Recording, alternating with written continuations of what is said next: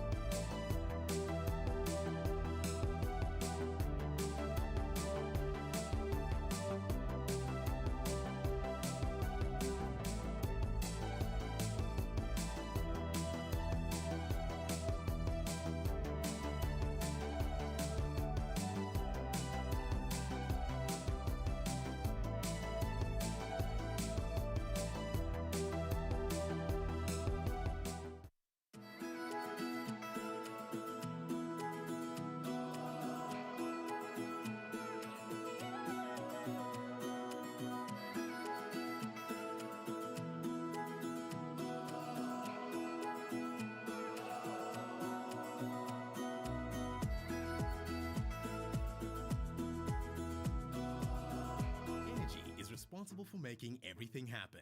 It lights up our cities, creates jobs, powers schools, and transports our people. It drives factories and industry and empowers innovation. It keeps us connected and enables science and exploration. With it, we give and receive better healthcare, and our standard of living in every aspect of life improves.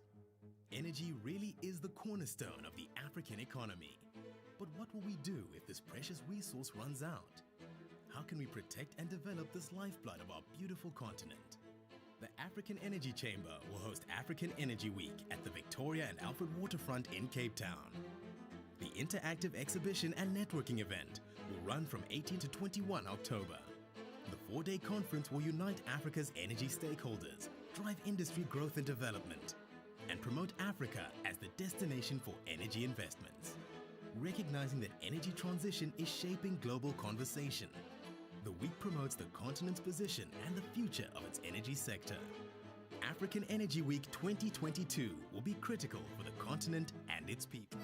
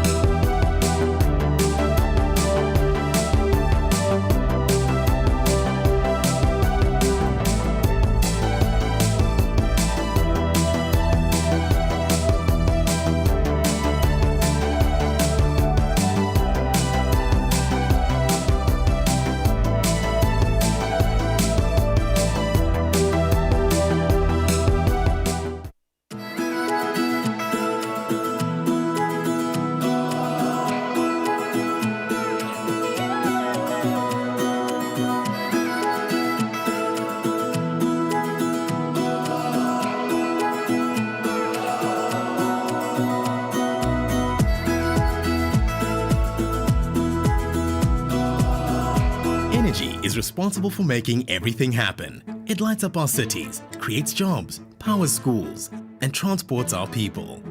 It drives factories and industry and empowers innovation. It keeps us connected and enables science and exploration. With it, we give and receive better healthcare, and our standard of living in every aspect of life improves. Energy really is the cornerstone of the African economy.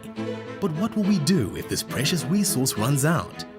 How can we protect and develop this lifeblood of our beautiful continent? The African Energy Chamber will host African Energy Week at the Victoria and Alfred Waterfront in Cape Town. The interactive exhibition and networking event will run from 18 to 21 October. The 4-day conference will unite Africa's energy stakeholders, drive industry growth and development, and promote Africa as the destination for energy investments.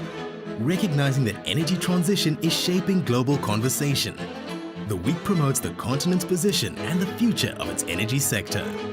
African Energy Week 2022 will be critical for the continent and its people.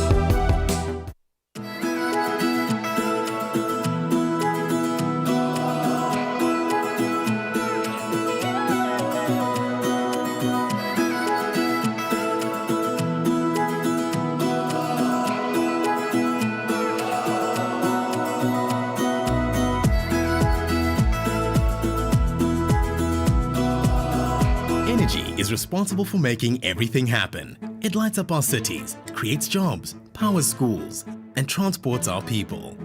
It drives factories and industry and empowers innovation. It keeps us connected and enables science and exploration. With it, we give and receive better healthcare, and our standard of living in every aspect of life improves. Energy really is the cornerstone of the African economy. But what will we do if this precious resource runs out? How can we protect and develop this lifeblood of our beautiful continent? The African Energy Chamber will host African Energy Week at the Victoria and Alfred Waterfront in Cape Town. The interactive exhibition and networking event will run from 18 to 21 October. The 4-day conference will unite Africa's energy stakeholders, drive industry growth and development, and promote Africa as the destination for energy investments. Recognizing that energy transition is shaping global conversation, the week promotes the continent's position and the future of its energy sector. African Energy Week 2022 will be critical for the continent and its people.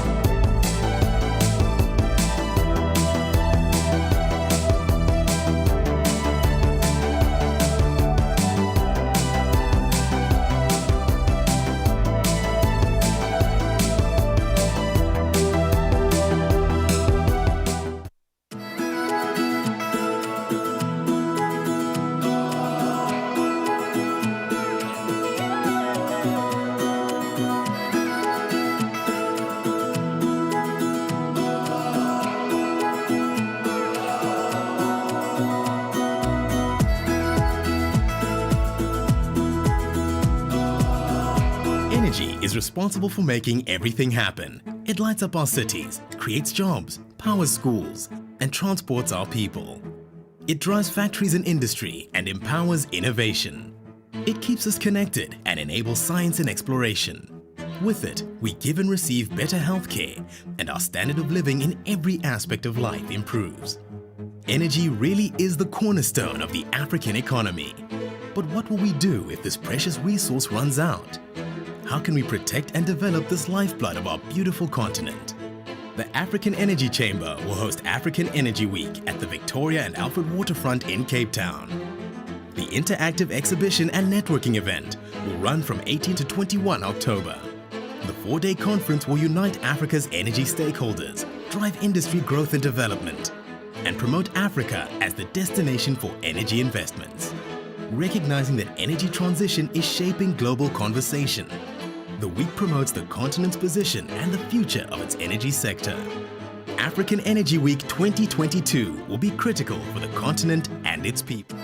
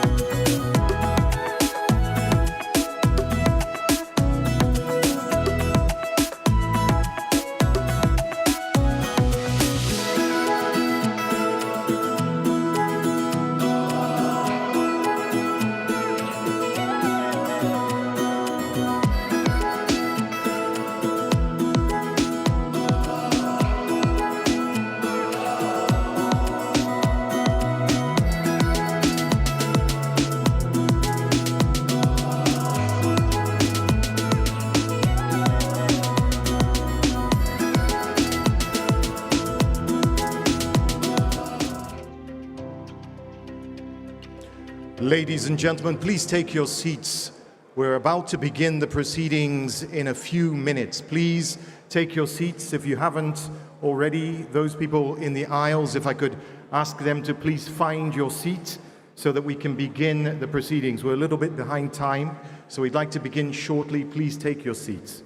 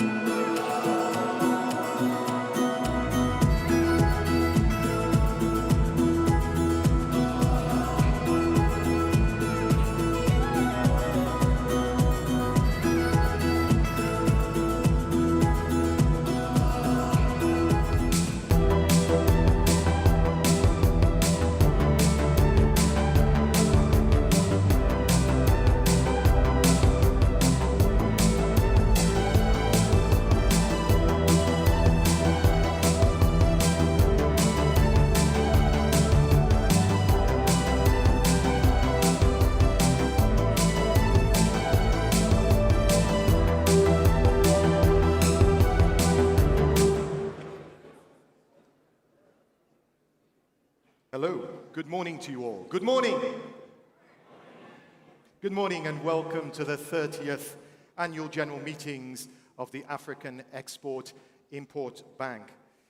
We have simultaneous interpretation in French and English, so if you need to use the headsets, grab one. There should be someone on the seats. If not, they'll be outside. My name is Mark Edo, and I'm honored again to be back here for another Master of Ceremonies duties, traffic warden as I call it. There's 3 days of very, very stimulating conversation and interaction to be had. And I'm honored to be working with you to make sure that that goes smoothly. Now, I encourage you to download the Afriexim Bank AGM app. It's very easy. You just go to your app store and download. Just put in AAM 2023. AAM 2023, find the app and download it, and it will give you the most up-to-date program, because it is changing slightly, so download the app, please. Also, if you cannot find a seat here in this room, which is quite packed, as I see most of the seats already taken, then you could go to the main, you could go to the Grand Arena, which is straight out through the doors, outside to the left. And then there is a sort of spillover zone there, and you can watch the proceedings from there, or send anyone that comes late to the Grand Arena on the left. Now, Your Excellencies, Honorable Ministers, Governors, Ambassadors, African Union Commissioners, representatives of UN agencies. I want to particularly recognize His Excellency Mahamadou Issoufou, the former president of Niger and the AFCFTA champion. That's your first round of applause for the day.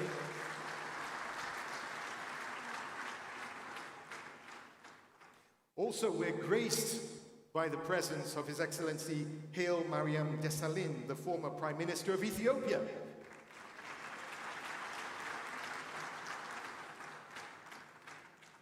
And from Nigeria, I see over here His Excellency, the former Vice President of Nigeria, Namadi Sambo, is with us.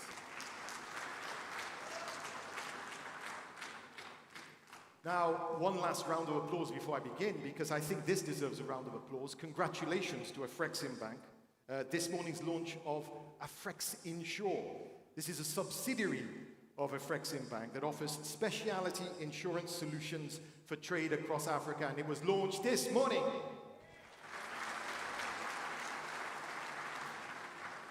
Now, let me take you down memory lane. Let's go back to 1993, when I still had hair. 30 years ago, Nelson Mandela received the Nobel Peace Prize in Oslo. Eritrea won its independence from Ethiopia.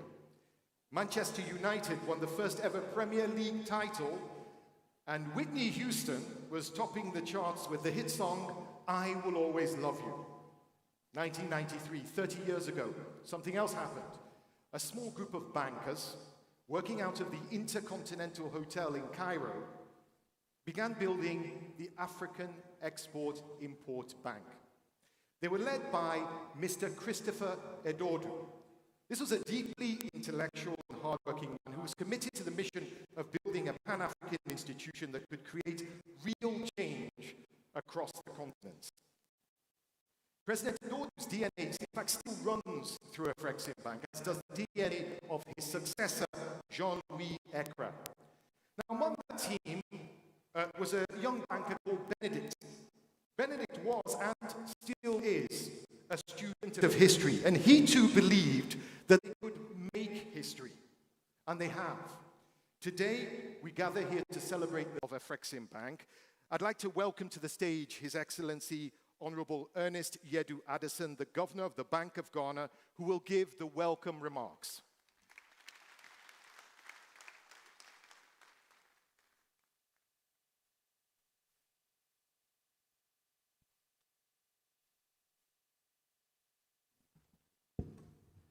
Thank you very much.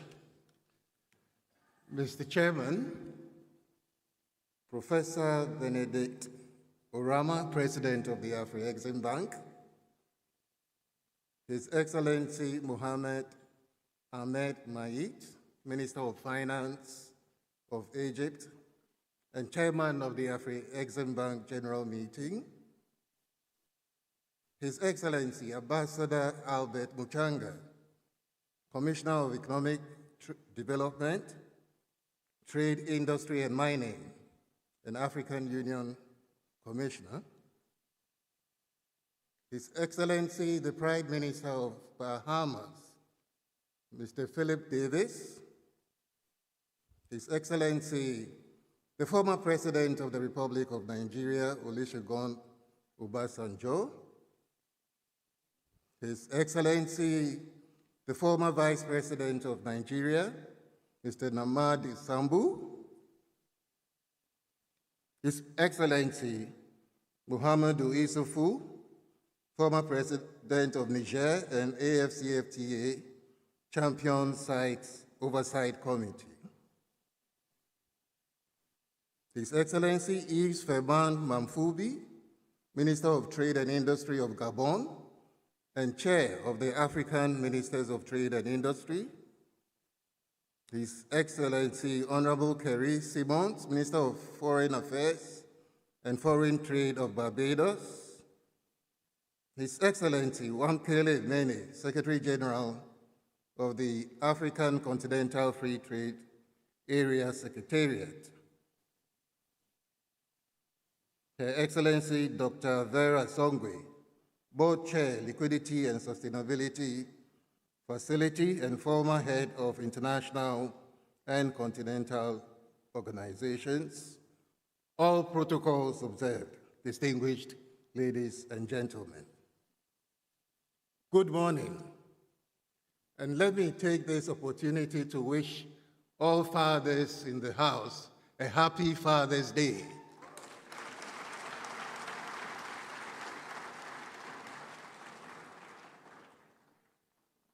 On behalf of the President of the Republic of Ghana, Nana Addo Dankwa Akufo-Addo, I say a big welcome, or Akwaba, to Accra, Ghana, for this year's Afriexim Bank annual meetings.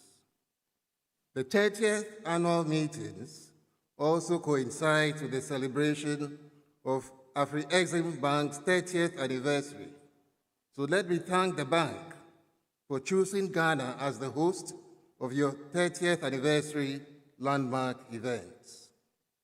Indeed, Accra, Ghana also hosts the Secretariat of the African Continental Free Trade Area, which makes it the most appropriate place to commemorate 3 decades of successes in promoting intra-African trade by Africa's foremost trade finance institution, the Afriexim Bank. Mr. Chairman, the overarching theme for this year's meetings is delivering the vision, building prosperity for Africans. The chosen theme appropriately offers an opportunity to all stakeholders gathered here, not only to celebrate the success of Afriexim Bank over the last 30 years, but also to reflect on how we can meaningfully contribute to Africa's recovery process after the pandemic and speed up intra-African trade, improve Africa's trade performance in the global marketplace through the creation of a single market for goods and services, promote industrial development through diversification and regional value chain development, and also enhance capital flows into Africa. Since its establishment 3 decades ago, Afriexim Bank has transitioned into a first-class supranational financial institution, championing African trade and driving growth across multiple sectors in Africa. Evidence of the bank's interventions are numerous and includes infrastructural investments to support intra-African trade, investments in agriculture and industry, trade facilitation, trade guarantee and advisory services, and country-specific programs to support those in dire economic situations, among others. Afriexim Bank has also introduced platforms designed to improve and facilitate trade in Africa, including the Mansa Repository Platform, the Pan-African Payments and Settlement Systems, and the Intra-African Trade Fair.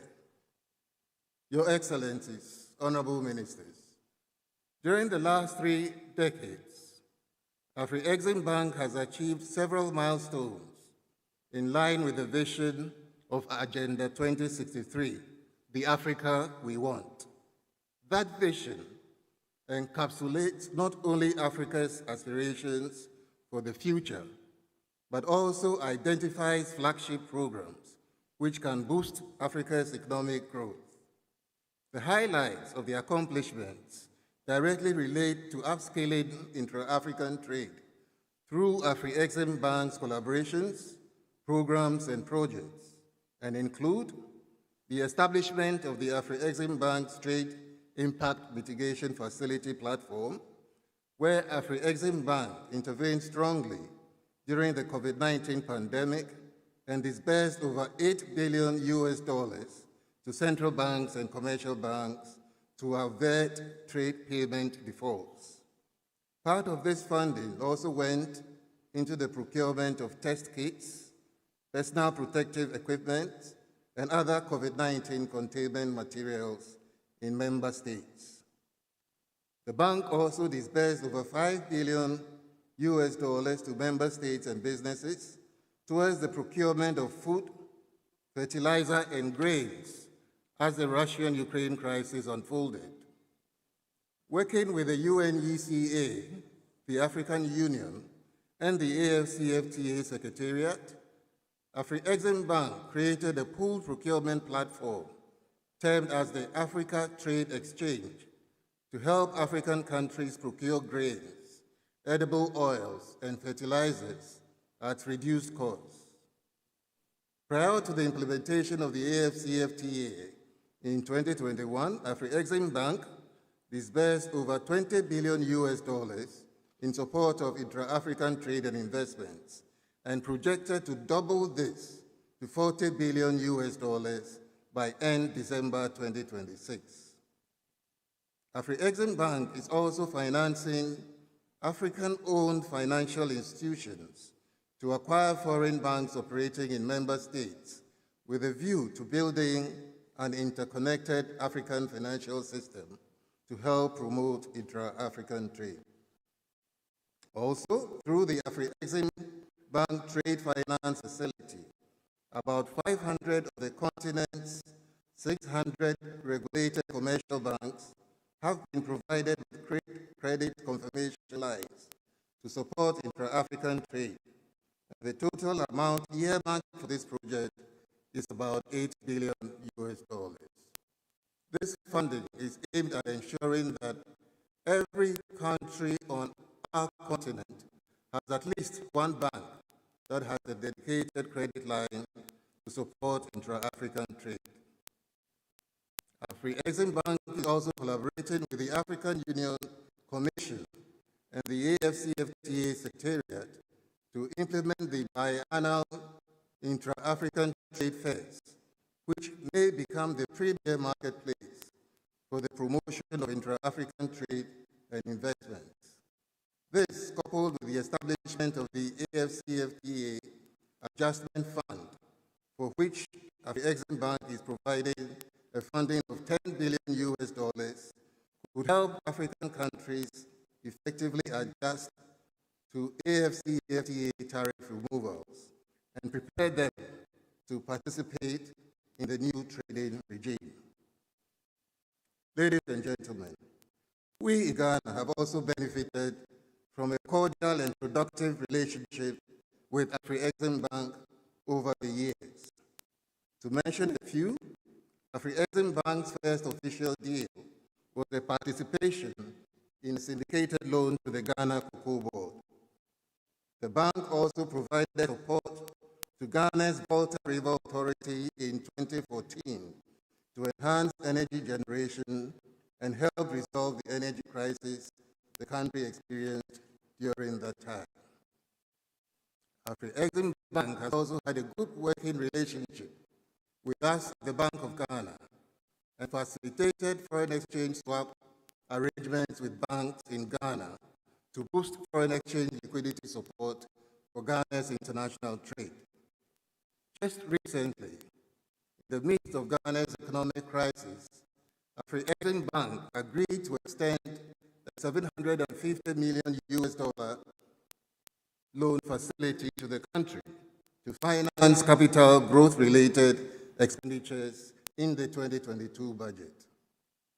Over the years, various collaborations between Ghana and Afriexim Bank have resulted in a disbursement of over $2 billion to support various development and trade-related initiatives in Ghana.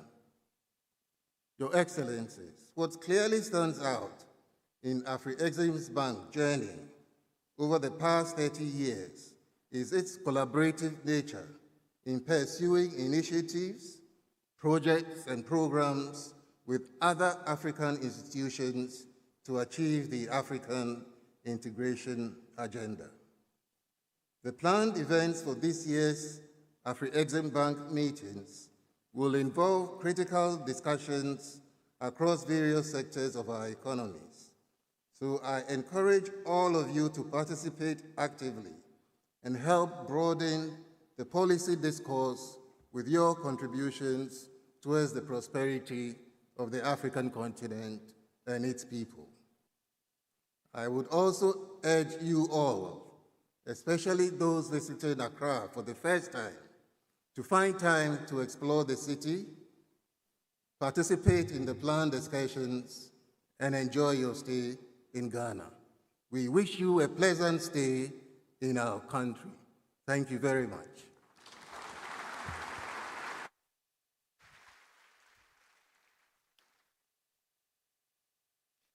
Another round of applause, please, for our host, Governor Addison.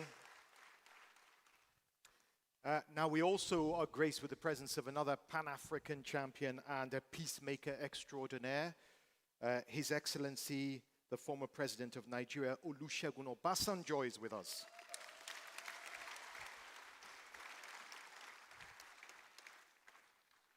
Now, from its inception, Afriexim Bank has been headquartered in Cairo. Egypt's not only been one of the founding shareholders of the bank, it's been an absolute outstanding host country. The Minister of Finance of Egypt is the chairman of this Afriexim Bank general meeting, and here to give the opening remarks on his behalf, I want you to welcome the Deputy Governor of the Central Bank of Egypt, His Excellency Gamal Negm.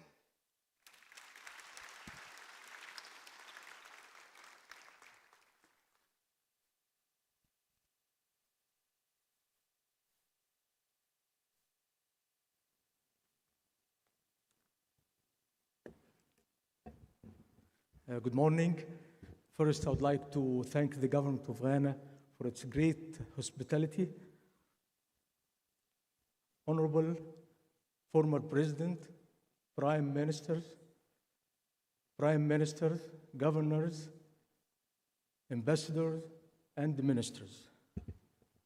Mr. Chairman of Afriexim Bank, esteemed guests, African Bank staff, ladies and gentlemen, on behalf of His Excellency, the Egyptian Minister of Finance, it gives me a great pleasure to extend to you all a very warm welcome to the 30th annual meeting of the African Export-Import Bank held in this wonderful city, Accra, under the auspices of His Excellency, Mr. Nana Akufo-Addo, President of Ghana. The world economic and financial landscape remain uncertain. As the rest of the world, Africa is facing a number of challenges, from the residual effects of the pandemic, inflationary pressure magnified by the geopolitical tensions, tightening in global finance conditions, the growing impact of climate change, rising risk of debt distress in large number of countries, and the adverse effects on the demand for African exports. Therefore, there is strong need to boost regional trade and enact industrial policies for diversification to enhance Africa's resilience to spillover and to contagious effects from the global shocks. And here comes the pivotal role of African Bank across several streams, which are all anchored within the bank's six strategic plan for the period 22 26, focusing on intra-Africa trade, Africa industrialization, and the continental trade leadership in a financially sustainable manner. In this regard, we have to applaud the bank for its efforts and the achievements during 2022 in developing and implementing new solutions to alleviate the negative repercussions from global shocks on the continent. In light of these considerations comes the importance of this year's theme, delivering the vision, building prosperity for Africans, which affirms that leading institutions like Afriexim Bank have to work collectively towards an integrated, prosperous, and peaceful Africa, driven by its own citizens, representing a dynamic force in the international arena. Also, the theme strongly aligns Afriexim Bank's endeavor with the 2063 agenda and the Africa we want. With this esteemed gathering and level of participation, I hope this year's meetings will introduce advanced experiences, exchange thought on cutting-edge theories, and propose constructive ideas and suggestions for the development and prosperity of Africa. I would like to conclude by wishing the Afriexim Bank every success and successful annual meeting that support its mandate as one of the leading regional institutions that deliver the 2063 vision. Thank you.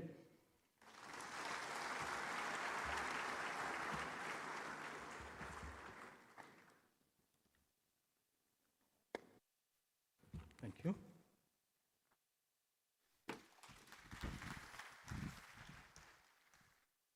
Thank you, Your Excellency. Just before we started the proceedings, I was having a chat with him, and I asked him what his name meant, Gamal Negm, and he said his name means beautiful star, and I think that Egypt has been a beautiful star in the history of Afriexim Bank, wouldn't you say? What an incredible room is gathered here today. It's just incredible. We also have the Honorable Minister Ken Ofori-Atta, Minister of Finance for the Republic of Ghana. Please acknowledge him. My dear elder brother is here, His Excellency Ambassador Albert Muchanga, Commissioner for Economic Development, Trade and Industry and Mining at the African Union Commission, has graced us with his presence. The Right Honourable Philip Davis, all the way, this is a long way to come, the Prime Minister of Bahamas and the Chair of CARICOM is also here with us. Staying on the theme of Pan-African champions, we have Ms. Nardos Bekele-Thomas, CEO of African Union Development Agency, NEPAD. And last but not least, I think I'm told that Madame Zuma, the first woman chairperson of the African Union Commission, is here somewhere. I've not had sight on her, but she's here. There you are, right over there. Welcome, welcome, Ma.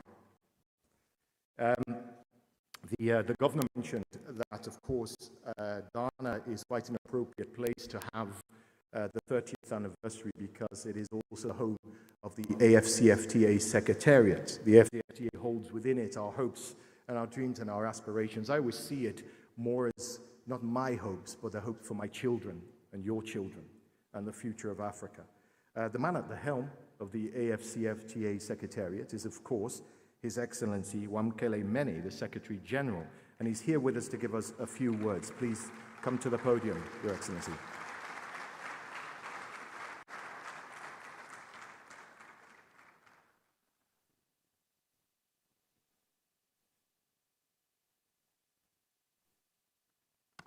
Thank you very much, Program Director.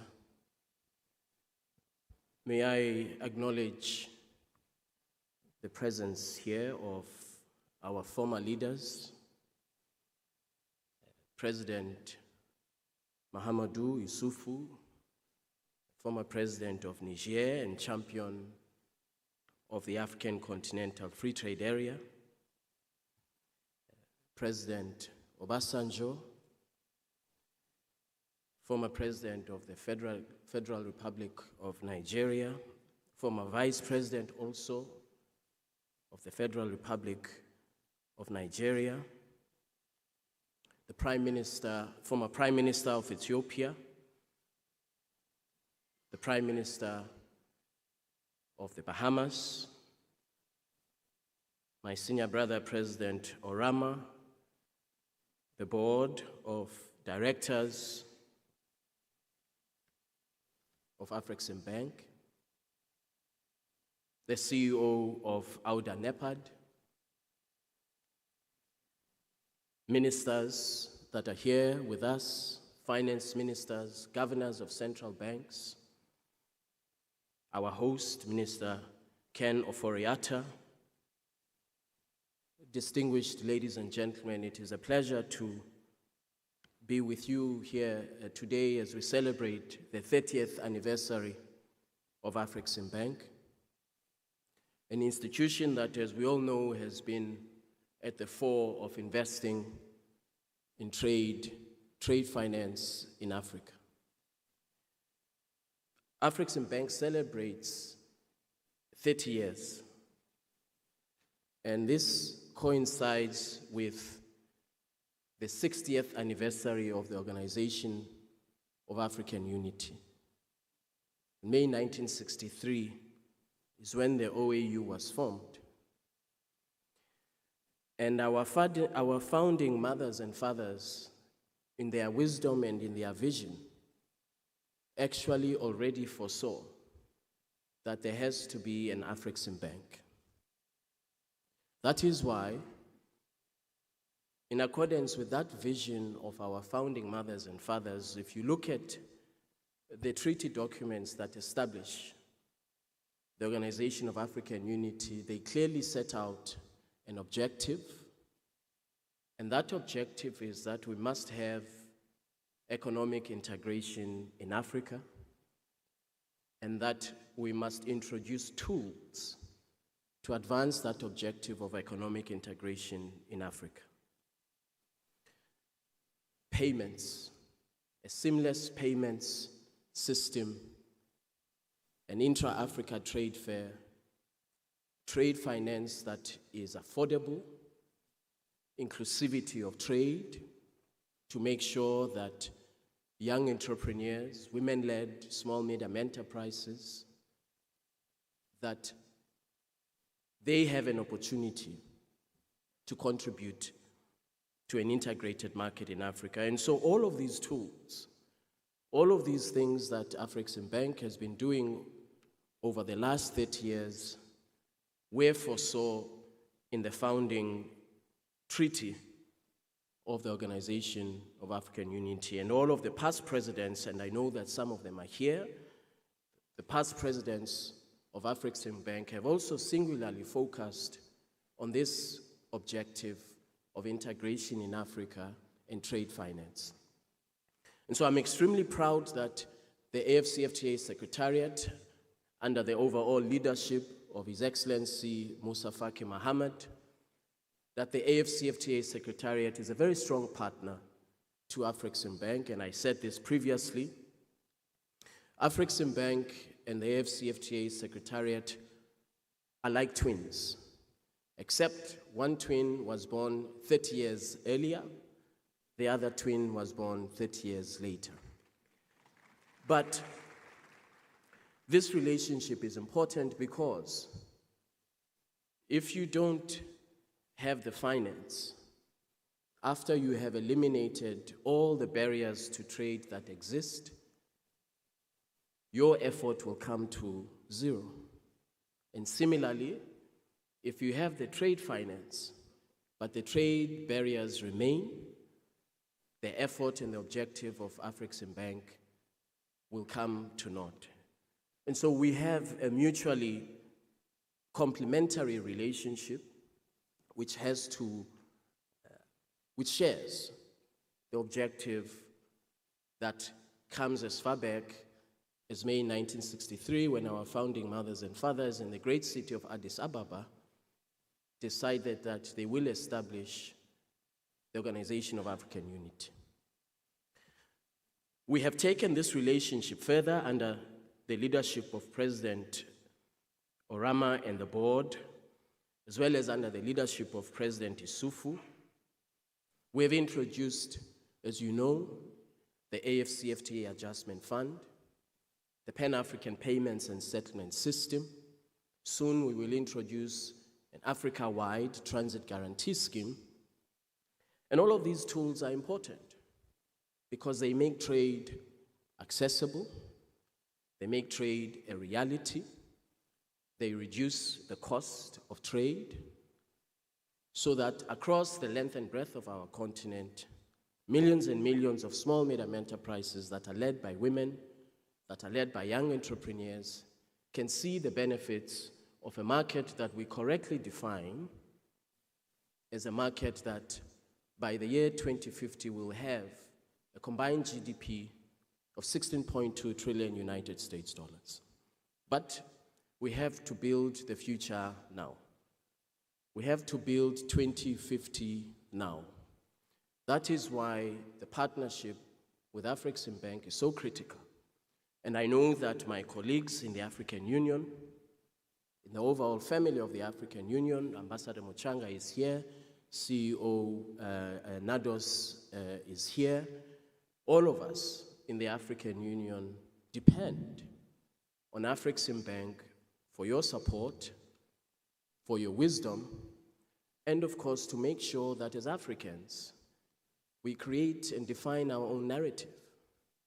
That as Africans, we rely on ourselves, and that as Africans, it is ourselves, our own institutions, that will create the better future that we want to see.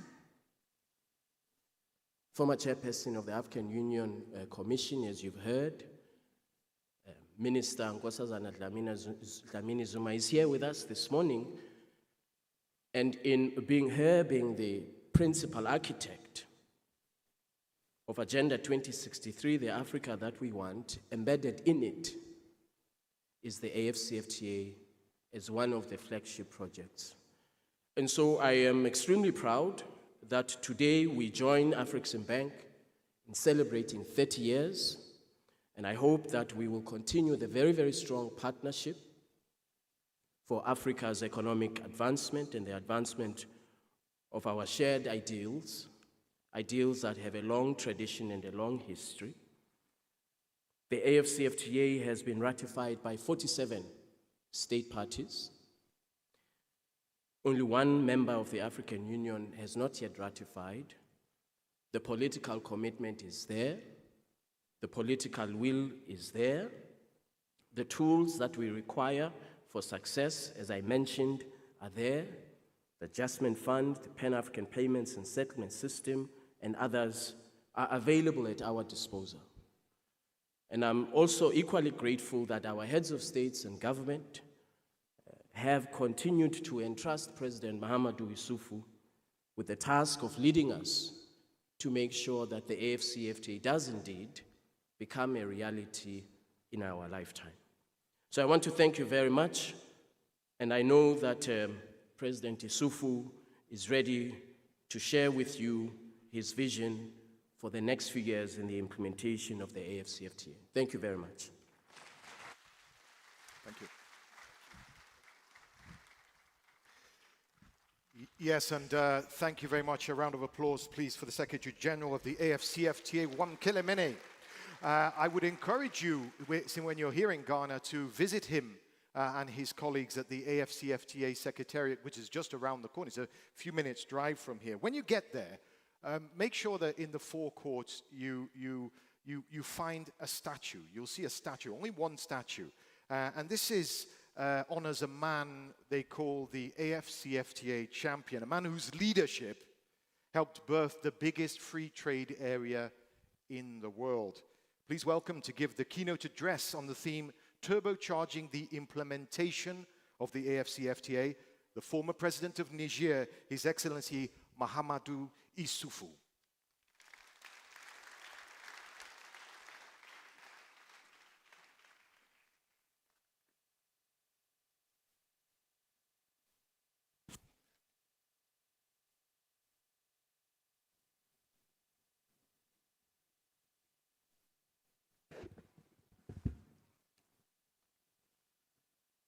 Excellences,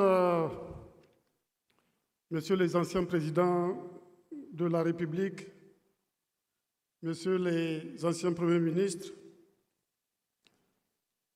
Excellences, professeur Orama, Monsieur Wankele, secrétaire général de la ZLECAF, Mesdames et Messieurs, je suis ravi de m'adresser à vous à l'occasion de cette cérémonie du conseil d'administration de la Banque africaine Afriexim Bank et à l'occasion de ce 30e anniversaire de la création d'Afriexim Bank ici à Accra, au Ghana. Permettez-moi de saluer et d'apprécier le leadership de mon cher frère Nana Addo Dankwa Akufo-Addo, président de la République du Ghana. Je voudrais également saluer le professeur Orama pour sa direction, pour l'excellent travail qu'il mène à la tête de notre banque, cette précieuse institution panafricaine de financement du commerce. Tâche extrêmement difficile, surtout quand on sait que le déficit annuel de financement du commerce en Afrique s'élève à quelques 81 milliards de dollars. Je salue également le secrétaire général de la ZLECAF, le dynamique Wankele Mene. Mesdames et Messieurs, alors que notre continent ne s'est pas encore totalement remis des répercussions socio-économiques de la COVID-19, le conflit russo-ukrainien représente une autre menace pour l'Afrique qui dépend fortement des importations alimentaires et des engrais à partir des deux pays. Ce conflit qui a perturbé nos chaînes d'approvisionnement peut être aussi une opportunité. Oui, il peut être une chance de réduire notre dépendance aux importations alimentaires en provenance de l'extérieur du continent. Notre ambition doit être d'assurer notre souveraineté alimentaire. La mise en œuvre du plan du développement agricole de l'Afrique et l'accélération de la mise en œuvre de la zone de libre-échange continentale africaine constituent deux leviers qui peuvent nous y aider et nous permettre de transformer cette crise en opportunité. Dans ce cadre, et en réponse directe aux effets économiques néfastes de la crise ukrainienne, Afriexim Bank avait approuvé au 31 décembre 2022 des demandes de financement d'environ 8 milliards de dollars. Il s'agit de soutenir l'importation de fournitures essentielles telles que le pétrole, le gaz, les engrais, les céréales et autres intrants agricoles. En outre, le programme a aidé les États membres à respecter leurs obligations de paiement commerciaux arrivant à échéance. Cette intervention s'explique par la nécessité de faire face à l'urgence. Mais notre ambition est de promouvoir des substitutions aux importations. Notre ambition est de produire et promouvoir le commerce intra-africain afin de contribuer à réaliser l'Afrique que nous voulons. Mesdames et Messieurs, réaliser l'ambition, construire la prospérité pour les Africains, thème de la présente rencontre, est en cohérence avec le thème de l'année choisi par l'Union africaine qui est accélérer la mise en œuvre de la zone de libre-échange continentale africaine. Partenaire stratégique du processus de la mise en œuvre de la zone de libre-échange continentale africaine, Afriexim Bank est un acteur clé de cette accélération.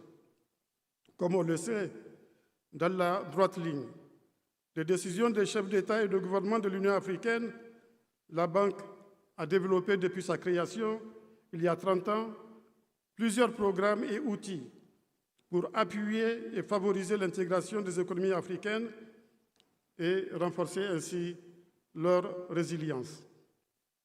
Ainsi, Afriexim Bank a activement soutenu le secrétariat de la zone de libre-échange continentale africaine, initialement par le biais d'une subvention de 3 millions de dollars pour les 3 premières années de ces opérations, se terminant en 2022. Ce montant a été doublé à 6 millions de dollars pour les 3 prochaines années, jusqu'en 2025. Ces subventions ont été utilisées pour soutenir les négociations, l'engagement du secteur privé et le plaidoyer sur la zone de libre-échange continentale africaine. Afriexim Bank apporte également son soutien en fournissant le personnel indispensable et toute autre assistance technique souhaitée par le secrétariat dans l'exécution de ces missions essentielles. Elle a fort opportunément soutenu le processus ayant conduit à l'adoption par le 36e sommet des chefs d'État et de gouvernement du protocole de la zone de libre-échange continentale sur l'investissement qui prévoit, entre autres, la création de l'Agence panafricaine pour le commerce et l'investissement, une institution indispensable à la promotion du commerce intra-africain, à l'industrialisation et à l'émergence de chaînes de valeur en Afrique. Mesdames et messieurs, Afriexim Bank a soutenu le secrétariat de la zone de libre-échange continentale africaine dans la conception et la mise en œuvre du commerce guidé, dans la création de sociétés commerciales d'exportation. L'établissement de ces sociétés vise à créer les conditions idoines pour répondre aux besoins et exigences en matière de commerce et fournir des capitaux et du financement, de bonnes pratiques de gestion et un soutien à la gouvernance aux petites et moyennes entreprises. J'apprécie également la collaboration établie entre Afriexim Bank et le secrétariat de la ZLECAf, le secteur privé africain, les États membres de l'Union africaine relativement à l'émergence de chaînes de valeur prioritaires en Afrique. Une analyse de la balance commerciale de l'Afrique fait ressortir l'impérieuse nécessité de promouvoir des chaînes de valeur relevant du secteur agricole, du secteur de l'automobile, du secteur pharmaceutique et du secteur des textiles.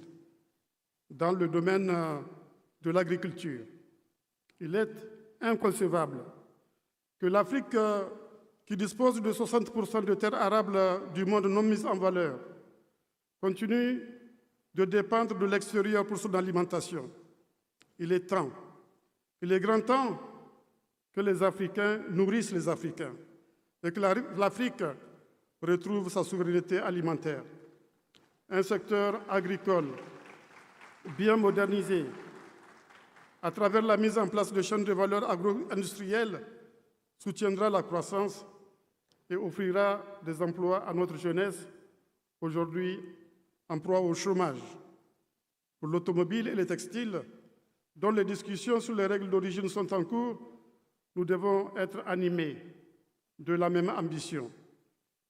Afriexim Bank soutient le développement du numérique, contribue à la lutte contre les barrières non tarifaires en relation avec l'Organisation africaine de normalisation, a une stratégie en matière d'appui à l'industrialisation du continent reposant sur le développement d'infrastructures propices à l'industrialisation et au développement des exportations. Mesdames et messieurs, l'accord de la zone de libre-échange continentale africaine introduira des perturbations socio-économiques, notamment des pertes fiscales, des impacts négatifs sur des secteurs industriels, les entreprises et les chaînes d'approvisionnement, des pertes d'emplois, etc. Conformément aux décisions des chefs d'État et de gouvernement de l'Union africaine, Afriexim Bank et le secrétariat ont mis en place le fonds d'ajustement de la zone de libre-échange continentale africaine. D'un montant global de 10 milliards de dollars, le fonds devrait aider les pays à s'adapter au nouveau contexte de la zone de libre-échange continentale africaine, soutenir le développement d'infrastructures propices au commerce, préparer les États parties et les entreprises à améliorer leur compétitivité afin de participer au nouveau régime commercial et profiter des opportunités offertes par le marché continental unique dans le cadre de la zone de libre-échange continentale africaine. Afriexim Bank a déjà mis 1 milliard de dollars à la disposition du fonds d'ajustement et continue à travailler avec le secrétariat pour mobiliser des fonds supplémentaires. En Afrique, nous faisons face également aux coûts et frais de transfert lors des transactions commerciales intra-africaines. En partenariat avec la Commission de l'Union africaine et le secrétariat de la ZLECAf, Afriexim Bank a lancé le système panafricain de paiement et de règlement, PAPS, pour permettre d'effectuer des paiements intra-africains en devise nationale. Le PAPS, soutenu par une facilité de règlement de 3 milliards de dollars d'Afriexim Bank, constitue la base sur laquelle émergeront les monnaies africaines fortes et convertibles demain. Pour booster le commerce, les communautés africaines des affaires ont besoin de plateformes, de rencontres et d'échanges. Je tiens à saluer la création et la tenue de la foire commerciale intra-africaine qui a déjà connu 2 éditions, et celle du Forum d'affaires de la zone de libre-échange continentale africaine, dont la première édition s'est tenue les 28 et 29 avril dernier au Cap en Afrique du Sud. Les éditions de toutes ces plateformes ont connu un franc succès. Au regard des résultats enregistrés, de la détermination des parties prenantes, notamment le secrétariat de la ZLECAf et Afriexim Bank, du ferme engagement à tous les niveaux, nous pouvons conclure que nous sommes sur la bonne voie. Mesdames et messieurs, dans mon rapport au chef d'État et de gouvernement de l'Union africaine lors de la session extraordinaire du 25 novembre 2022, j'ai insisté sur l'urgence de travailler dans le sens de l'amélioration de la performance et de la fluidité des corridors existants, de la création de corridors maritimes et de la transformation des routes, notamment transsahariennes, en véritables corridors de la zone de libre-échange continentale africaine afin d'assurer la connexion entre l'Afrique du Nord et l'Afrique au sud du Sahara. Les voies de communication sont nécessaires pour assurer la libre circulation des personnes et des marchandises ainsi que des services. À l'heure où presque partout dans le monde, la distance n'est plus un obstacle à la fluidité des échanges, l'Afrique demeure le seul continent où, par manque d'infrastructures, les échanges commerciaux sont extrêmement faibles. À cette occasion, j'avais recommandé aux chefs d'État et de gouvernement la tenue d'un sommet extraordinaire sur le développement des infrastructures en Afrique. Infrastructures routières, ferroviaires, énergétiques, numériques, aéroportuaires et portuaires. Ces infrastructures constituent des instruments décisifs d'accélération de la mise en œuvre de la zone de libre-échange continentale africaine, des instruments qui permettront de réaliser la vision et de construire la prospérité du continent. Leur financement, comme le financement du développement en général, nécessitera des réformes profondes, notamment celle de l'architecture financière internationale. Je suis sûr qu'Afrexim Bank contribuera à cette réflexion. Je l'y encourage. Je la félicite pour le travail déjà abattu, comme je félicite le secrétaire général de la ZLECAf pour ses efforts soutenus en vue de l'opérationnalisation de la zone de libre-échange continentale africaine, la zone d'échange, comme cela a été dit, la plus vaste du monde. Je vous remercie de votre aimable attention.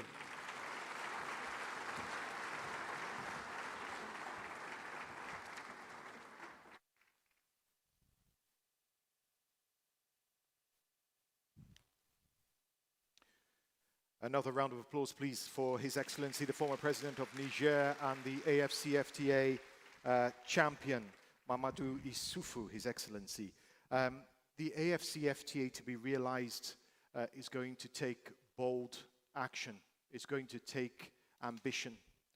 A man that really embodies the entrepreneurial zeal and the possibility within the business world that is sort of embedded within the AFCFTA is a man you all know, and is the first person I think that comes to mind, the chairman of Dangote Group, Aliko Dangote, and he's here with us today. If I could just ask him to rise.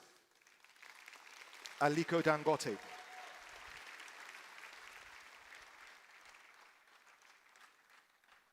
Now, Your Excellency, thank you for setting the scene, really, for the first discussion of this AGM.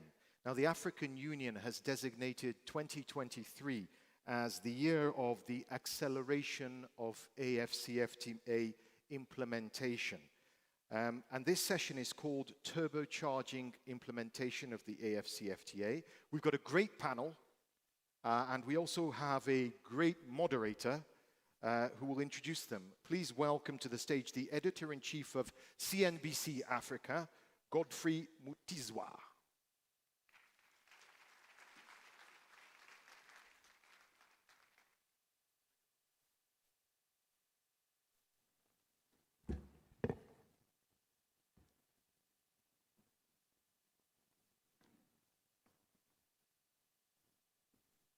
Good morning, or should I say good afternoon. So I'm still stuck on whether I'm still on my Johannesburg time or I should transition to Accra time. I'm trying. So I'll say both good morning and good afternoon.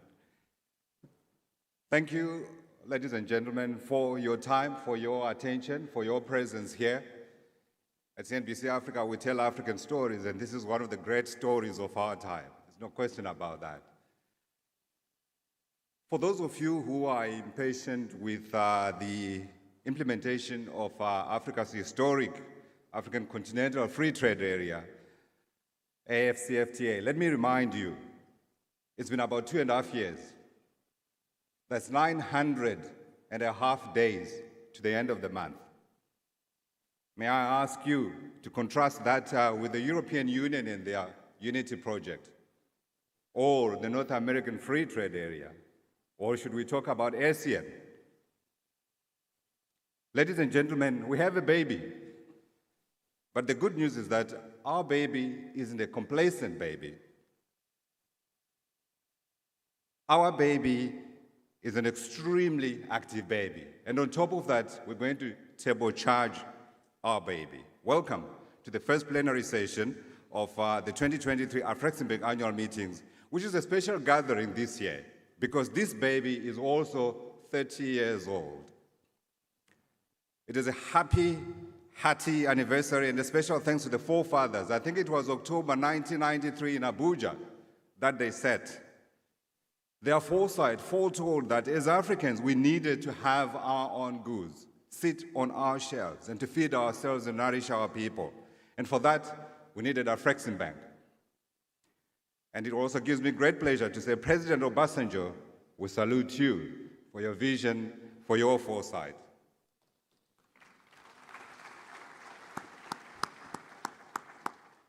Allow me to introduce our panel for our discussion today. May I call upon His Excellency Ambassador Albert Muchanga, Commissioner for Economic Development, Trade, Industry and Mining, the African Union.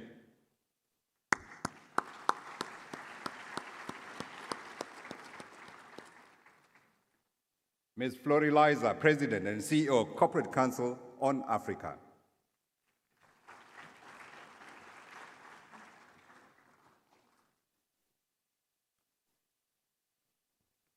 Dr. Asmani Asfour, President, African Business Council.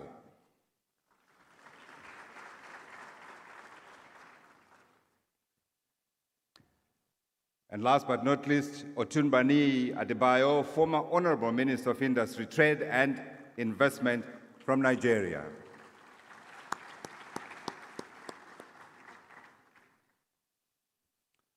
Before we start, we're going to introduce to you a speech by Pamela Cook-Hamilton, Executive Director, the International Trade Center. Please listen in. Your Excellencies, distinguished guests, ladies and gentlemen, Your Excellency Professor Orama, let me start by expressing my heartfelt appreciation to you for extending this gracious invitation and for the long-standing close partnership that has flourished between our two organizations.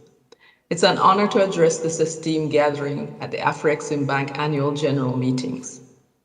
Let me take a moment to congratulate the bank for the 30 years dedication to Africa's regional integration process and to acknowledge the remarkable work that Afriexim Bank has done in undertaking to support the growing African business sector. This commitment to private sector development and particularly to enterprise competitiveness is a shared value between our organizations, and we recognize the immense importance of empowering and enabling these enterprises, particularly the MSMEs, to thrive in the global marketplace.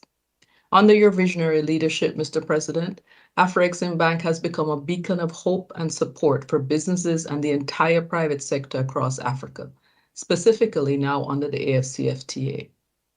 Since assuming office, you have brought about significant change and progress, particularly in fostering closer ties between Africa and the Caribbean, my home region. The first ever Africa-Caribbean Trade and Investment Forum in Barbados in September 2022 was a remarkable success in building bridges and opening doors, and ITC is proud to have been a partner in this journey. This effort has strengthened regional integration, created new opportunities, and kick-started a new promising era of economic cooperation between these regions. You continue to have ITC's full support to transform African-Caribbean trade and investment for shared prosperity. ITC is also partnering with Afriexim Bank through a corporate initiative to empower and enable MSMEs under the AFCFTA called One Trade Africa. A key achievement of our joint actions has been the development of capacity building programs that have proven instrumental in equipping African businesses with the necessary skills and knowledge to thrive in international trade. Let me highlight our joint How to Export with the AFCFTA training program, which has empowered over 6,000 MSMEs through our free online curriculum. These MSMEs form the backbone of economies in Africa and must be supported to take advantage of new market opportunities offered by the AFCFTA. Together, we have also partnered with business support organizations in 15 countries to deliver deep dive national AFCFTA training workshops tailored to the national context. Our institutions have collaborated at the policy level to support South Sudan's national export and investment strategy, a 5-year plan with 9 priority sectors. This strategy aims to boost trade and investment through strategic planning, government support, and private sector leadership. In the African Union Year of AFCFTA Acceleration, we look forward to advancing our private sector-driven cooperation to support businesses and MSMEs to participate in transformation of intra-African trade. Let me take this opportunity to applaud Afriexim Bank's vision and foresight in convening the flagship intra-African trade fairs. These fairs have created the largest single marketplace in Africa, connecting thousands of businesses and MSMEs. ITC is fully committed to making the 3rd edition of the IATF in Cairo a success. We have already started to train, mentor, and coach small businesses from across the continent to be ready to pitch trade and do businesses at trade fair. Together in Cairo, we will also convene a dedicated MSME masterclass on how to export and invest under the AFCFTA. This year, I also look forward to launching the first ever Pan-African Fashion Designers Cooperative with you at the Creative Africa Nexus Summit. This important initiative will provide designers in Africa with resources, services, and a collective voice to help each other and the industry. Critically, we look forward to working with the bank on the development of priority continental value chains, such as automotives, pharmaceuticals, and cotton textile. Ladies and gentlemen, as I conclude, let me reiterate my deepest appreciation to Your Excellency Professor Orama for his exceptional leadership, and to the entire Afriexim Bank senior management teams. The International Trade Center remains committed to our partnership with Afriexim Bank, working hand in hand to achieve our shared goals of promoting economic growth, fostering regional integration, and creating opportunities for all. I wish you fruitful deliberations. Thank you. Thank you, Dr. Pamela Cook-Hamilton, Executive Director, International Trade Center. I think we should call her an African champion, there's no question about it, on the work that she's doing around the continent and ensuring that we carry this vision forward. I wanted at the outset to spell out what is expected out of this session, so that at the end, if we have not done our job, I will not be paid. I promise you that. This session is expected to reflect on the slow progress that we have seen in trying to drive forward the AFCFTA from that momentous moment on January 1, 2021. We are supposed to learn and reflect on the key lessons that have come through the past 2.5 years and what we can do about it as a result of those lessons. Remember to reiterate the importance of the AFCFTA in ensuring that we diversify African economies and we see the economic integration of Africa. And lastly, but not least, we want to explore the importance of strengthening public-private partnerships. Or put simply, we want to explore options and ensuring that the private sector is driving this process, and it is happening on the African continent. So I'm going to begin by talking politics with Commissioner Muchanga. Commissioner, when you and your colleagues sat and gave us the vision and you gave us the platform to act, I want to know if we have achieved the milestones, the targets that you set out at the beginning to where we are today. Thank you very much. Thank you very much. Before I answer that question, let me join the earlier speakers in congratulating very warmly the African Export-Import Bank for attaining 30 years, 30 progressive years of existence with very substantial delivery to the development of Africa. I say so also with a personal note of satisfaction. In March 2018, assisted by my then principal advisor, Babajide Sodipo, I opened the doors for the African Continental Free Trade Area, rather, for the African Export-Import Bank to enter the policy organs of the African Union system. And since then, they are part of us, as seen by the flag here. Now, this is something which really needs to be looked at in terms of the issues emerging. The theme for this year is accelerated implementation of the agreement establishing the African Continental Free Trade Area. And the theme now is turbocharging implementation of the agreement. And one of your opening statements was that there has been slow progress. And the earlier director of ceremony indicated that there is need for boldness and high ambition. And maybe I can add that visible results. Now, if you talk to some people, they give a qualification. If the African Continental Free Trade Area succeeds, the key word there is if, which suggests that in their minds, they are not very, very, very sure. And again, if you take survey results from the African Export-Import Bank, the International Trade Center, the Economic Commission for Africa, who are here, the message that comes out, and this is a survey of the African private sector's knowledge of the African Continental Free Trade Area. You take all these three survey results, and they've been doing that since 2021. Less than 50% of the African private sector understand the African Continental Free Trade Area. The next stage is that, as we are talking now, it's very, very, very difficult for one to say, these are the results, statistical results, of the contribution of the African Continental Free Trade Area to the growth of intra-African trade. So against that background, I would go with those who say, yes, maybe we need to give more energy to the process of implementation. And I'll come back to that later in the discussion so that I don't monopolize the floor.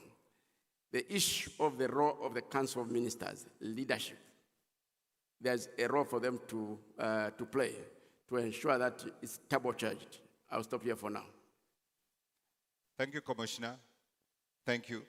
If you were to reflect just a little bit on some of those key holdups in terms of achieving the targets that you wanted, what would you identify those are? I don't know. I can just maybe give us a couple.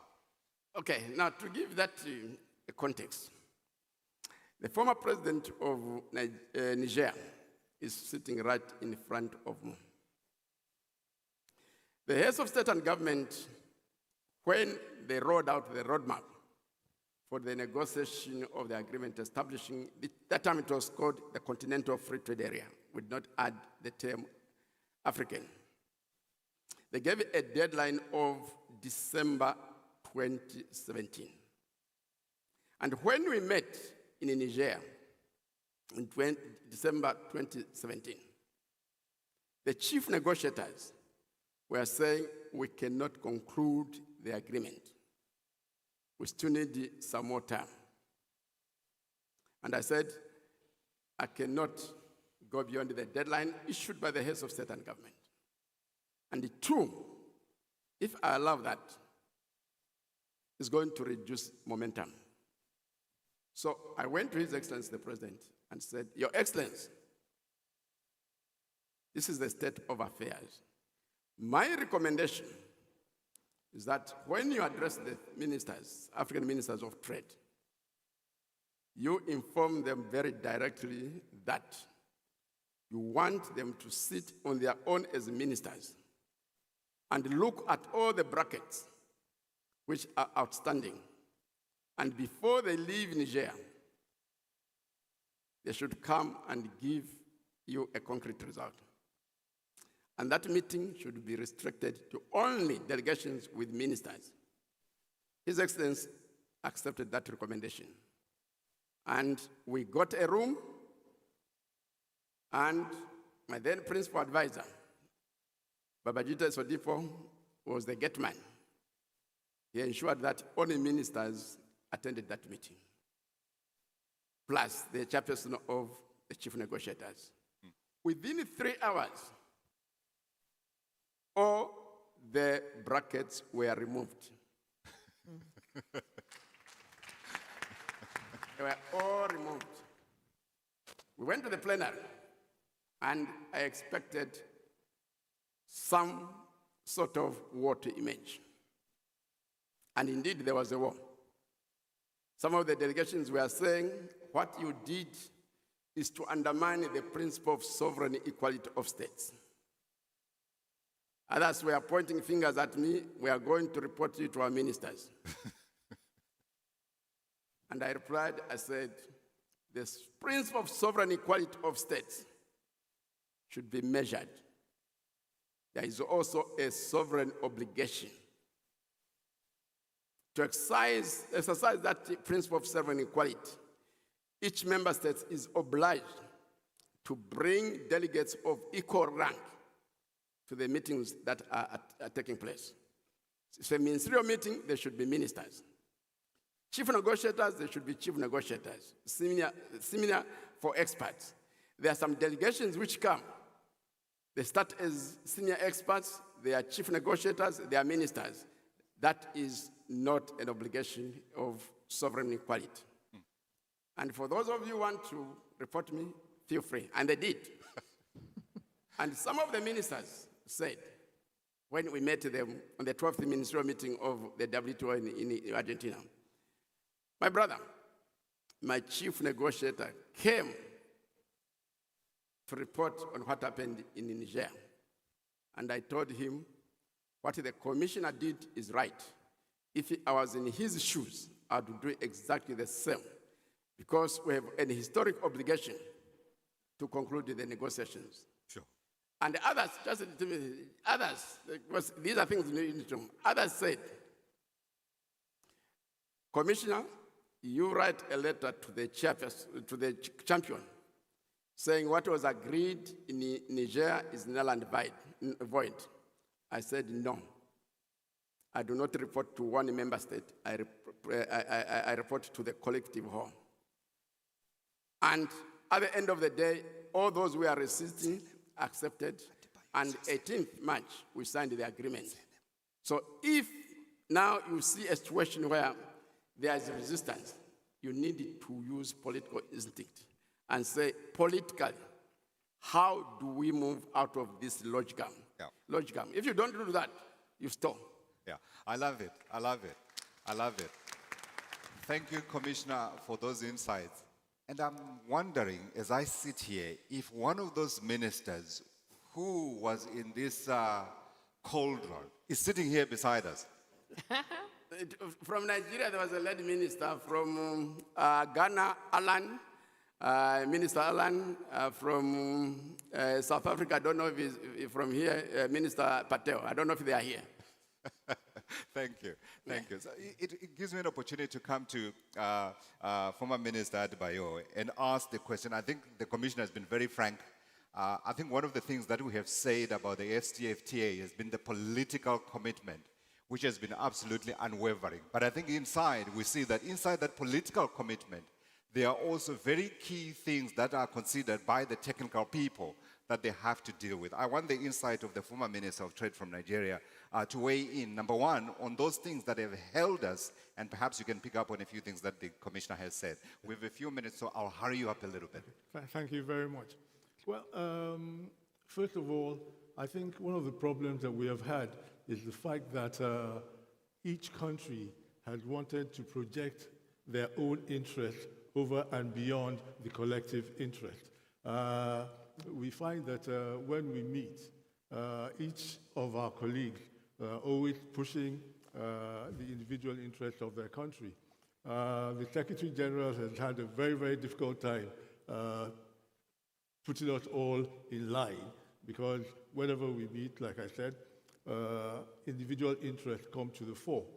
For instance, we do recognize that this is an agreement, this is something that has to work for the benefit of all Nigerians.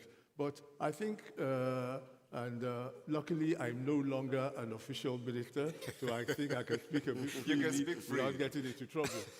I think the major problem that we have had is the individual interest that we have been projecting for our countries. For instance, when we were talking about automotives, for example, we looked at it, and every country in Africa wants to assemble motor vehicles. Yep. Every country cannot assemble motor vehicles. So we try to sit down and look at a way by which we say, let us decide that, say, 4 or 5 countries will do the assembling of motor vehicles. We will look at other countries and they will do the components that will go into the motor vehicles as a way of compensating them so that they add value to what is being done. But even at that, to arrive at the number of countries, and those countries that will be the ones to produce the motor vehicles, is a problem, because every country is insistent that they are the ones that want to do that thing. So we have a major problem in that regard. I think going forward, a lot of work has to be done by the heads of state, and that because the original initiative is from the heads of state, they have looked at it. It is a dream that they have, that we should have a single African market, such that there's inter-trade between all the countries in Africa. So I believe that they should impress it more on the officials to look at the bigger picture as opposed to the smaller picture. Like I said, we have countries trying to protect their own turf. Yes. We have regional bodies, the ECOWASs, the different regional bodies as well. And these are all areas that have interests that are ingrained. So I think we have to get our mindset out of what we are used to and look at the bigger picture and see how we can actually make this. So we need to turbocharge the politics again, like we did at the beginning. Indeed, yes. Thank you. Thank you. Thank you, Minister. Dr. Asfo, I'm coming to you as a close, keen observer of the process that the politicians have been driving. And I have to recognize that in this instance, they have been far, far faster, I think in many cases, than business. But you have a closer view than me. Your observations. So thank you very much. Let me first congratulate Afriexim for 30 years of very, very, very strong support to the private sector, actually. So as Africa Business Council, established by the Heads of State Decision Summit to be the voice of the African private sector, our competitive founding vision is a competitive, borderless, innovative Africa for trade, investment, and industrialization. And our membership includes all the RECs, business councils, chambers of commerce, private sector federations, union of industries, manufacturing associations, big corporates, SMEs, women entrepreneurs, and youth entrepreneurs. So our take for the ACFTA, Africa Content Free Trade Area is really our flagship for Africa's prosperity. That's why we really envisage it. But how can we do it, and how can we reach there? Yeah. For the private sector, we see that our strategy is embedded in 3 pillars, 3 Ps. Private sector empowerment, policy advocacy, and product developments. When we're talking about policy advocacy, we need the governments to have incentives for the African private sector. When my investors, the Africa private sector, want to invest in a project, they would need really preferential treatment. They would need incentives. They would need enabling environment for the investment within the African continent.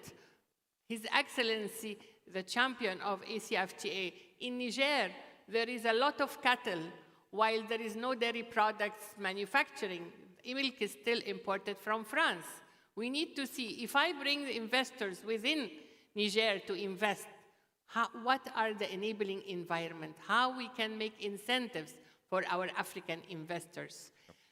On another note, if we talk about healthcare industry, you know that in Africa, 80% are dying from cancer compared to 24% from the Western world, because there is no investment in healthcare industry, in early diagnosis and treatment for cancer.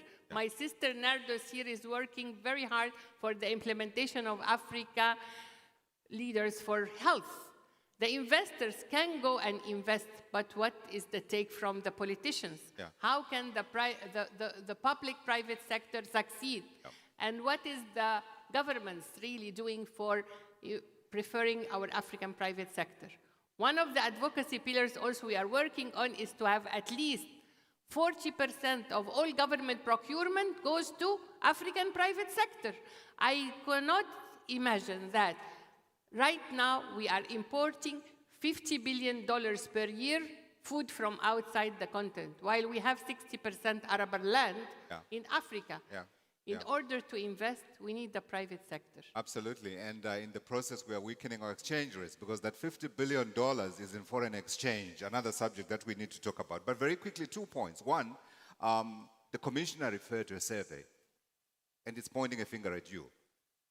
I want your answer to that. Why? How is it possible that the very people who are intended to benefit from the AFCFTA do not know about the AFCFTA? And then secondly, are you pointing a finger at the politicians and saying, yes, you have talked, you have put the policy framework, but you have not done the practical work that enables us to create African goods and trade amongst ourselves? So thank you very much, because with my first pillar about private sector empowerment, sensitization about ACFTA is very important. Private sector is not homogeneous. We have the big corporates, and we have the SMEs, we have the women entrepreneurs, even we have the rural women across the whole Africa that are trying to sell their own vegetables and friends, and now they don't know about ACFTA. The cross-border women traders, they don't know about ACFTA. We have done several actually training programs, and that's when our strategic plan to do training programs and sensitization for the private sector to know about ACFTA, but know also about the investment opportunities. So we have making now a mapping exercise, what's existing on the continent and how we can trade among ourselves. Like, for instance, pharmaceuticals. In Egypt, there is 165 pharmaceutical industry, but still we are importing from India and China. There is 400 manufacturers of medical consumables and supplies, and still importing from India and China. It is very important with reference to awareness, information, private sector. And for the third pillar is about product development. If we talk about trade, what are we going to trade among ourselves? Containers from China or made in Africa product that is quality, value added, standardized, harmonized, and quality. Sure. So I was hoping that I'd given you an opportunity to talk about the many interviews I've done with you, trying to get the word out about the world, and you mentioning nothing. So I'll remember that in our next conversation. Flori, I made you listen to all of this because your members, the companies that you represent, have got the goods. And you hearing this story, I am wondering if you encountered a situation where you were ready, but you found the frameworks, the platforms for you to be able to get your members to bring in goods to trade on the continent are not as developed as you had hoped after annunciation of the arrival of the AFCFTA. Well, thank you, and Excellencies, Dr. Arama, it's a pleasure to be here, an honor to be here on behalf of Corporate Council on Africa. The question you asked, I first have to make sure people understand that CCA is composed of both U.S. and African companies, multinationals as well as SMEs. And I think that because of the unique bringing together of the private sector, both U.S. and African, with African governments, as well as with the U.S. government, CCA has been a long-time proponent of the AFCFTA and of the vision that the leaders of Africa have put in place for putting together what is now going to be one of the largest free trade markets and areas in the world, 1.3 billion people, I think $3.4 trillion economy. And Africa is at a point now where our members, both U.S. and African, but especially the American companies, are asking, what does it mean? How can we take advantage of it? And the message that we are sending is that the AFCFTA it has moved fast and far, and that we really need to applaud the Africans for what they're doing. In terms of the opportunities, obviously, intra-African trade, which I think still stands at about 18%, there are so many ways that Africans, the people, the workers, the companies, can all benefit from AFCFTA. But while you're thinking about the implementation and how it can benefit African companies and African people, we hope that you will also look at how your partners outside of Africa can also come and work with you in a complementary way. So just as an example, American companies for many years U.S. companies are in Africa. People say, where are the American companies? They're here. Many have been here for 40, 50, 60 years and more. But they have had to engage with Africans sort of one country at a time. Sure. Yes, and so they're looking for how, under the AFCFTA, they can now have a continental strategy or even a regional strategy and pull the Africans into some of the global value chains, whether it's automobiles or pharmaceuticals. There's just so many opportunities there. So we hope that there'll be more of a chance. I'm looking at my brother Wamkele as they are implementing the current protocols and getting ready to announce some new protocols like the digital trade protocol, that there'll be a chance for your partners outside of Africa to also weigh in and provide some insights on how they would like to work with you, work with the Africans, and take advantage of what's happening here on the continent. There's no continent that has more opportunities now, especially in the post-COVID period, than Africa. And there's no issue that has to be addressed in the world, whether it's climate or food security, name it. There's no continent that is more important than Africa. So this is why I think this is a great time to be looking at AFCFTA, to be looking at the African continent. Yeah, I was going to say, I'm taking your statement, and I'm taking your statement, Africa is a country for me. I know that's a controversial statement for some people, but Africa is a country for me. Before I leave you, so we move on to the next point that I want us to discuss very quickly, is the key lessons of the past 2.5 years. Working with your members, if you were to pass on a message about how we can accelerate the implementation of the AFCFTA, maybe just an idea or a couple of ideas. Ooh, well, you know, the thing is that in every key sector that is important for Africa's economic growth, whether it's in the health sector or in ICT and digital, agribusiness, manufacturing, in every one of those areas, there are so many opportunities. And I think that, you know, your partners are ready to step in and work with you. Dr. Asfour mentioned that Africa has 60% of the world's arable land, yet and still it is importing food. U.S. companies, farmers, and people in the agribusiness sector in the U.S. have some of the technologies and are looking for the kinds of partnerships that they can have in Africa. Obviously, agriculture, agribusiness, food security is a key area. But really, you know, any area you look at, I want to mention one. I remember pre-COVID, people were talking about trying to produce more vaccines here on the continent. Yes. And, you know, it was dismissed, to be frank. People were like, there's no way that you're going to be able to produce mRNA vaccines, the most advanced type of vaccines here. But what I'll note is that in the period where the supply chains broke down and where people were looking for new partners and building resiliency into their own supply chains, Africa is the place where they said, okay, now we can partner with companies here on the continent to produce vaccines. And I believe this is happening across many value chains. But I just used that one because 5 years ago, people would have said no way. But today, people are very much focused on that and know that Africa is the place that that can happen. Yeah, and I know there's a lot of work that's happening in South Africa, in Rwanda, as well as here in the West as well. Yes, Senegal also. Absolutely. Commissioner, I'm going to make you listen to some more lessons learned.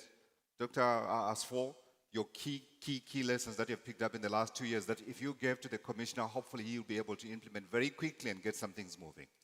So thank you very much. First, thanks very much for all the stakeholders and for ACFT, my brother Omakili, my brother AU Commissioner, my brother Orama, who is really, my key issue is working all of us together because the private sector cannot work alone.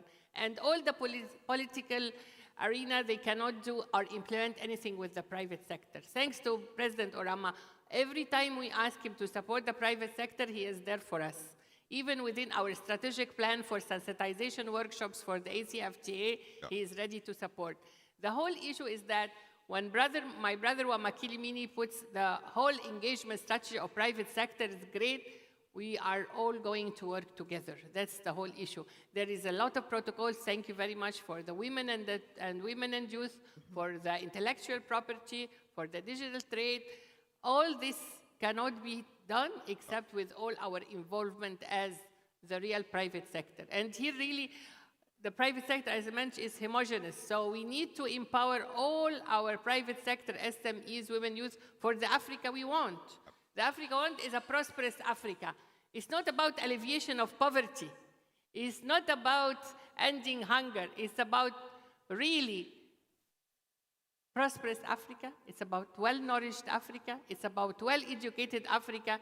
Not like I always say, we want to end hunger. We want to have no illiteracy, no hunger, no poverty. No, why? The private sector is here for you. Not no poverty, wealthy Africa. Not no hunger, but well-nourished. Not illiteracy, but well-educated. This is the Africa we want. My sister, the women icon, Dr. Dlamini Zuma, under her leadership in African Union, we started the Africa we want, Africa 23 Development Agenda. We want to progress by our real integration. All of us come together, all of us have a role to play, and that's how we go together. Sounds to me like you are happy, so I'm going to leave you there. But I want to give the former minister an opportunity, since he is now sort of sitting outside the circle a little bit and can speak freely. Just key things that we've picked up over the past 2.5 years that we can take forward and ensure that we are able to turbocharge apart from the politics. Like I pointed out earlier, thank you very much. Like I pointed out earlier, I think the heads of state should get together and impress it upon their officials, upon their ministers, that we are looking at one Africa, not individual countries. One thing I've noticed, the Western world, the foreign countries outside of Africa, they are looking out for their interests, and they tend to come at each and every one of us individually, trying to give us advantages to take our minds away from what we're trying to do as Africa. We should resist these temptations. We should trade amongst ourselves. Let me give an example. Nigeria, that I come from, we are a net exporter of cement now, thanks to the policies put in place by President Obasanjo when he was president of Nigeria. Nigeria is a net exporter of cement now from being a net importer in the past. Other African countries, rather than buy cement from Nigeria, buy from Europe or buy from outside of Africa. And this goes for a lot of the products produced within Africa. So that's what you were pointing out. Yes, so my brother, whatever on the African soil cannot be brought from outside the continent. That's what we want. We should, amongst ourselves, increase the level of trade within Africa. Yeah, I hear you, and I can tell you I've got a practical example. I remember there was a Ugandan trade delegation that was in South Africa, and we were talking with one young man who had brought his coffee, and I was asking him, how can I get this coffee? He says, I'm so sorry, my brother, I can't give it to you because the coffee you're drinking, most of the coffee you're drinking in South Africa comes from Europe. After European middlemen, that's when it finds itself to Southern Africa. I mean, it's absolutely incredible. Commissioner, I've run out of time, but I'm going to give you an opportunity to wrap up, and I'm asking you specifically the issue around collaborating with the private sector, whether we have created strong enough platforms for us to be able to get the most that we can out of the engines of growth, that is the private sector.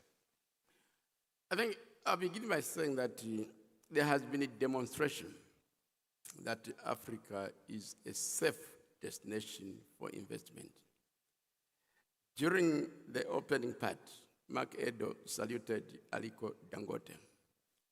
He committed $19 billion to invest in a factory, which means that he has confidence in Africa.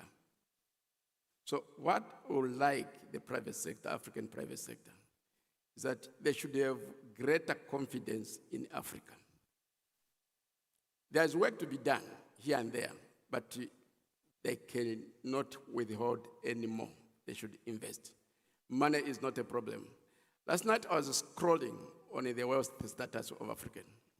And the figures that came up is that Africa currently has 23 billionaires and about 328 central millionaires, those $100 million and above. So the money is there. It's the willingness that is not there. Come out of hiding, invest in Africa, invest in Africa, invest in Africa, and Africa will prosper. Commissioner, thank you very much. Thank you, thank you, thank you. Please help me in thanking our panel for an insightful conversation. Final comment from me is that perhaps let's have those very frank conversations about what needs to be done in order to change what we need to be done. And I think I'll take your last point, which is that no African product should go outside Africa and then come back into Africa, i.e. leaving African capital abroad. Thank you very much for your time. Thank you for your silence. Thank you for your insight. Mark? Thank you, my brother.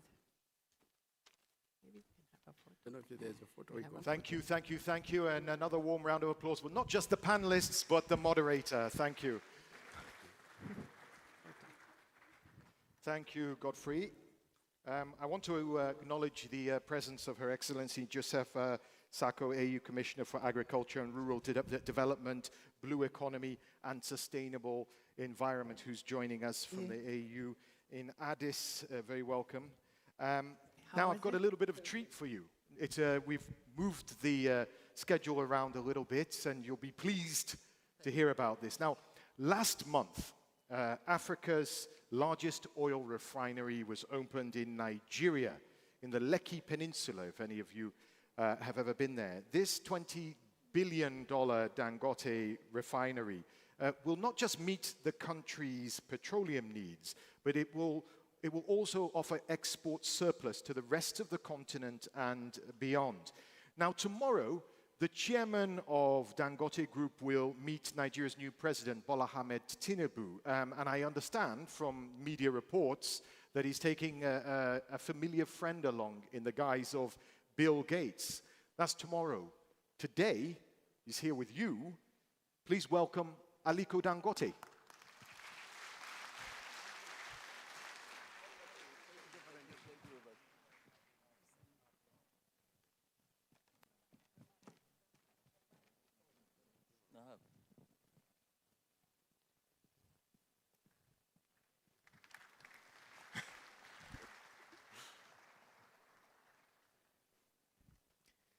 This is an unexpected treat for me because I wasn't the one supposed to be interviewing you, but God is kind, and I get my opportunity to sit with you again. I'm always scared of facing you. But You're always scared. You don't have to be. We've been friends for a long time. This is a happy occasion, 30th anniversary of Afriexim Bank. Now, as I understand it, Afriexim Bank was the biggest financier, or at least I think, of the refinery, or certainly one of the biggest. Just in a sort of sum up, what role Afriexim Bank has played in your story? Well, thank you very much. I would like to first of all thank President Orama and all the board members for inviting me to come, even though unfortunately I have to rush to Niger because Bill Gates is arriving there this evening, and so there was a mix-up in my this thing. But I think Afriexim Bank is the most foremost multilateral institution in Africa. And I can tell you, without Afriexim Bank, there is no way entrepreneurs like us will even grow at all. Wow. That is a fantastic validation. Afriexim Bank, actually, they did more than enough. I even said it during my speech. First of all, they believe in what we are doing. That's number one. Number two, they do understand the business. Number three, they know that, yes, it is a must for us to have a refinery in Nigeria or anywhere in Africa, because as we speak today, out of 55 countries in Africa, only 2 countries are not importing fuel. Wow. Yes, Algeria, Libya. but the rest are all dependent on traders. But Afriexim Bank, anytime when we had an issue, there was an issue during COVID. Anytime when there's an issue, they come up with a big check. I'm not talking about small check, big check. So really, I must thank, President Orama, the board members, the entire management of Afriexim Bank, because without Afriexim Bank, actually our dream wouldn't have been, our vision wouldn't have actually come to fruition. So they did a lot. They gave us a lot of advice.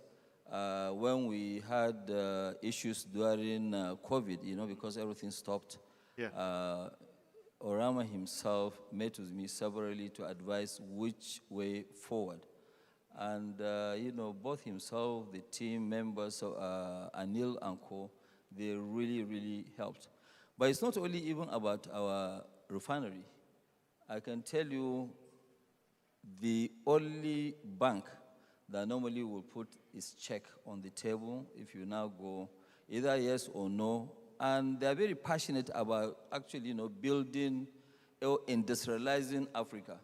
You won't get any money from most institutions. It will take you years to just go on discussing. I know the way business runs is that whatever is good today might not be good tomorrow. So if there is that delay, at the time that they want to give you the money, you might not need the money at all. But with Afriexim Bank, I think most of our transactions, they don't last more than 3 months. So they're fast turnarounds. Fast and prompt. So the relationship has actually been very, very, very good. And I want to personally, thank the president and chairman, the board members for assisting a lot of entrepreneurs like myself in Africa to make sure that they make our dreams come true. Like what I said, I have quite a lot to do, but I feel that, look, without coming here, I'm not going to show my appreciation. So really, Afriexim Bank, a very big congratulations, and I want to encourage you to keep, doing what you are doing, because really, we are a dumping ground in Africa. And what I keep saying, because we have not really industrialized, we're only exporting, raw materials. So what is happening is that people are actually importing, what's going on is that we're importing poverty and exporting jobs wealth, yes. So it's a mathematical equation that will never make us... We'll never make it, yes. We're saying that, yes, we're going to grow. You take a country like Nigeria, we're saying that, yes, by 2050, Nigeria will be number 3 in terms of population in the world. Yeah, young people, yeah. Young people. But then, how many things are we producing? There are not really many things. And this thing is not really very difficult. I can give you a story, for example, like our cement. Okay? If not because, I know that, yes, President Obasanjo was the one that actually mobilized and, have the creation of this, Afriexim Bank, himself and the former president of ADB in DI. And they said that, look, we must have our own. So, Mr. President Obasanjo, I must thank you for having that vision of creating Afriexim Bank. And, leaders like Obasanjo, President Obasanjo, is that they always look beyond things, and say, okay, fine. Because, for example, President Obasanjo, as at 2002, the entire cement production in Nigeria was less than 2 million tons. And Obasanjo called me that, look, what do we do? How can we, because we cannot allow you guys to just keep importing cement. And I said, Mr. President, okay, maybe I should remove my own personal cap and put Nigeria's cap so I can advise you better. And he called me very early in the morning. I had to fly from Lagos to Abuja. So we now sat down, and he took some of my advice, and now he went and created something which made it now possible for Nigeria, within a period of 10 years, not only to be self-sufficient, no, a major exporter of cement out. Wow. Now you're talking about vision. Cement, salts, sugar, petrochemicals, flowers. It seems like you've almost built everything that needs to be built. The question is, what mountain is left to climb for Aliko Dangote? You're 65 years old. You still have quite a bit to go. Yes, you know, our own is not really keep building or keep making money. Our own is that we're actually the face setters. If we keep investing in Africa, believing in our own this, because there's nobody, Americans will not come, or Japanese or whatever, to come and develop our own economy. So we have to do it. So our major job is that we are the drivers, whether good or bad. And if you look at most of the 14 African countries where we are, where they have limestone, we went and debottleneck their cement issues. Let me give you an example. When we went to Zambia, we couldn't even have cement to build a factory. It was very difficult. You know, we went to Ethiopia. I mean, today, if we shut down our factory in Ethiopia, they will run into trouble because the foreigners have no interest in increasing the capacity. They have interest in making more money on a smaller supply. Yeah. So really, not only me, other Africans, we must get together, we must assist each other, we must go to banks like Afriexim Bank and show them what we have so that we can fully industrialize Africa and make sure the AFCTA works. That was my next question, actually. We have the Secretary General of the AFCFTA who gave a lovely opening gambit about progress so far and his vision for the future. Where are you now in terms of your vision or view of the AFCFTA now after just opening the biggest oil and gas refinery in Africa? What's your view? I think my view is that we must make sure AFCTA works. And if you look at it, that is the main reason why most of what we have set up in the last 4 or 5 years, you know, with the assistance of, you know, consortium of banks, you know, AFD, you know, African Development Bank, other local commercial bank, and also some other institutions. You know, we now have 3 million tons of urea. And sometimes when I hear African countries looking for fertilizer, I say, but we have a lot. Nigeria produces 6 million tons. And we did all this within the period of 5 years, both ourselves and Indorama. So there's actually enough if it's urea. That's number one. Number two, other countries that they don't have gas or whatever, then they have urea, which we can now freely trade between us. Okay? And then now you have the petroleum product. Petroleum product, we are going to produce, we are going to use 650,000 barrels per day, which is a lot. So it can satisfy the entire, you know, the entire West Africa and some of the Central African countries like Angola and Co. It's a very huge capacity. We have 900,000 tons of polypropylene, and we're doing more of plastics. So this will actually help in terms of, you know, free trade. I remember one time, you know, they organized some, you know, a seminar trying to, at that time, people believed that, yes, we as Dangote, we are not interested in, you know, AFCTA. I said that, no, we are very, very interested. It wasn't my seminar.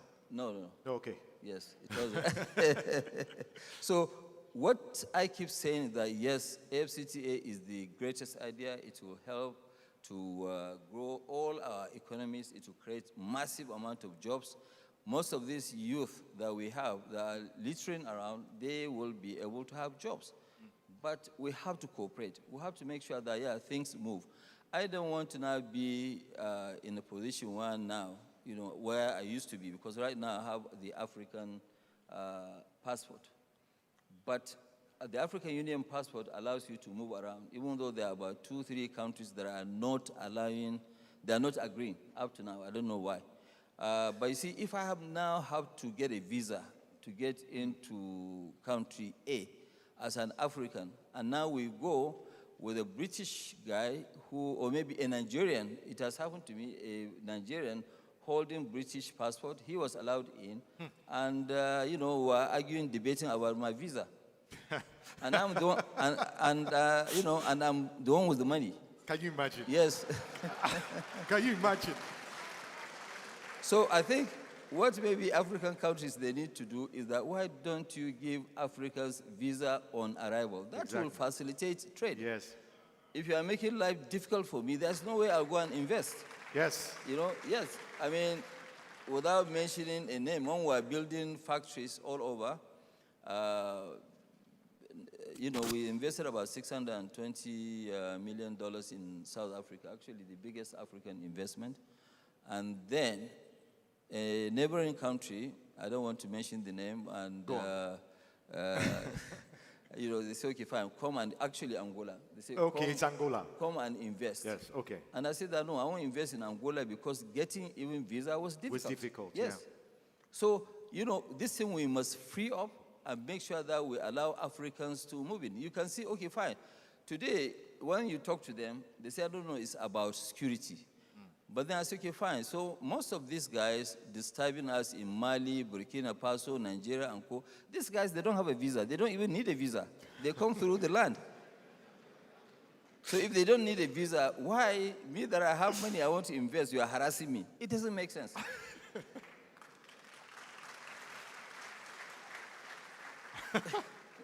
It doesn't make sense. So please, as Africans, we must actually, take this sort of political will in removing all these obstacles.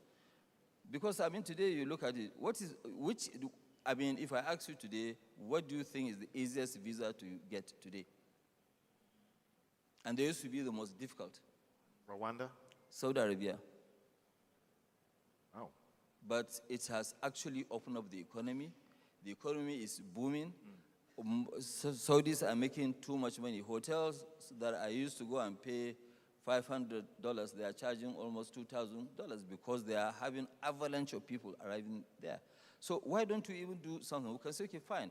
If you have a visa since we don't trust ourselves in terms of security, you say, okay, fine. If you have a visa of UK or visa of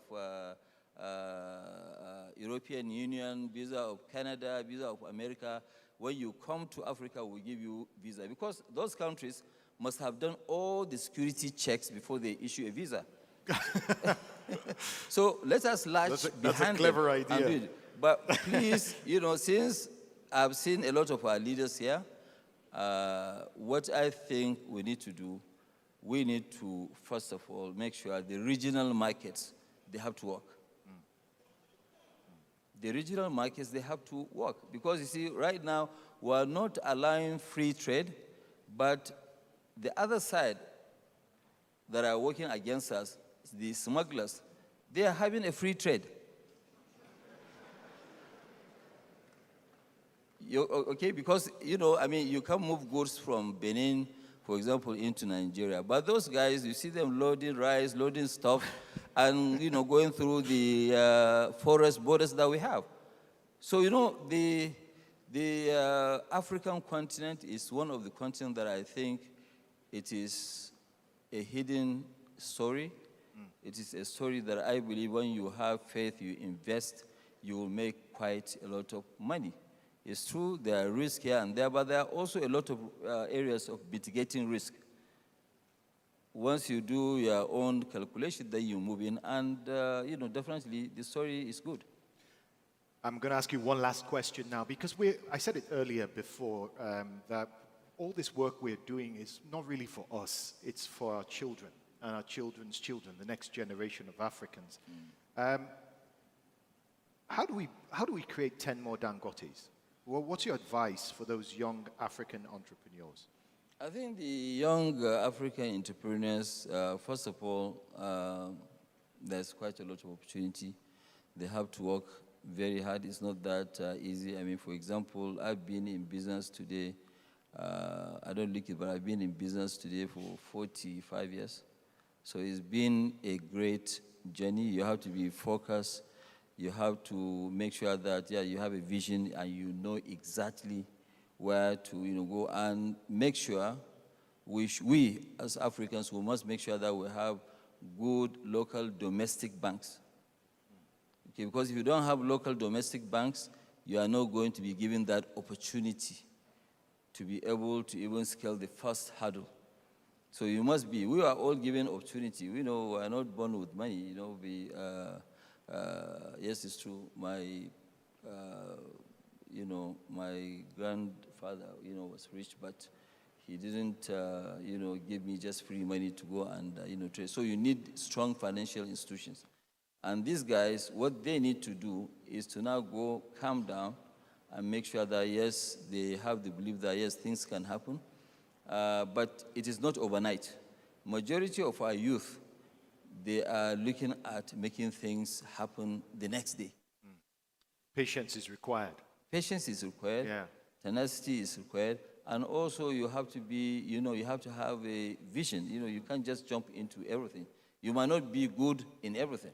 Do you have to tell yourself, I will not fail, I believe this will succeed? You have to kind of... You have to, yes, you have to believe in, yes, you have to, and I can tell you, especially with now, there are other modern ways of making money, technology. You mean technology, fourth industrial revolution? Technology, revolution, and so many other areas. And our people are smart. And our people are very, very smart. They are well educated. And I can tell you, within maybe a period of 10 years with AFCTA and Co., you can even have not only one, you can have maybe, we can create 50 Dangotes. It's not difficult. But there's only one Dangote, and it's you. So I'm going to ask you to stand up, and I'm going to ask everybody, please give a round of applause to the one and only Aliko Dangote.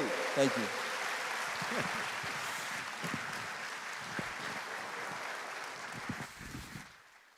Now. Okay, so back to the program at hand.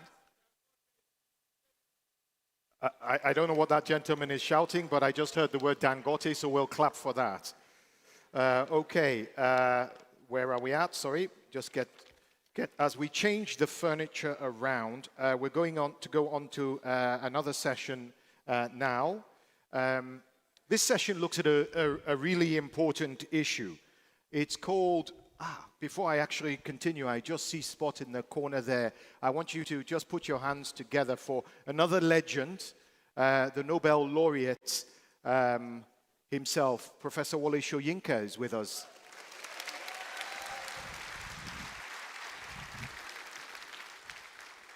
Now, the next session looks at a very important issue. It looks at, it's called Building Prosperity for Africans, the Challenges of Peace and Security. Your moderator is Omar Ben Yedder, and he is the publisher of IC Publications. You'll know many of the magazines that they produce: Africa Business Magazine, New Africa Magazine, and the Africa Banker Magazine and the Africa Banker Award. So please welcome Omar Ben Yedder of IC Publications, your moderator for this session.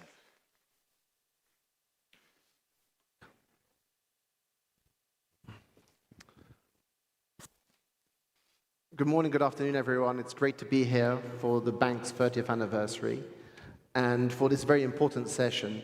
So I'm delighted, actually, that the issue of peace and security has been upgraded to the opening of the 30th anniversary of the Afriexim Bank.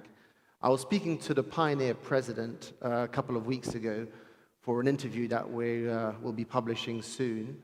And he said, actually, so looking back 30 years ago, the situation in Africa was a lot more challenging because there were a lot more issues of peace and security. So there's a lot more instability across the region.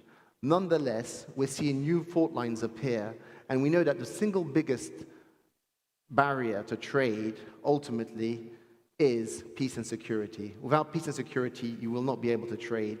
And I think this is a very important issue that the bank wanted to highlight, and that the bank wanted to increase urgency towards dealing with our own peace and security issues.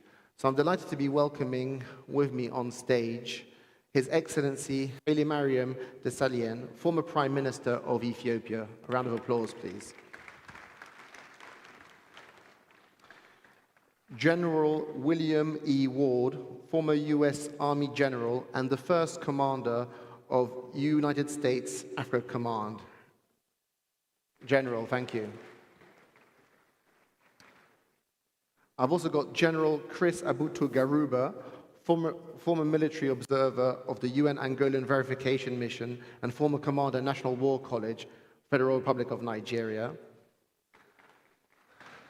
And finally, we've got General Dr. Emmanuel Kotia, who is the CEO of the Ghana Boundary Commission and a senior lecturer at the Ghana Command and Staff College, as well as other institutions. Thank you. Thank you, General.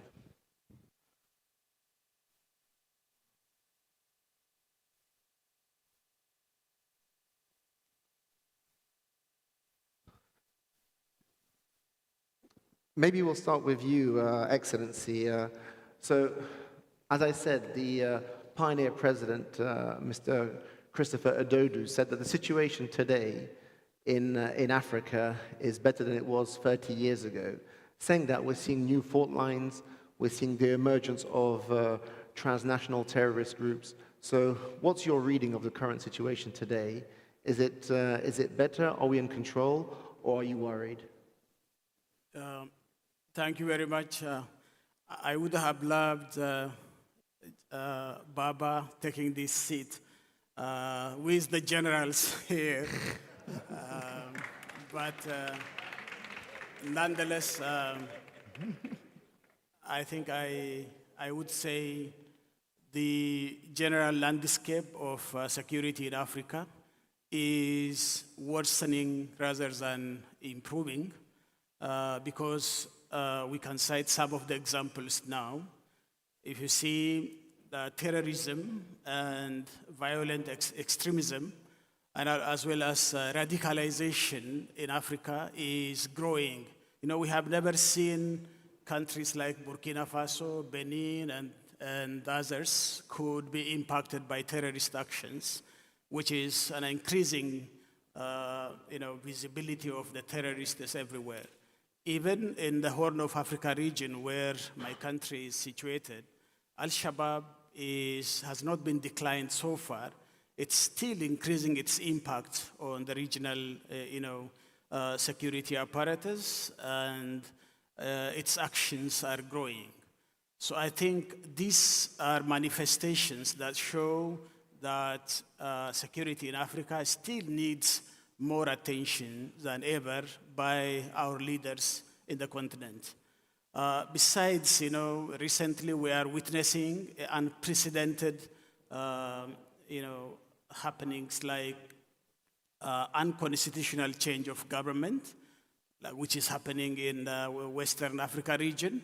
In only 2 years, there has been coup d'etat in 4 countries, which is contagious in West African countries. But we have seen also this in Horn of Africa, like Sudan, which is the case in point, a long-standing security issues that has not been addressed is troubling Sudan at this time, where you see that the Sudanese issue is becoming very much worrisome.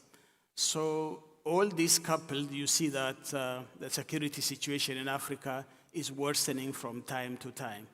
But again, when you see exacerbating issues like climate change in western part of Africa and some in Horn of Africa, you see there is conflict between herders and farmers because of the climate change. And that insecurity is also growing from time to time, and we need to address also those issues outright.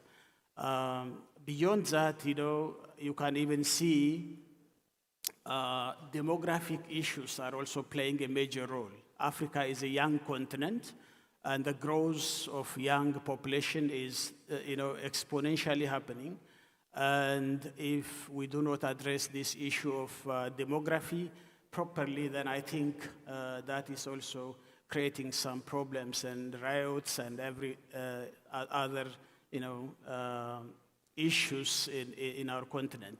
So I think, at nutshell, you can say that the security landscape in Africa is worsening, and there are surges of new events that are coming up, which has not been addressed properly. So to me, these all are manifestations. The manifestations of the root problem, which has not been addressed. To me, the main problem in Africa is governance deficit, which has not been addressed. I think a long-standing governance deficit, if it's not addressed, all these manifestations will continue and perpetuate from time to time. So basically, it is about, we're talking about prosperity, but the likelihood of becoming prosperous Africa, as it is set in Agenda 2063, where we want to see Africa we want, which is peaceful with itself and with the global community, and an Africa which is prosperous. But nonetheless, we have a long way to go to address that issue of Agenda 2063 at this moment. So I think this is where it is now as a landscape. So you've raised many different issues, some that are within our control, some that are outside of our control. But one that is within our control is helping solve regional issues or local issues like Sudan. So recently we've seen a delegation go to Russia and Ukraine to try and mediate there, but we don't seem to see the same urgency or the same effort to deal with some of our own domestic issues, or regional issues, such as in Sudan.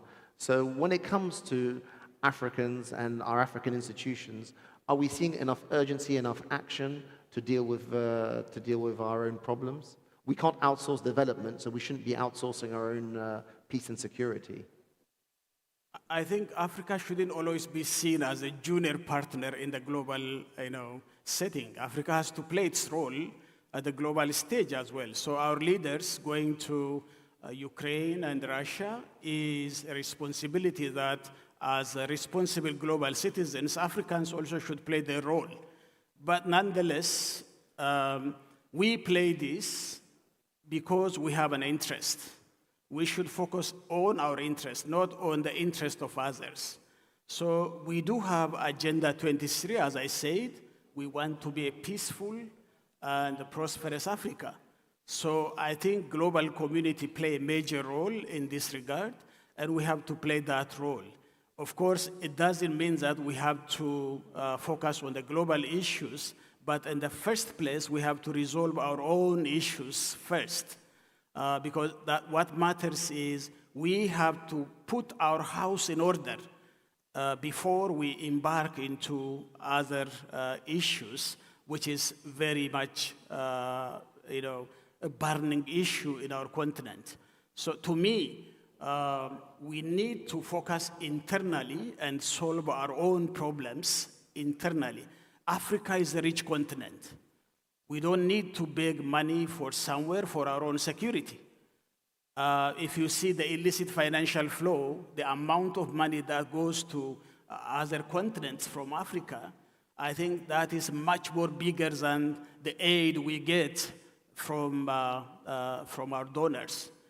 But the problem of governance, as I said, is a long-standing which has not been addressed, and we should address our own problems within our union, which is a very important union we have, and also respective countries should address this issue. So nonetheless, but we have to play a role at the global setting, and we have to also be getting our own rightful place in the global architecture. So I think this shouldn't be also ignored. Okay, and we'll get to what geopolitical changes right now are impacting the continent. But maybe I'll go to you, General Ward, if you don't mind. So His Excellency mentioned the issue of transnational terrorism, and but we also, pre this panel, discussed that there are issues of governance. A recent UNDP report said actually that most terrorists aren't driven by ideology, they're driven by poverty to terrorism. So it's something that we need to address, obviously, but the issue of terrorism is still real and it needs to be dealt with.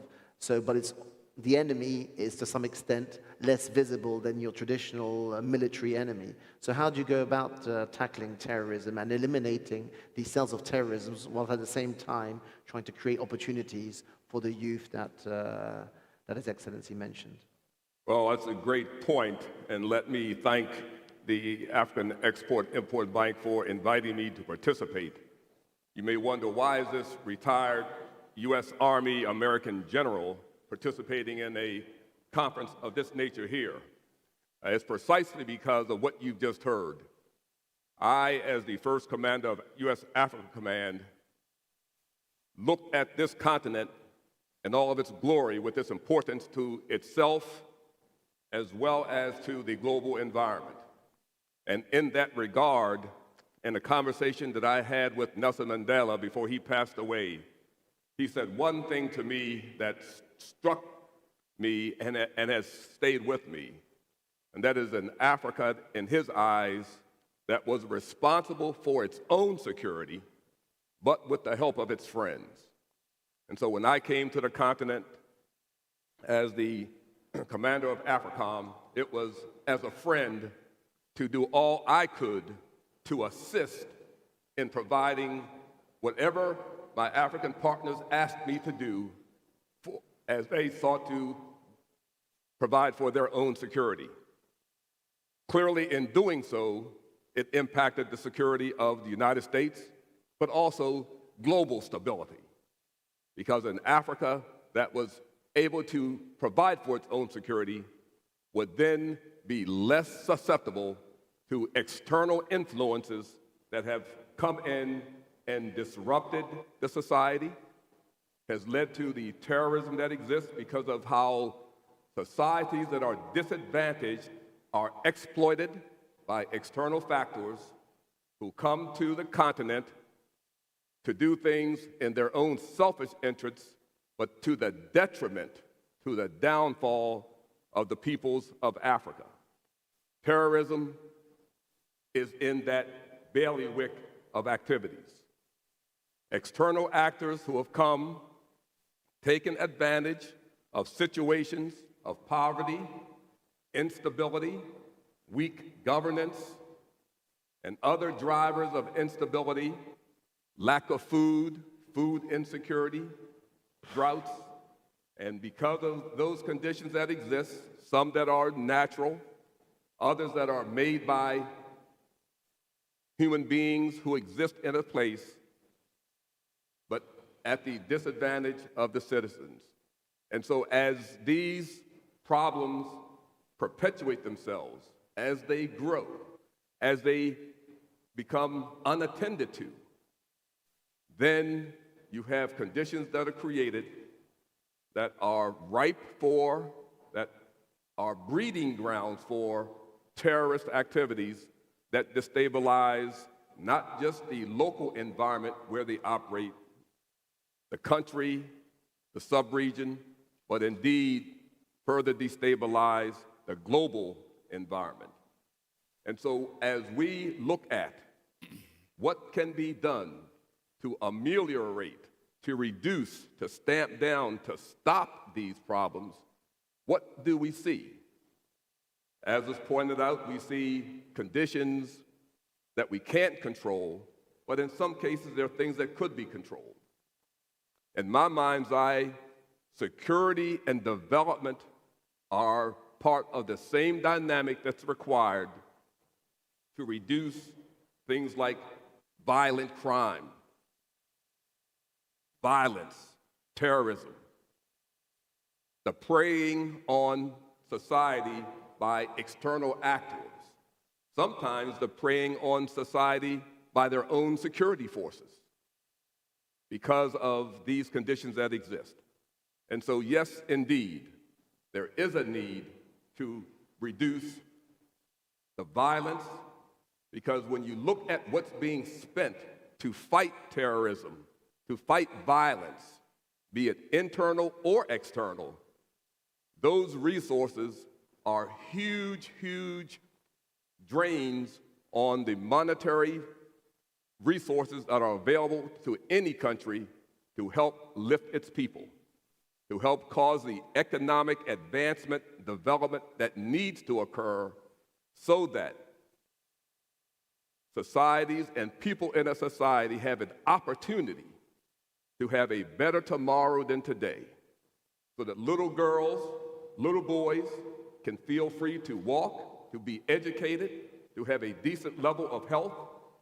But that doesn't exist in an unstable environment. So security, yes, but development, absolutely, because development, economic development, is the long-term guarantor of peace and stability. But you must have it in an environment that it can mature, that it can be nurtured, that it can grow. And that's why this notion of security is so critically important in a country, in a region, and indeed across the continent, but as been so demonstrated recently, the global scene, because what happens one place impacts another place. No longer are we a continent whereby we are in a little bubble, or a country that we're in a little bubble. Trade, demographics, population, the need to be your young population to have some place to go, to work, to make a decent living so that they have a more secure future. That is a part of the global commons as we see it today. And so for me, security, not security that's all expansive, but what's needed so that your borders are protected, so that the environment is conducive to investment, so that there would be things that would come in not to exploit, but to cause those within a particular country to be better served, so that you don't have a country needing to spend 25, 40, 50% of its resources on providing some security because of how it's being threatened by external actors. So, General, because you're saying two things at the same time, ultimately. You're saying that we need to invest in development, but at the same time, we need to have strong forces in place to ensure security. I remember a British foreign minister once said, diplomacy without arms is like an orchestra without instruments. It's meaningless. So when you look at when you were on the continent and you looked at the military capabilities of the different countries, do you think we had to invest more in our military capabilities, or do you think we were investing too much on military and not enough on development? I mean, I'm not sure I understand where you think we should be putting our resources ultimately, and whether we need to strengthen our military capabilities and our partnerships as a continent to make sure that we can control our borders, that we can push back any foreign actors that may have, and everyone's got vested interest, but they may have vested interests that go against the continent. So what are you saying there? It's not spending more, it's spending smartly. Security forces are important, but it's how those security forces are developed, formed, trained, so that they are not a drain on society. The sizes, the missions they perform, how trained they are, so that its soldiers. There was an illustration that I used during the NDIA lecture series several years ago. And when you look at your security forces, are your soldiers, your police forces, are the people seeing those forces as such that a 8-year-old girl, 10-year-old boy, instead of running away, will run towards them and wrap their arms around them because they know that that force is there to protect them? Doesn't take a lot of money to do that. So it's not about spending more. They both have to exist simultaneously. Adequate professional security forces, as well as the resources that are required to cause development to be able to occur in ways that are meaningful to the people in their country. They aren't mutually exclusive. They operate jointly, but it's smart investment. It's smart investment, the right investment to make that the case.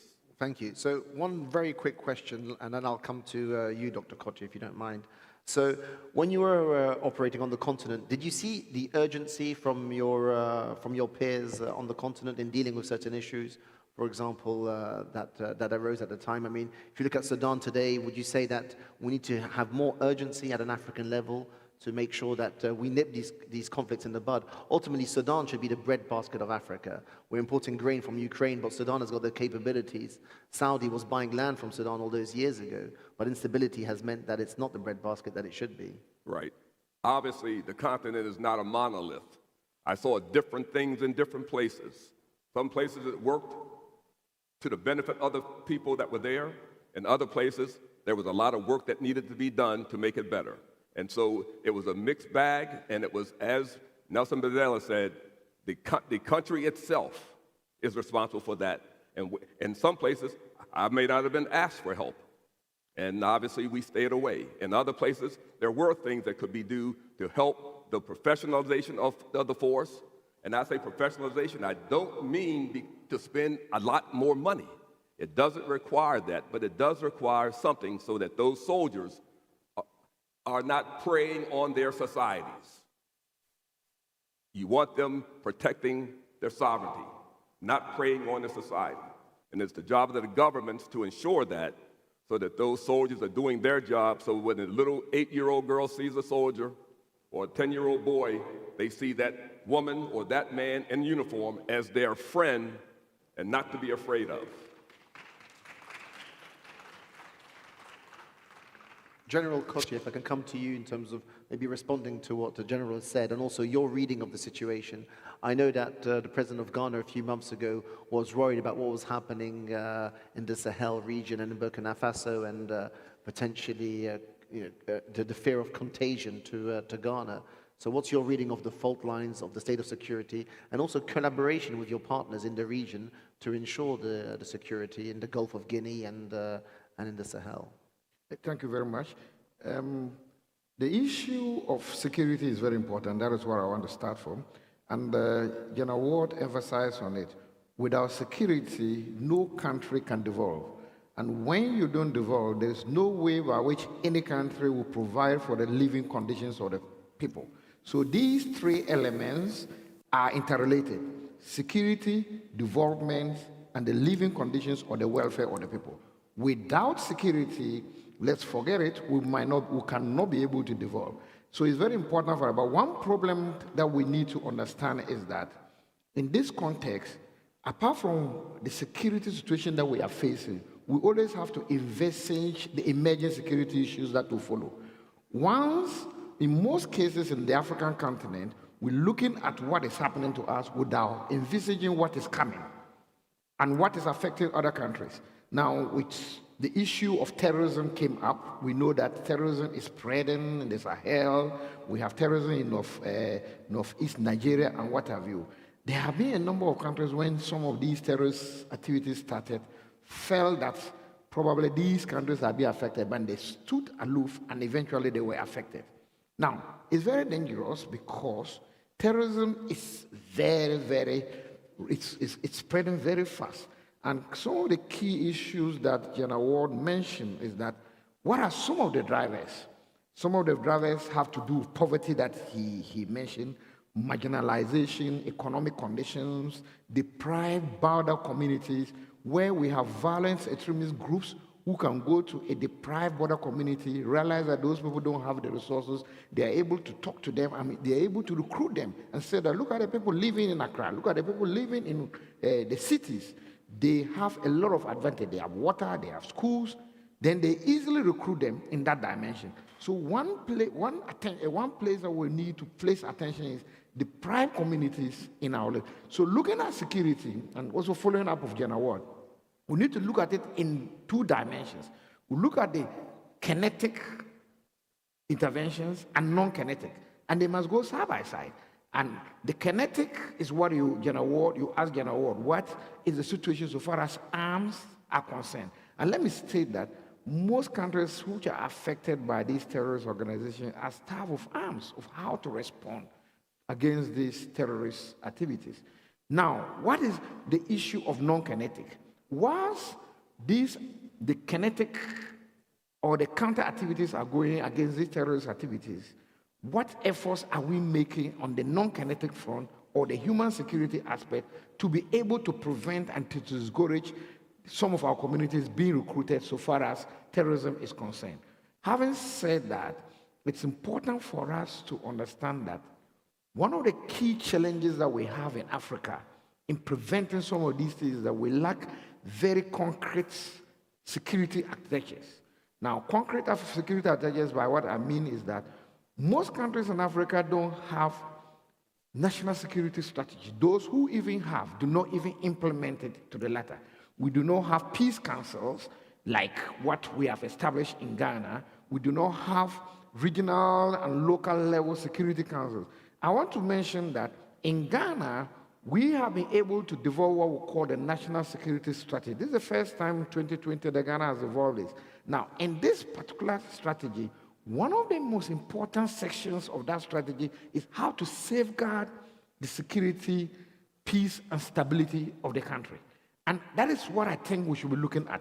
If we envisage and look at that aspect, we have various mechanisms, both local mechanisms, national mechanisms, regional mechanisms that we can really step up to be able to prevent and safeguard the security that we have. But the key thing is that terrorism is real. We've seen the emerging security issue as terrorists facing most African countries in Africa. It is real that it is coming, it's manifesting. We need to be very careful. We need to guard ourselves against it. Otherwise, we would continue to have problems so far as development is concerned. And when we don't develop because of this insecurity situation, the living conditions of the people will continue to be stagnant. And for that matter, the prosperity of Africa will continue to be derailed. Thank you. I'd like to go to General Garuba quickly. You were one of the first chief military observers of the UN in Angola at the time, so over 30 years ago. We've seen Angola post-conflict really grow very rapidly and develop and transform its country. And so ultimately at the time, so in the 80s, and during the 80s, you had Cold War tensions ultimately, and we are seeing heightening geopolitical tensions today that may impact the continent. So do the heightening geopolitical tensions that we're seeing outside of Africa worry you today? The sort of the second Cold War, they're calling it. Tensions between, obviously, Russia, China, and the US and other powers. Thank you, moderator. Yes, I was first commander of United Nations in Angola during the difficult years, and I recall that the UN was able to bring about restore peace and security back to Angola. But we are concerned today about prosperity for Africa and the challenges of peace and security. How do we bring about prosperity for Africa, and how do we restore peace and security without interfering with the prosperity for Africa? My view is that Africa, as it stands, has no business being called the poverty capital of the world.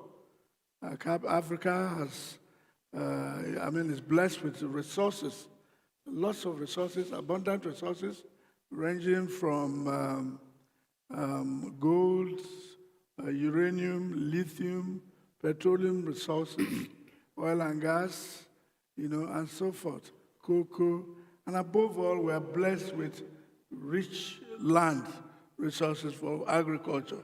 So we have no business to go hungry. We think that the main issues with us in Africa that brings about insecurity is poverty. Poverty, unemployment, lack of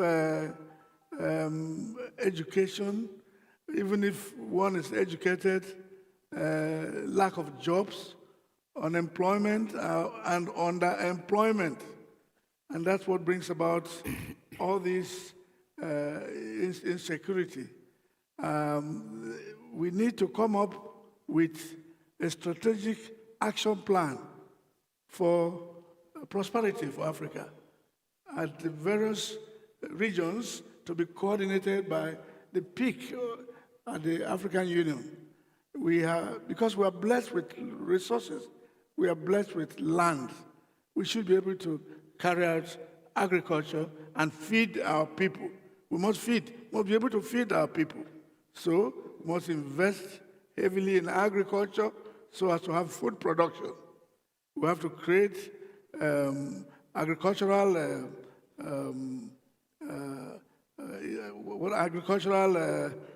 technologies. We have to promote tourism, and we must bother about the democracy of the stomach. Once your people are happy, when they have food to eat, they'll be happy. And they're happy, then they will not go about looking for things to take from those who can afford to eat, because they do not have anything to eat. So we must emphasize that. And that's why Africa must come up with a strategic plan of action to develop its own prosperity. Nobody's going to do it for us. Nobody's going to do it for us. The problems of insecurity, again, like it's happening in Sudan, or that happened in Liberia, Sierra Leone, and all that, in Angola, is as a result of third-party influences. We, on our own, we have been able to solve problems, and we can solve problems. But when we have interference from outside because of their interests, they want to plunder our resources, they will trigger insecurity so that we can fight ourselves, so that they can have the ability, the opportunity to take what they want to take.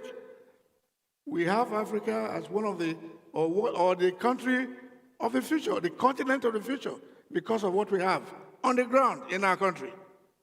Are we going to be able to be allowed to enjoy our prosperity? We are not going to be allowed.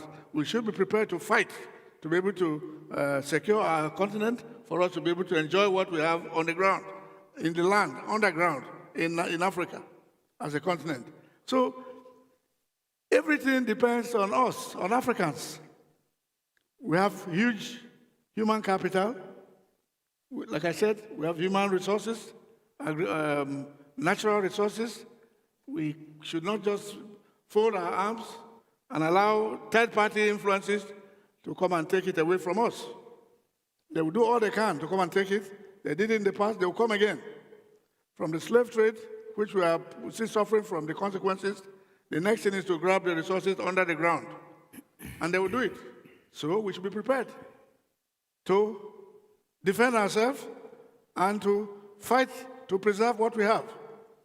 And I think we must, well, I'm not a philosopher, but I think that we need to make sure that our political leaders are properly able to give leadership that we need.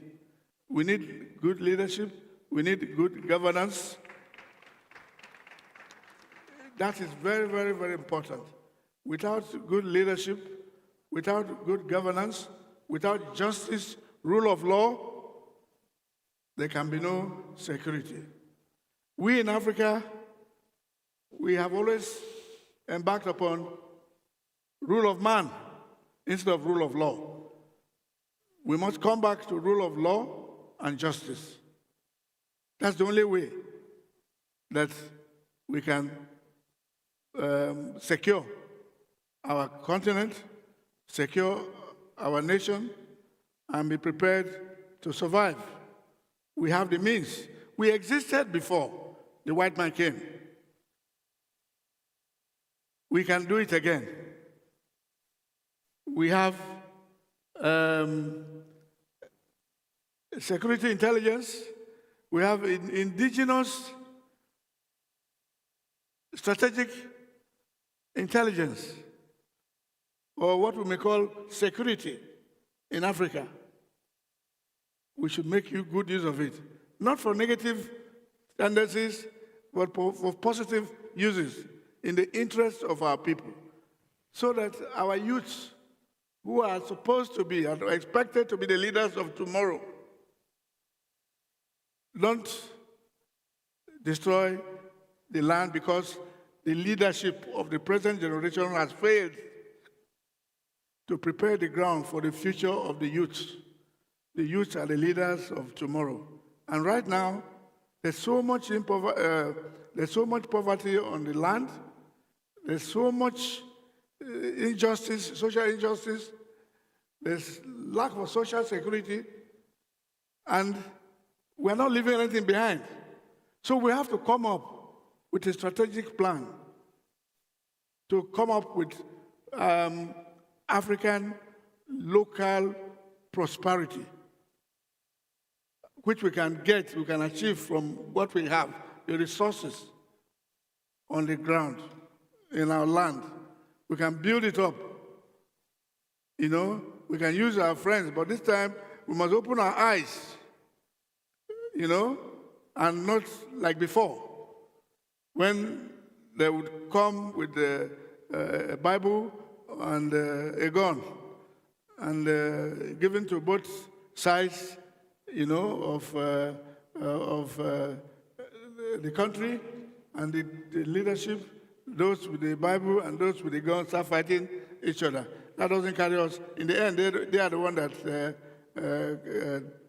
take the glory. Thank you, General.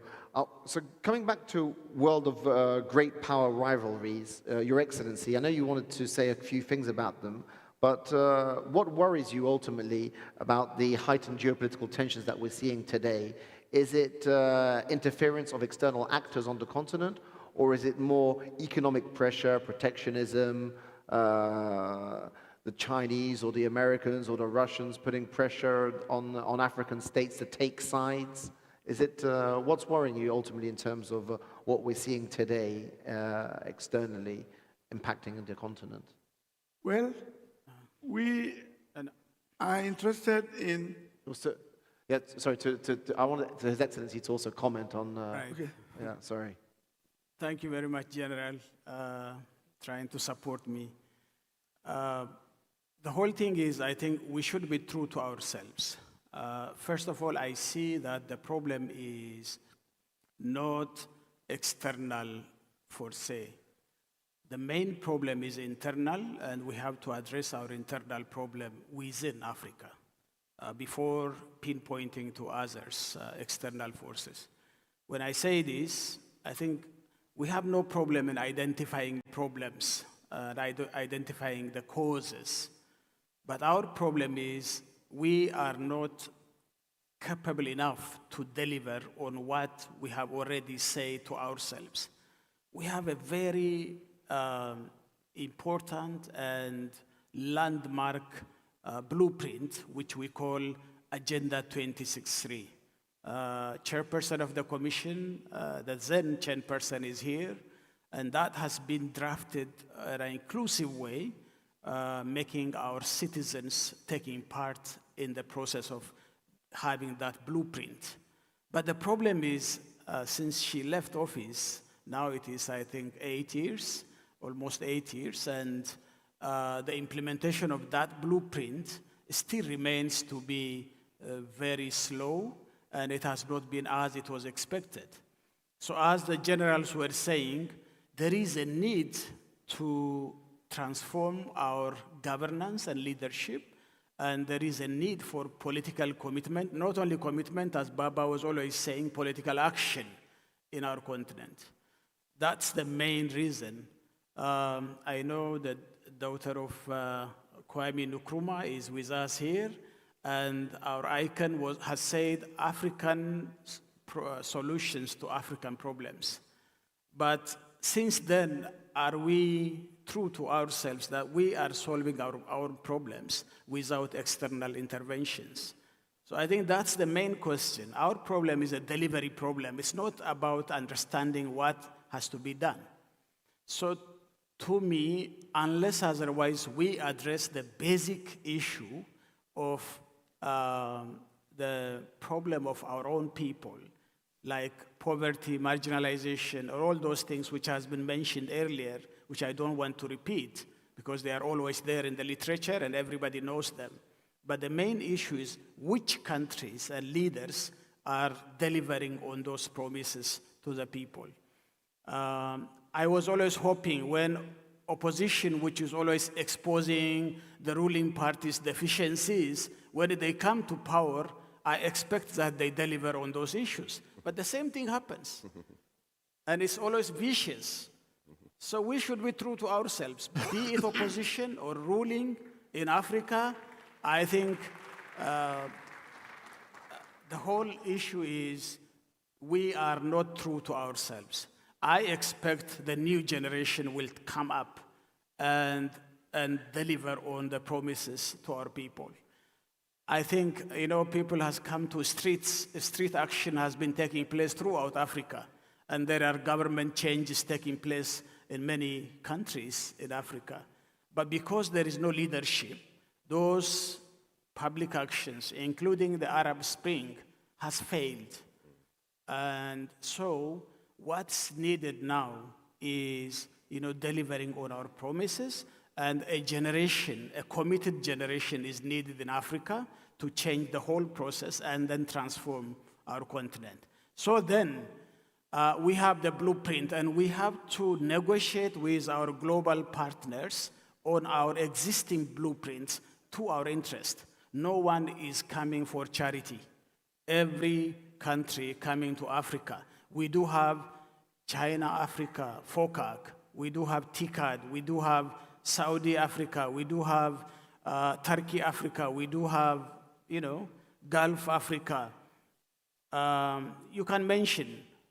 There is no major power globally this time who is not trying to partner with Africa. This is an opportunity for us Africans. We should come up with our own strategy how to deal with these different stakeholders coming to deal with us. And we know it's a win-win. Everyone wants benefit out of that partnership, and it's a give and take process, but we are not ready to go for that. We still go as 54 countries to negotiate with these Africa conferences and bilateral dealings. So we need a strong African Union which represents all the African countries, can negotiate with our partners properly. So I think that's where we are. It's an opportunity as far as I am concerned. But there are unwarranted interferences, like, for example, in Libya. We Africans, we said we will handle the Libyan case. So we sent our leaders as a team to Libya to negotiate and handle this issue. But the superpowers came and destroyed Libya, and then afterwards they left, and Libya remains a destroyed country until today. So there are unwarranted interferences that has to be stopped. I think we have to speak out this boldly.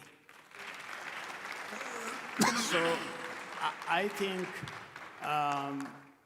but the main issue is the ball is in our court. We have to prepare ourselves to negotiate properly. We have to be capable enough to show and express our interests, because it is always a win-win process. So I think this is very important. And from some corner, they might come and say, yeah, China is trying to exploit Africa. So some of the Western powers, they come and tell us that you have to get rid of China. But we say, look, there is one survey which has been made by the African Barometer in 34 African countries. So the interest of Africans is 63% of Africans want China's influence on Africa.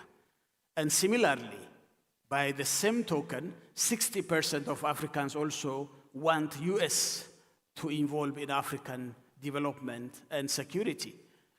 So that all shows it's almost balanced figure, which shows that Africans, they don't care whether the cat is black or white, but we only need that the cat should catch the mice.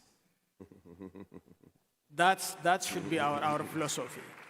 And on that note, I'd like to call the panel to a close. I'm being told that our time is out. But thank you very much to His Excellency Haile Mariam Desalegn, General William Ward from the USA, General, it's a house full of generals today, General Garuba, former military observer of the UN Angolan Verification Mission, and General Dr. Emmanuel Kotia. Thank you very much. Thank you. Thank you. And thank you to Omar Ben Yedder for moderating that excellent and insightful panel. Now, as the panelists exit stage left, we're going to go from peace and security to food security. And the next session is actually perfectly placed for lunch, because we're going to have lunch after this. So this was obviously well planned, because the session is called "What Would It Take for Africa to Feed Itself? Overcoming the Challenges of Food Security and Sustainable Development in Africa." Before you meet the panelists, we're going to have an opening keynote. And I don't know if the podium is ready. Can anyone indicate if I can invite the keynote speaker to the podium? Yes, thumbs up. Are we good? Okay, I'm just going to go with a yes. I'm going to assume that's a yes because it's not a no. So please welcome to give the opening keynote on this session. She is a member of the Executive Council for Finance of KwaZulu-Natal, the Honorable Peggy Nkonyenyi. Please.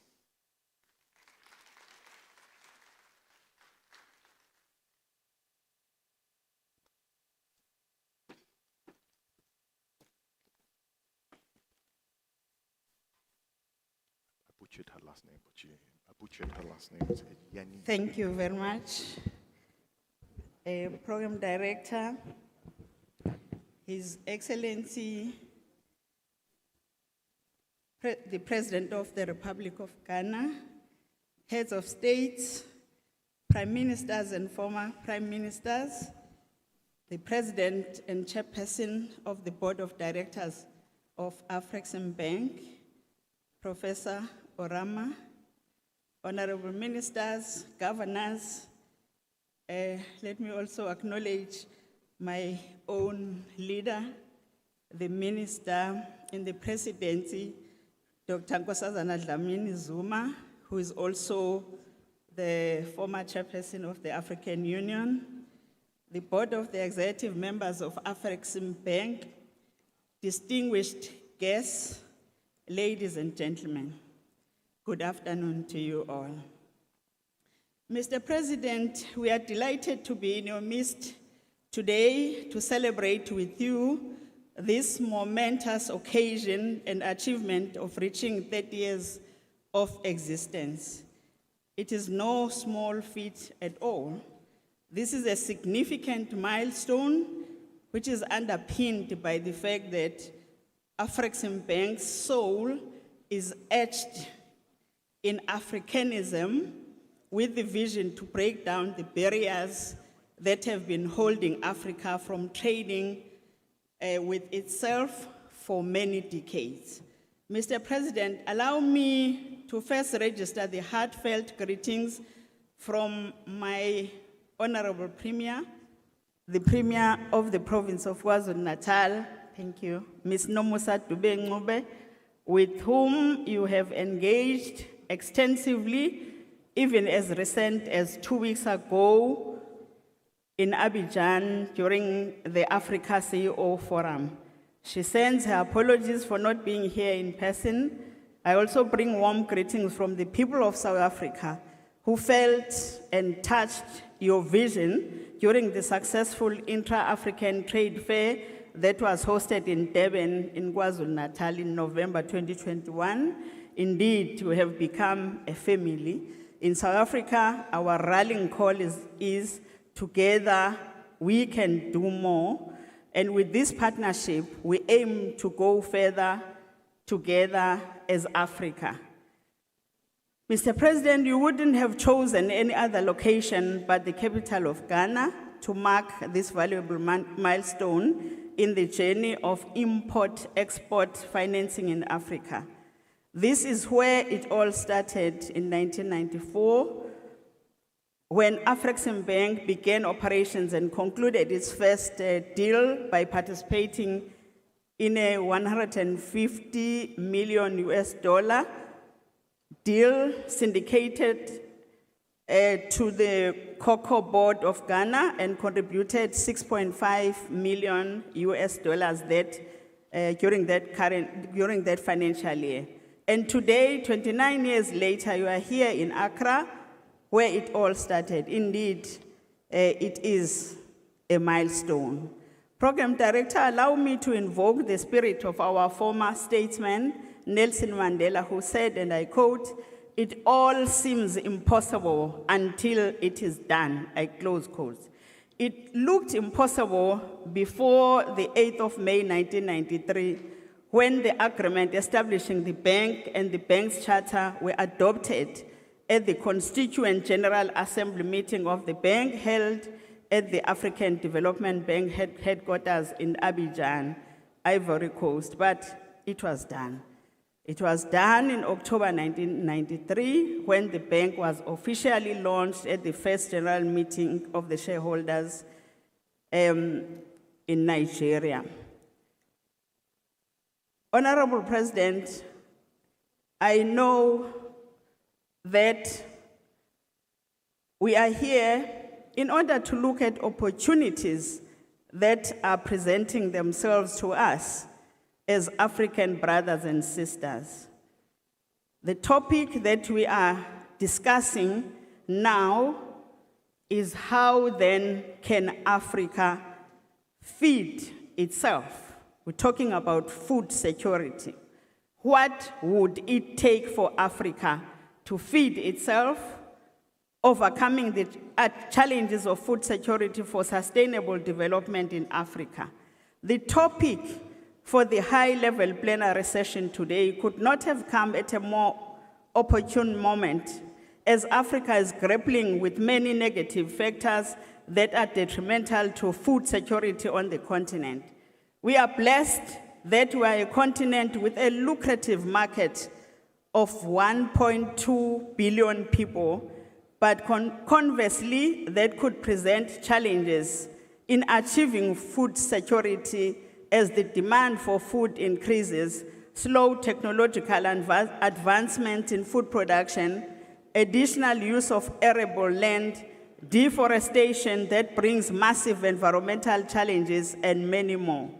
The Food and Agriculture Organization's 2022 report on the state of food security and nutrition in the world estimates that around 2.3 billion people, nearly 30% of the global population, were moderately or food insecure in 2021, and as many as 828 million people were affected by hunger.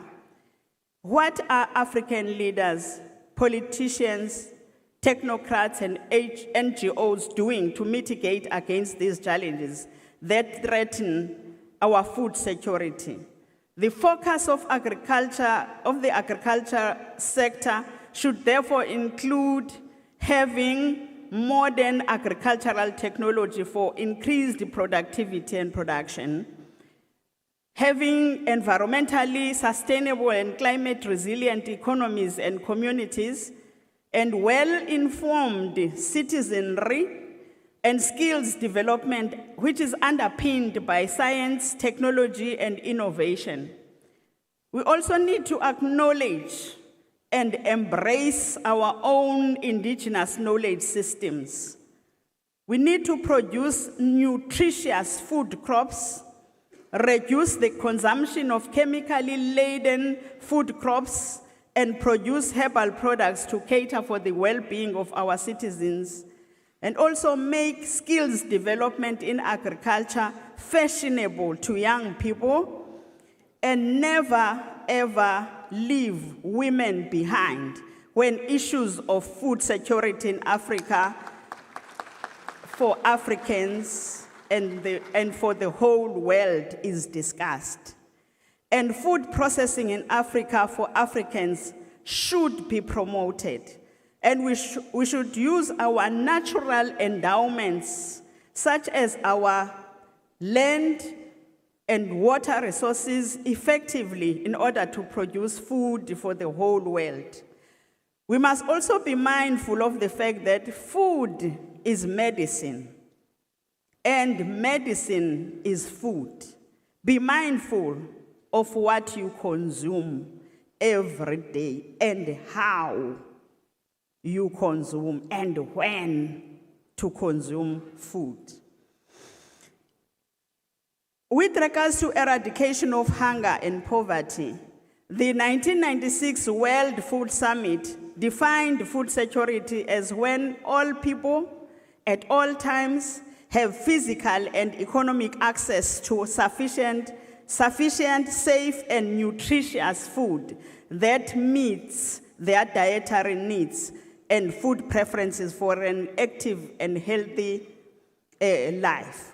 In the developing world like South Africa, where I come from, and many other African economies, we are likely to define food security through the lens of poverty eradication and ending hunger and malnutrition in all their forms. We need to recommit to achieving the UN Sustainable Development Goals by 2030, particularly SDG 1, which is ending poverty, and SDG 2, which is eliminating hunger. We need to creatively invest in realizing these goals.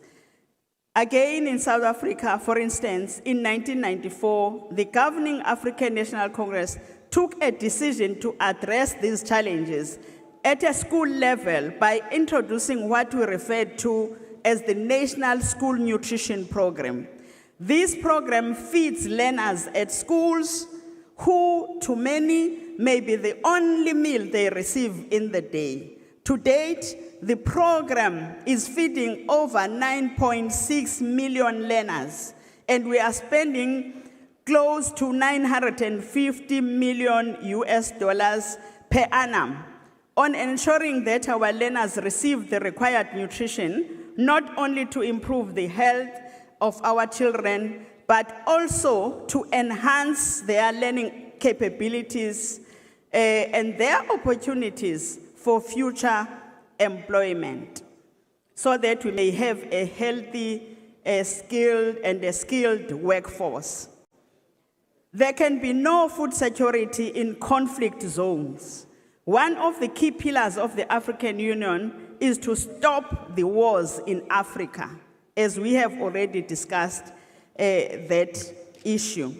The AU heads of state and government adopted the program for silencing the gun by 2020 as part of the May 2013 solemn declaration marking the 50th anniversary of the AU.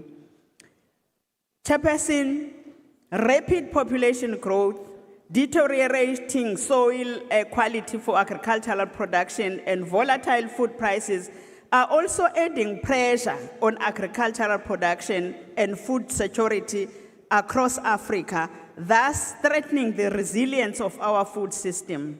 And ladies and gentlemen, this is causing a dent on the strides we are making of attaining the Sustainable Development Goal of ending hunger and achieving food security.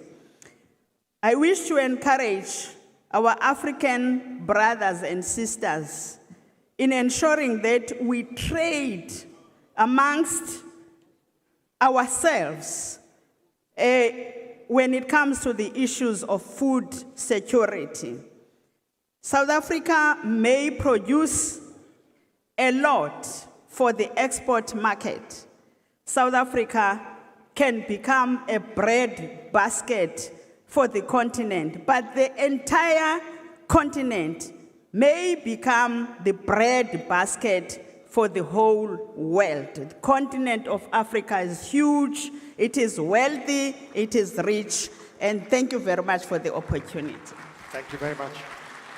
Thank you very much. The Honorable Peggy Nkonyeni, the member of the Executive Council for Finance, KwaZulu-Natal, setting the scene there for the final session before lunch. What would it take for Africa to feed itself? That's a big question, but we've got a big panel to tackle it. We're looking at overcoming the challenges of food security for a sustainable future for Africa. Your moderator is the Director General of the Africa Risk Capacity Group. Please give a warm welcome to Ibrahima Chik Diong.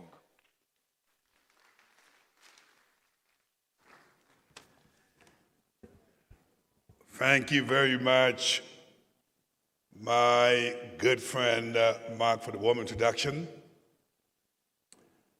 Good afternoon, bonjour, bon dia, assalamu alaikum, akwaba, as they say in Ghana and also in Cote d'Ivoire.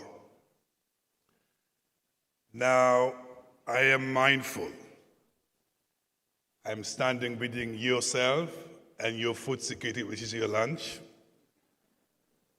And we'll make sure that our conversation is as lively, as dynamic, as solution-focused, because we know the problems. The question is, what are we going to do about it? Now, first thing first, happy 30th anniversary to Afriexim Bank.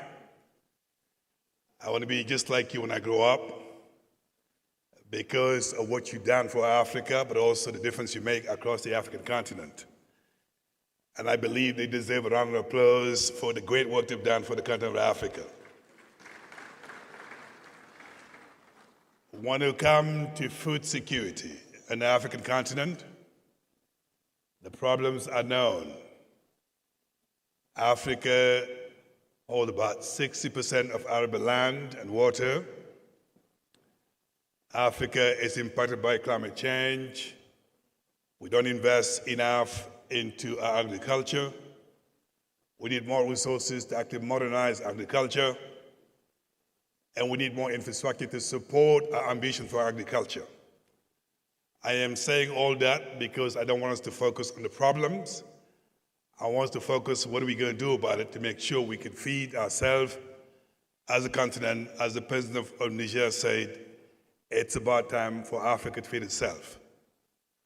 I am delighted to invite on stage our distinguished panel to unpack those challenges and give us different perspective from a global African perspective to the private sector, but also to the research institutions. So put your hands together as I welcome on stage our panel speakers, starting with Commissioner Sako from the African Union.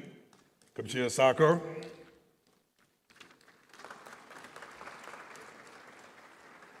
My dear sister, Oliranti from Doherty from the Afriexim Bank. Oliranti, join us. Give a round of applause.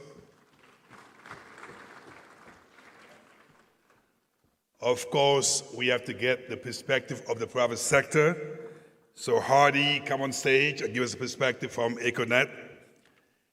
And last but not least, given the productivity gap we have in the continent, obviously we have to get my good friend Yemi to come on stage and give us a perspective of research and development. Yemi, over, join us. So it is only in order to start this conversation by asking Her Excellency Ambassador Josefa to not only set the scene of our conversation, but go beyond just the problem and tell us what our continental organization, African Union, is actually doing to be part of the solution for food security. Ambassador Josefa, over to you. Thank you. Thank you, moderator, for giving me the floor, my dear brother. I stand on the existing protocol, but let me acknowledge the presence of former presidents, head of state from Nigeria, former Prime Minister from Ethiopia. And let me also recognize the presence of honorable ministers present here. Dear colleague, I can see my brother, colleague Muchanga, colleague from Outer Nepad, and I'm also very happy to see my professor, Professor Wale Shoinka, that taught me this English I'm speaking in the University of Ife. Professor, you are welcome to join us. You met me, I was a small girl, now I'm a madam. Thank you very much. Before I set the scene on what we're doing in terms of really feeding the Africans, or feed Africa, like my brother Adesina has a program, Feed Africa. Let me first of all take this opportunity to congratulate Afriexim Bank for its anniversary, 30 years. 30 years for an institution is stability. I remember my previous life when I was in the coffee, I was the Secretary General of the Inter-African Coffee Organization. I met my brother, Orama, although we went to the same university, University of Ife in Nigeria, but we met, you were working in the Afriexim Bank, and Afriexim Bank was very supportive in the coffee industry. You supported us a lot in a lot of programs. Thank you, and I believe in the Afriexim Bank, and I've seen a lot of good results. 3 decades of the existence of this organization, today you have become the plank of Africa trade and socio-economic development in general in Africa. So congratulations for this, our continental organization, which we believe that we will continue working. I'm very proud of the exploits that Afriexim Bank has done under your leadership, my dear brother Ben Orama. You did a lot, and we are really happy that to have our brother that is really leading a very important and strategic bank. I would also like to take this opportunity to thank you for all the support you have been giving to African Union Commission and my department in particular in order to transform agriculture on the continent. So with this, let me start just presenting what African Union is doing. I remember when I was in my previous life in other organization, I was asking, what is the essence of African Union? Is it just peace and security? Me, I'm more on the development page. But when you elected me as a commissioner in 2017, I saw what African Union has been doing from time. In 2003, our head of states and government, they look at this sector and they decided to create a flagship program, which is the CADEP. Everybody knows about CADEP. Right. And 10 years after CADEP, because CADEP was really to focus on food security and investing in agriculture. So 10 years after, our head of state also came to track progress, and they saw that CADEP, the Maputo Declaration was not really, making a difference. It was not dynamic in terms of progress. So they decided to come out with the Malabo Declaration with 7 core commitments. So to say that in Africa we have a common policy on how to transform agriculture.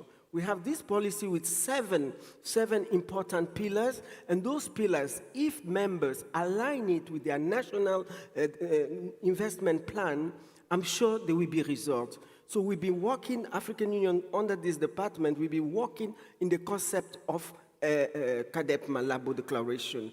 But very little progress has been done. So I think now is the time for us to see what is happening, what is wrong with all, we know the problems, we know the solution.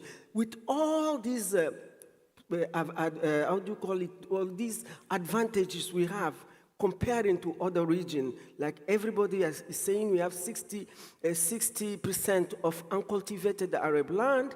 We have the youngest population in the region. We have aquatic resources on the continent.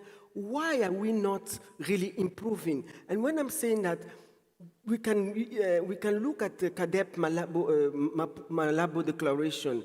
through the biannual review report, which is commitment number 7. And this is a report that we submit. I'm happy to see His Excellency Ali Mariam was the first Vice President, Prime Minister of the Republic of Ethiopia, that presented to his peer the first edition, the inaugural edition of the progress. This biannual review report, we have all the indicators, 43 indicators, in all the ecosystem of the food system. But things is not happening. Now, this Malabo Declaration is a 10-year action plan to implement the African 2063, our Agenda 2063, our Agenda 2063. Are we on track? We are not on track. So we have just 3 years, let me say 2 years, to finish the first phase of Malabo Declaration. If you look at the report that we submitted in 2021, the results were very bad. Only one country was on track to end hunger by 2025. I think we need to really speed up before we go to present another 10 years action plan. We need a study. We need to track what went wrong.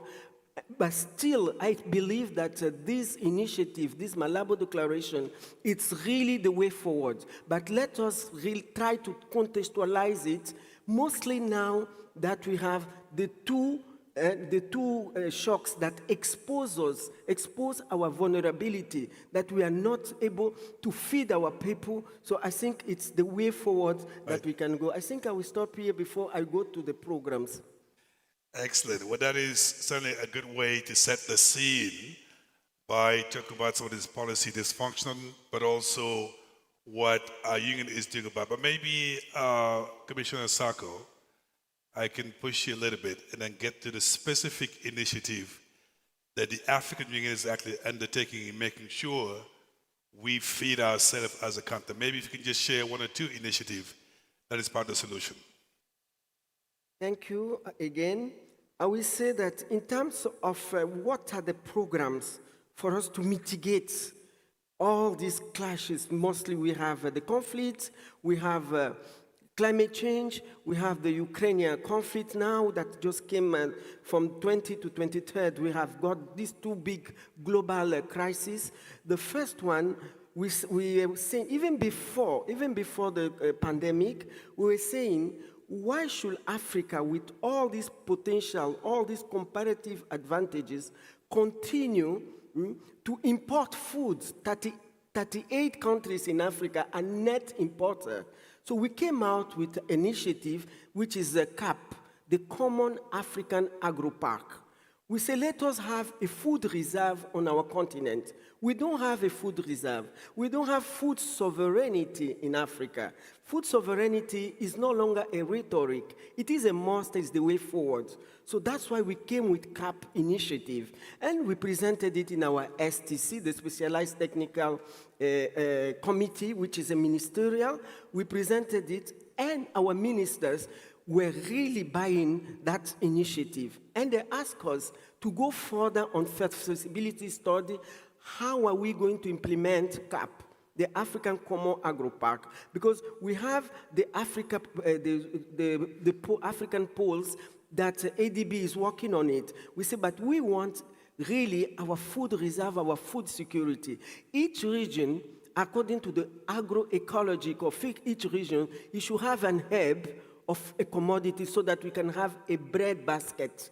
That is the essence of reducing imports. So we have it now, and we were able to have all the support from the Afriexim Bank to build a secretariat, which is here, and the father is hosting this secretariat, so that we can start, having our own food sovereignty and triple, because one of the pillars of CADEP, I think pillar number 5 of the Malabo Declaration, is tripling intra-African trade by 2030 in order to create employment and reduce poverty. So all this is also aligned with the SDG agenda.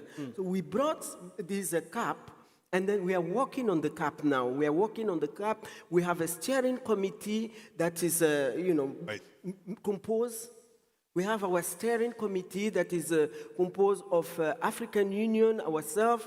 We have the African Development Bank who join us in the steering committee. We have the Afriexim Bank, Howden NEPAD, and we have the NEPAD and the FARA that is doing the secretariat of that action. UNIDO has joined us for this important thing. We are engaging ourselves with the World Bank also to join us so that we can really make sure that we are preparing an enable environment for business in order to stimulate business, because this is not ours. It is a private sector facility, because the agro industries parks need to be the private sector. So we are on that, and we are really asking, many our citizens to come and join us in this initiative. We believe that if we have it, we will not be dependent on the importation, because what we're saying is that we were exposed during the COVID-19 pandemic, because most of the West African countries, when they wanted to import rice to the traditional market, which is the Asia, everything was banned. The export was banned because of the COVID. So we could not have access to rice. And then we came now with this recent crisis, Ukraine and Russia. We are dependent, 30% of the cereal we eat, we depend on that market, the Ukraine. We depend on them for fertilizer as well. So those are the type of initiatives that we really want to push it to get our own food sovereignty and our food reserve on the continent. The second one, it is about fertilizer. I'm happy to see Baba here, because he's one of the first president that called for a meeting, a summit in Abuja 1, in order for African farmers to have access to minimum of 50 kg per hectare. So that's the declaration, the Abuja declaration. We are building on that, but we are not on track, because today when the medium utilization of fertilizer in other regions are 150 kg, we are just 18 kg per hectare. So we are organizing our summit. We were supposed to organize it in June, but due to some constraint, Senegal declined. Now we are in conversation with Kenya so that we can organize it in October in Kenya. Thank you. Thank you very much. You certainly suggested a lot of avenues for solution, from policy to food system, but also the initiative of the private sector. We're going to stay on the continental perspective. I'm going to move over to you, my good sister from Afriexim Bank, Adwati. My question to you, in the short term and the long term, what is the bank doing in making sure we actually boost food security across the continent? Share with us some of your great ideas you have at the bank. Thank you very much. Good afternoon to everyone. I would like to stand on existing protocols. It's a pleasure to be here to be talking about this very topical issue that is dear to the heart of Afriexim Bank. As you rightly put it, at Afriexim Bank, we've approached food security with a two-pronged method. The first is a short-term method. How do we ensure we feed our people? How do we ensure we keep the continent moving? How do we ensure, in spite of COVID, Russia-Ukraine crisis, the continent continues to receive adequate grains, adequate fertilizers that our people need? The second approach for us is a long-term approach, which says, look, we cannot continue to import food. We have enough arable land in the continent to be able to feed ourselves. And so we've put in place measures to support the development of special agro-processing zones, industrial parks. We have an initiative within the bank that supports that. We also have an initiative that supports production of agro-processing goods, the Africa Commodity Program. So I would like to speak to the short-term approach. We all know what happened with the Russia and Ukraine crisis, how there was a lot of pressure in terms of getting food, fertilizer, and other necessary grains to our member countries, to people across the continent. The bank came in partnership with UNECA, the AFCFTA, and the AU, and we created the Africa Trade Exchange Platform, ATEX. The ATEX is a digital tool, a B2B, B2G platform that was initially created to support the implementation of the AfCFTA. However, we repurposed it to be able to meet the needs of our member countries in terms of food security, in terms of access to grains, in terms of access to fertilizers, etc. So basically what the ATEX seeks to do is to pool procurement of required grains, required fertilizer, required food items together and provide our member countries with the ability to be able to access this at better pricing and with also better logistics. So the platform seeks to bring on board food suppliers, it seeks to bring on board logistics providers, it seeks to bring on board financiers like Afriexim Bank. And I'm glad to let you know that there was a soft launch of the platform in May 2002 under the auspices of His Excellency President Macky Sall in Senegal. And the platform is already operating. The bank has put in place $3 billion to support procurements of food items under it, issuing letters of credit where necessary to our 52 member countries. So this is one of the short-term measures that the bank is deploying. You would note that Afriexim Bank, we are very pragmatic. We want to solve issues, and we are providing financing where it is needed. So right now, our member countries are able to access the ATEX and are able to procure necessary food items, grains, and fertilizers. And apart from that, like I mentioned to you, we know that we need to capacitate. We need to be able to show up our ability to produce and trade in terms of food items across the continent. And we have various initiatives that support this.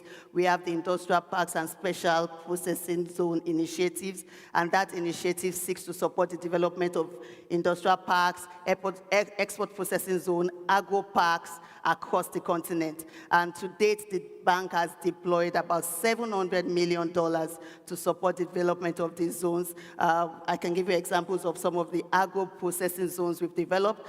We have the agro processing zone in Benin Republic that focuses on cashew, soy processing. We have in Togo, also focusing on cotton, soy, and we have in Gabon. And up to date, we have pipeline projects of about $2 billion across the continent, in Nigeria, in Chad, producing meat. And one of the good things that we've realized is, indeed, if we keep on this track, we can and we will feed ourselves.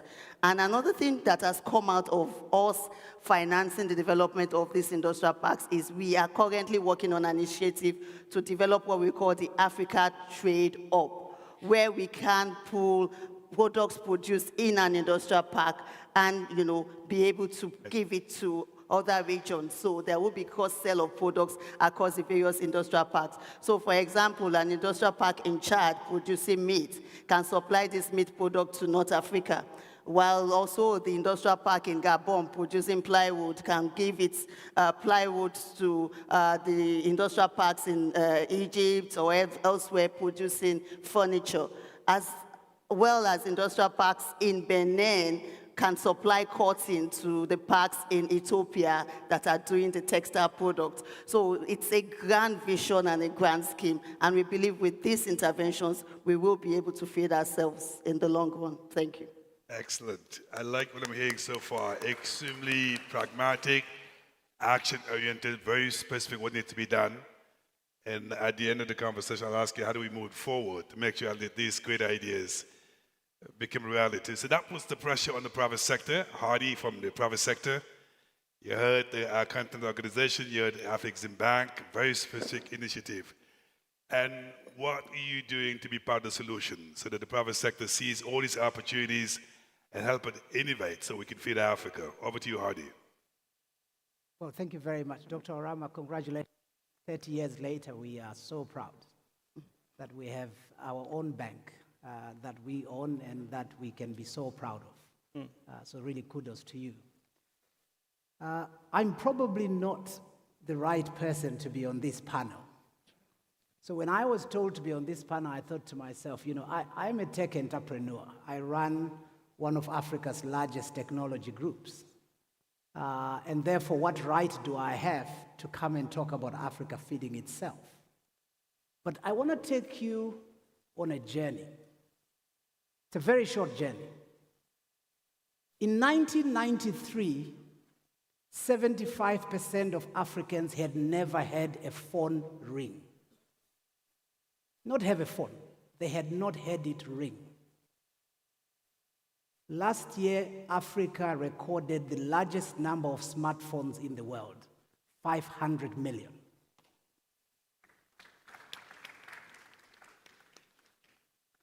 "95% of the mobile money transactions in the world are conducted on the African continent."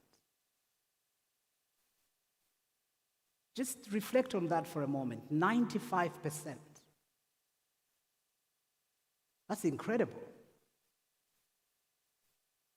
We have built 110,000 kilometers of fiber from Cape Town to Cairo, across Africa, in some of the most inhospitable terrains. So as an entrepreneur, you can't convince me that Africa cannot feed itself. Mm-hmm.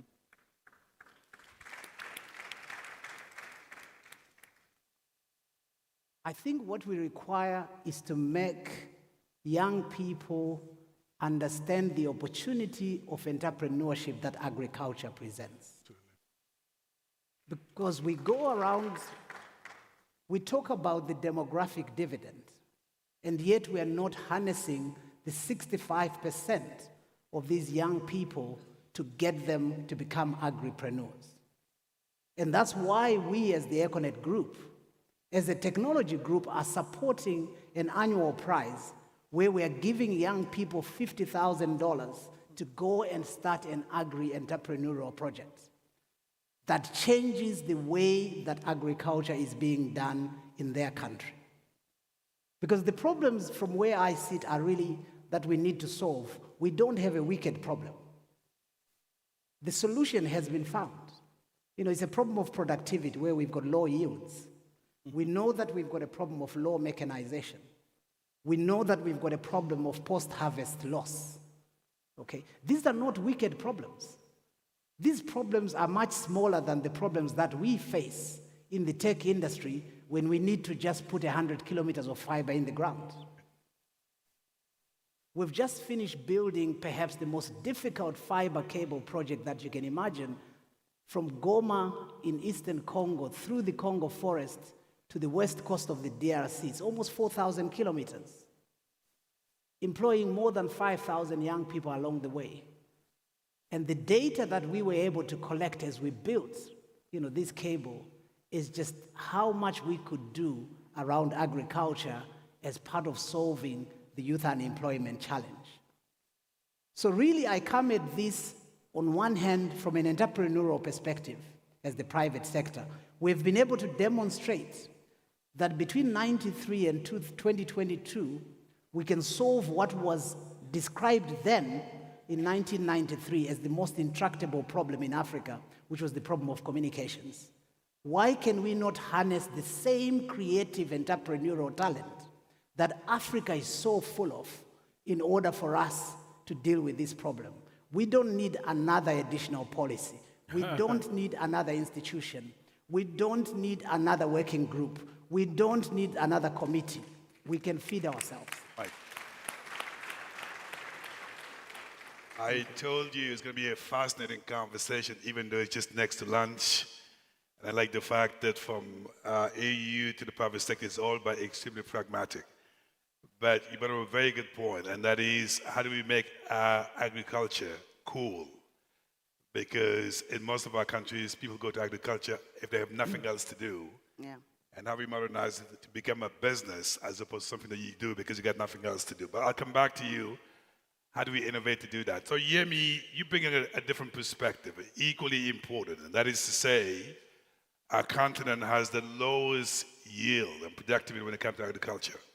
So my question to you, being involved in research, with all the credibility you have, what do we need to do to boost our yield, our productivity across the African continent? Take it from there. Thank you very much. Good afternoon, ladies and gentlemen. It's a great pleasure to be here, Professor Orama. Congratulations on your recent award as winning the Farah Leadership Prize, which was awarded to you in Durban last week. Are you going to take what? Congratulations indeed. Please give him a round of applause. He deserves that. To come to your question, Ibrahim, one of the reasons why Professor Orama was given that award is his dedicated leadership in promoting agricultural research and development.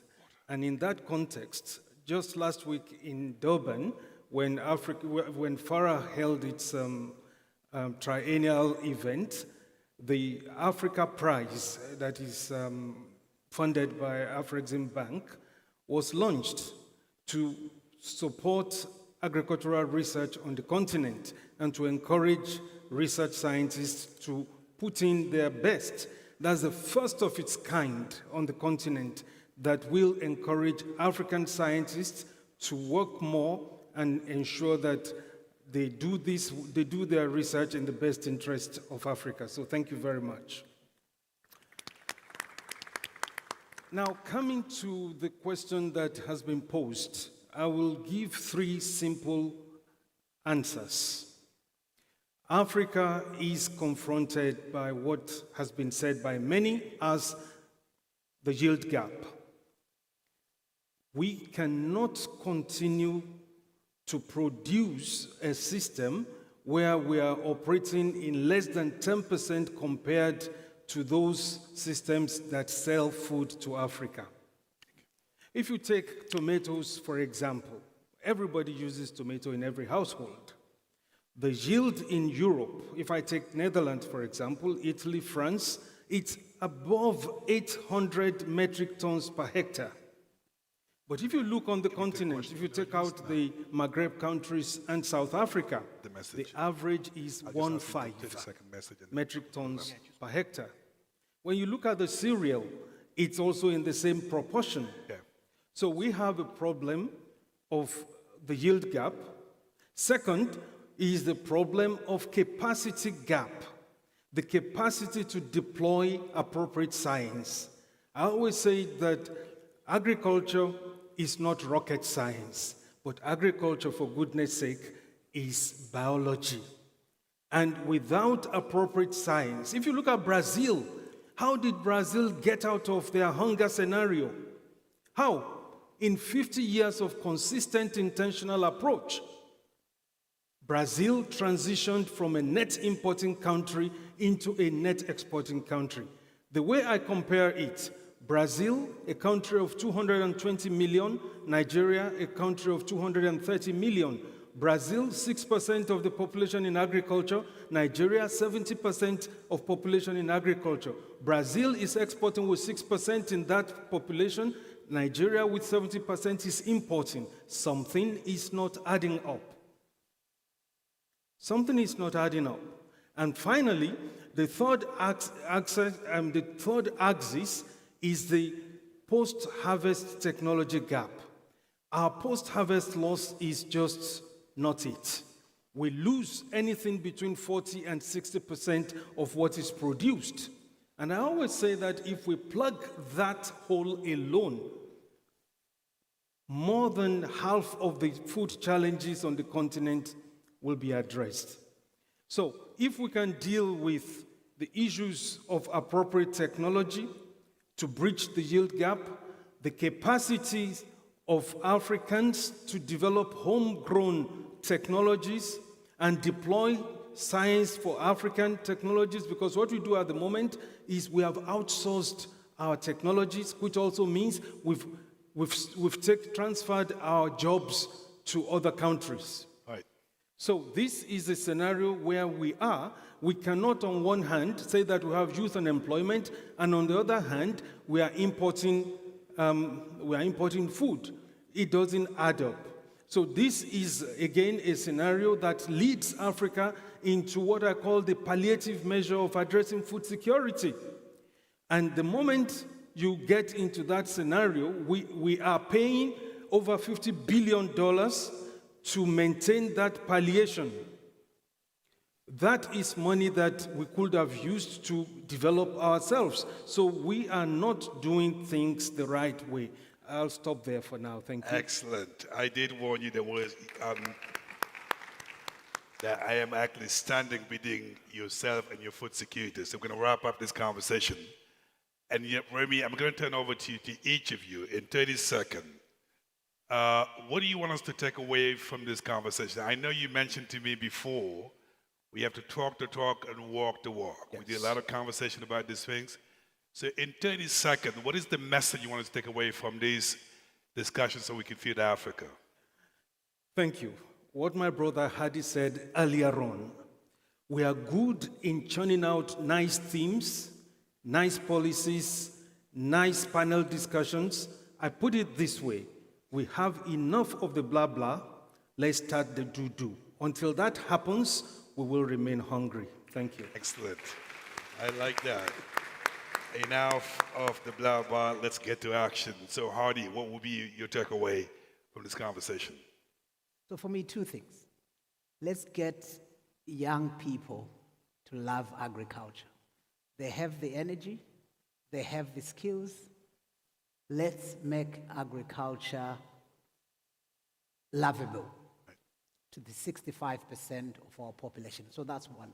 The second one is that the technology is here today that deals with yield management. The technology is here that deals with post-harvest loss. The people that we're talking about that are exporting food to us that we're importing, they are not doing it with technology that we don't have. They're doing it with technology tools that we have access to that we just need to implement. So for me, technology, entrepreneurship. Excellent. So Ruati, what will be your takeaway from this conversation? Thank you very much. I think my key takeaway would be partnership. I think we've all talked about, using technology. We've talked about doing acting rather than talking. I've talked about our financing interventions. Ambassador Sako has talked about the policy. I think it's all in bringing us all together, working together, both the financiers, the policymaker, the private sector, the researchman, so that we can address this problem.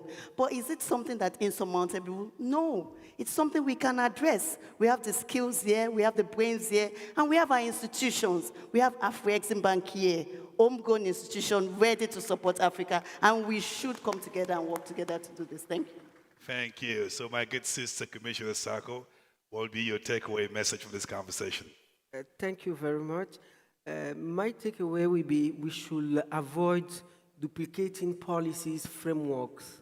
We should just align ourselves with the existing and under the platform of one organization, which is the African Union, because the African Union Commission of African Union is the only organization globally that has all the member states present. So we take our head of states and government, they take decisions there.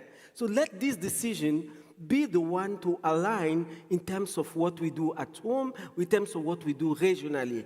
See if we want to go the way forward.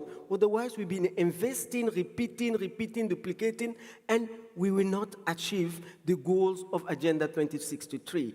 And let us stop working in silo. Right. Let us work together. Let us synergize our effort. If we don't do that, we will not go anywhere.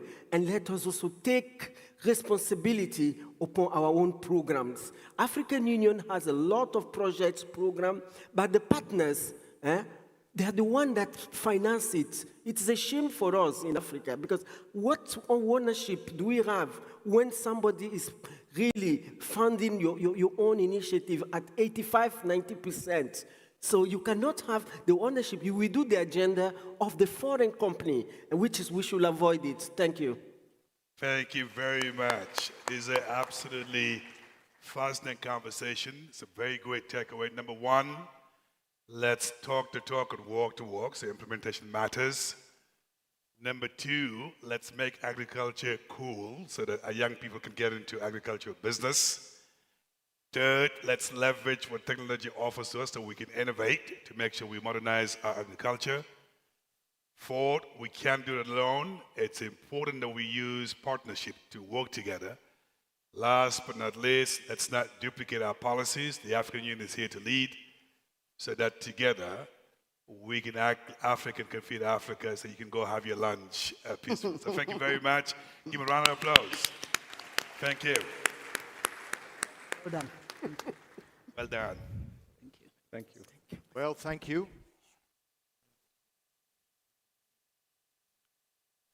Okay, before we, as we wrap up, I want to acknowledge Ibrahima Chiek Diong for moderating that. Give Ibrahima a round of applause, please.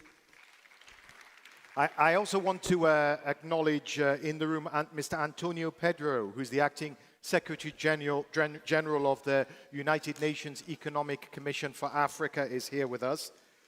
Lunch is now served in the lunch tent. It's easy to find. You just go straight out to the front of the building and look to your right. We have 45 minutes, ladies and gentlemen. So let's be back here in 45 minutes because we're going to have a fireside chat with the Nobel Prize winner himself, Nobel laureate, Professor Wole Soyinka. You'll want to catch your seats for that. Enjoy lunch. I'll see you back here in 45 minutes.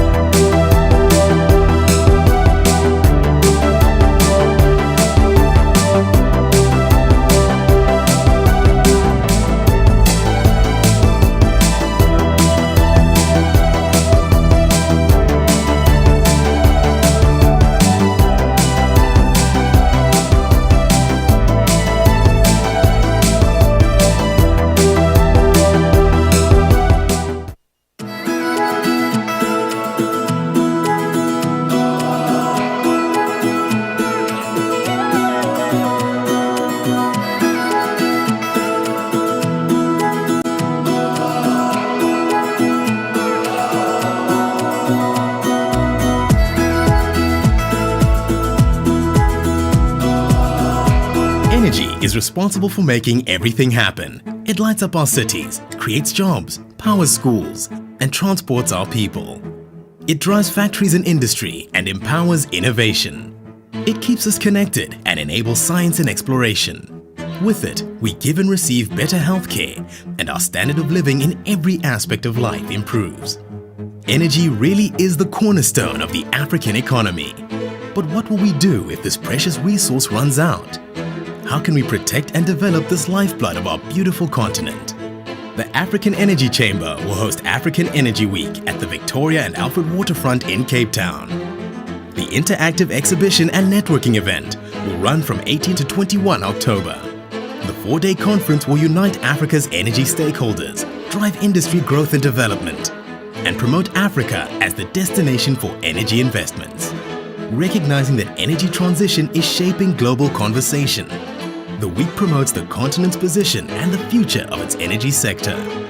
African Energy Week 2022 will be critical for the continent and its people.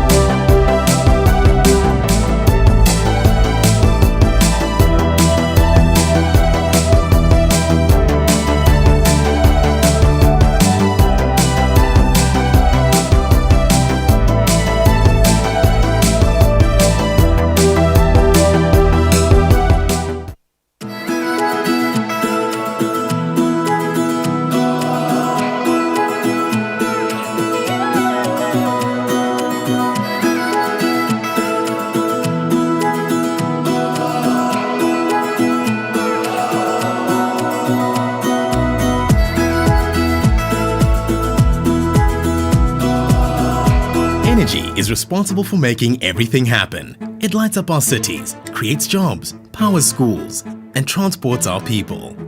It drives factories and industry and empowers innovation. It keeps us connected and enables science and exploration. With it, we give and receive better healthcare, and our standard of living in every aspect of life improves. Energy really is the cornerstone of the African economy. But what will we do if this precious resource runs out? How can we protect and develop this lifeblood of our beautiful continent? The African Energy Chamber will host African Energy Week at the Victoria and Alfred Waterfront in Cape Town. The interactive exhibition and networking event will run from 18 to 21 October. The 4-day conference will unite Africa's energy stakeholders, drive industry growth and development, and promote Africa as the destination for energy investments. Recognizing that energy transition is shaping global conversation, the week promotes the continent's position and the future of its energy sector. African Energy Week 2022 will be critical for the continent and its people.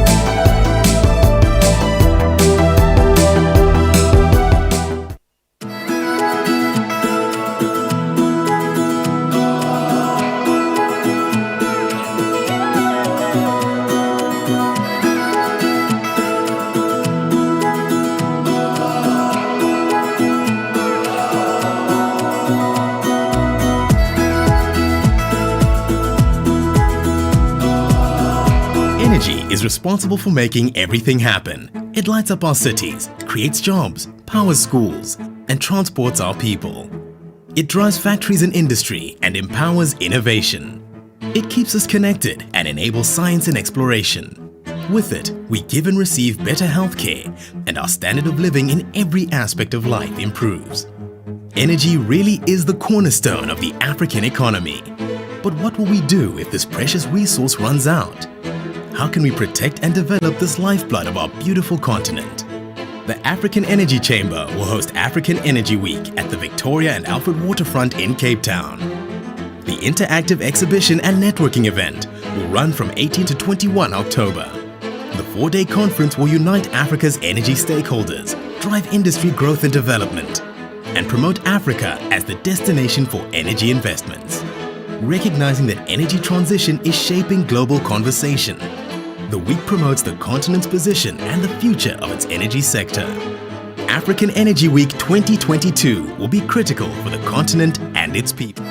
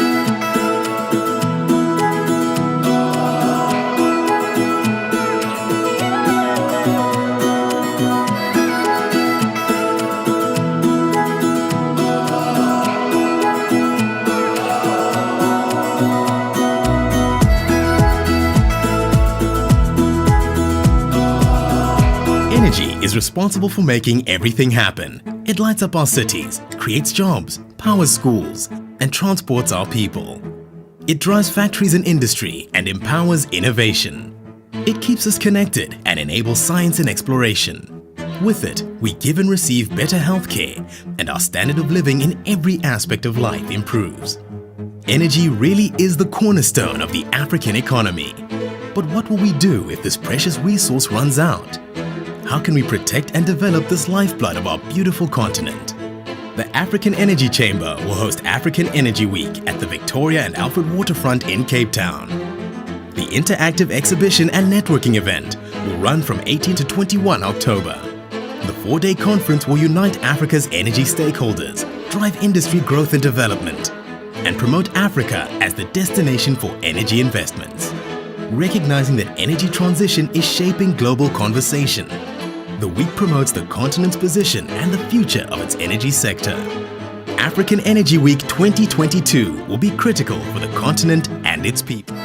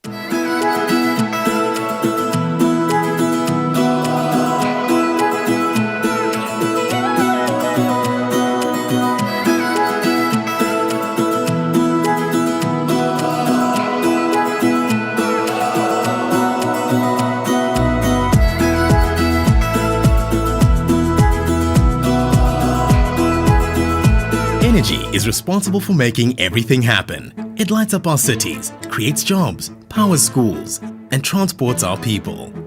It drives factories and industry and empowers innovation. It keeps us connected and enables science and exploration. With it, we give and receive better healthcare, and our standard of living in every aspect of life improves. Energy really is the cornerstone of the African economy.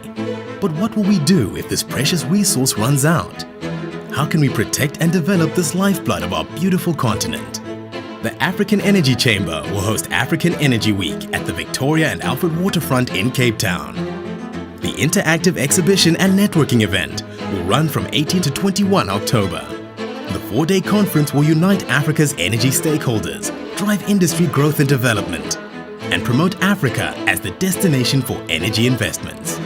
Recognizing that energy transition is shaping global conversation, the week promotes the continent's position and the future of its energy sector. African Energy Week 2022 will be critical for the continent and its people.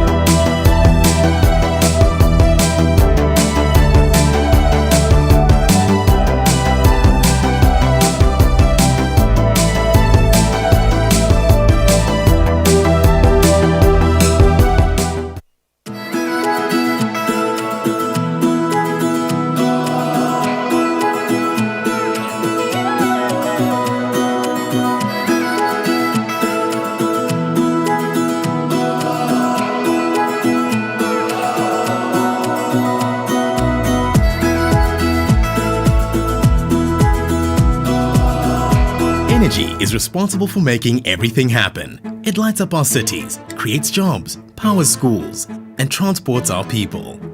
It drives factories and industry and empowers innovation. It keeps us connected and enables science and exploration. With it, we give and receive better healthcare, and our standard of living in every aspect of life improves. Energy really is the cornerstone of the African economy. But what will we do if this precious resource runs out? How can we protect and develop this lifeblood of our beautiful continent? The African Energy Chamber will host African Energy Week at the Victoria and Alfred Waterfront in Cape Town. The interactive exhibition and networking event will run from 18 to 21 October. The 4-day conference will unite Africa's energy stakeholders, drive industry growth and development, and promote Africa as the destination for energy investments. Recognizing that energy transition is shaping global conversation, the week promotes the continent's position and the future of its energy sector. African Energy Week 2022 will be critical for the continent and its people.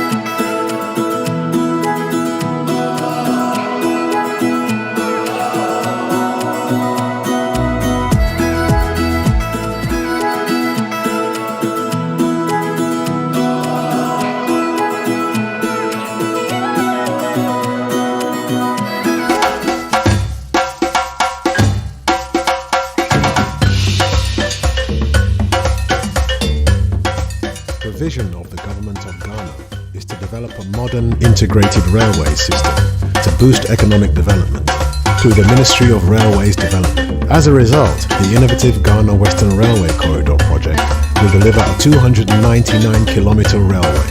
Ghana Railway Company Limited has appointed the Thilo DB Consortium as railway manager, which combines international expertise with local knowledge. Afriexim Bank, as the mandated lead arranger, will arrange the financing towards project preparation and implementation, and support project structuring through advisory and syndication services. The project will create more than 5,000 direct and 50,000 indirect local jobs. It will lower transport costs by 30% and reduce pollution, enable efficient transport of minerals and commodities, boosting Ghana's foreign exchange revenues by at least $950 million per annum, enhance the safety and reliability of transport, improve regional connectivity, exemplifying how innovative financing and partnerships can reshape trade infrastructure in Africa.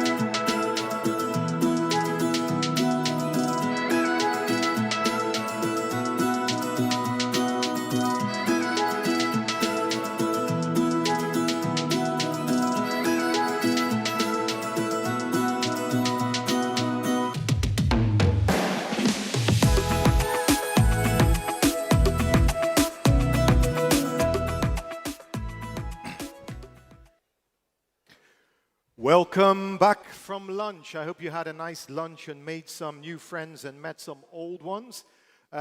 We are near the end of the first day, and we only have really 2 more things on the agenda before we go off to, I think, the Kempinski Hotel for cocktails tonight, and we can let those that have hair can let their hair down, and we can all hang out together. But before we do that, we've got something very special for you. In fact, actually, I'm going to share a story with you. Years ago, maybe I think it was about 10 years ago, Al Jazeera asked me to do a story, and they wanted me to go and interview the next guest. So I took a ride to Ogun State, and I was in Abeokuta, and we followed this dispatch rider on a motorcycle into the forest. And we came to this red brick house. And as I came in, there was no light because it was Ogun State, right? So there was no light. And I sort of made my way through the kitchen and into the living room, and I saw all these, it was like a museum. There were all these amazing pieces of art all around. And I remember having read his autobiography that he talked about how his wife had chided him for buying pieces of old wood. And here was the wood. And I was looking around, I was thinking, it's amazing, this place is amazing. And then in the background, I could hear a voice on the telephone. And the voice was saying, yes, I'll see you in Nairobi, maybe next week or so. And then out comes our next guest. It was, of course, Wole Soyinka, Professor Wole Soyinka. Guess who he was talking to? Ngugi wa Thiong'o. Now, for me, that was just like seeing, I don't know, Michael Jackson and Prince speak. If you're a music fan, I mean, it was 2 legends for a student of literature. It was like something to behold. I was like, I would never forget that moment. He's forgotten it, I'm sure, but I would never forget that moment. And I love the next speaker. You know, I read all his books at university. I love his quotes. He's got amazing quotes. In fact, my favorite quote of his I actually came across recently. And he said, looking at the faces of people, one gets the feeling there's a lot of work to be done. Brilliant. So, listen, without much ado, I'm going to invite the moderator. Sadly, I'm not moderating. It's Ivor Ageman Due, who's the director of the Center for Intellectual Renewal here in Accra, to invite, and I want you to give a very, very, very lusty round of applause to our speaker this afternoon, Professor Wole Soyinka, Nigerian playwright and essayist and Nobel Prize laureate himself.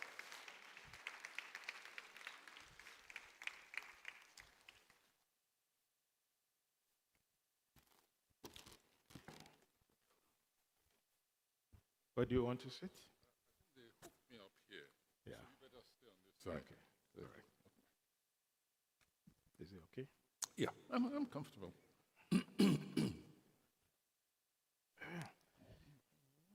Good afternoon, everybody. It's good to see you again in Accra, Professor Soyinka. Our conversation will go back in time to the 1950s, and then we will move on. We will start, and I'll do so by asking you this question. You once said to me in 1999, and you repeated it in 2007, that your generation thought of itself as the Renaissance people. And in the same conversation, you also said that your generation was a wasted generation.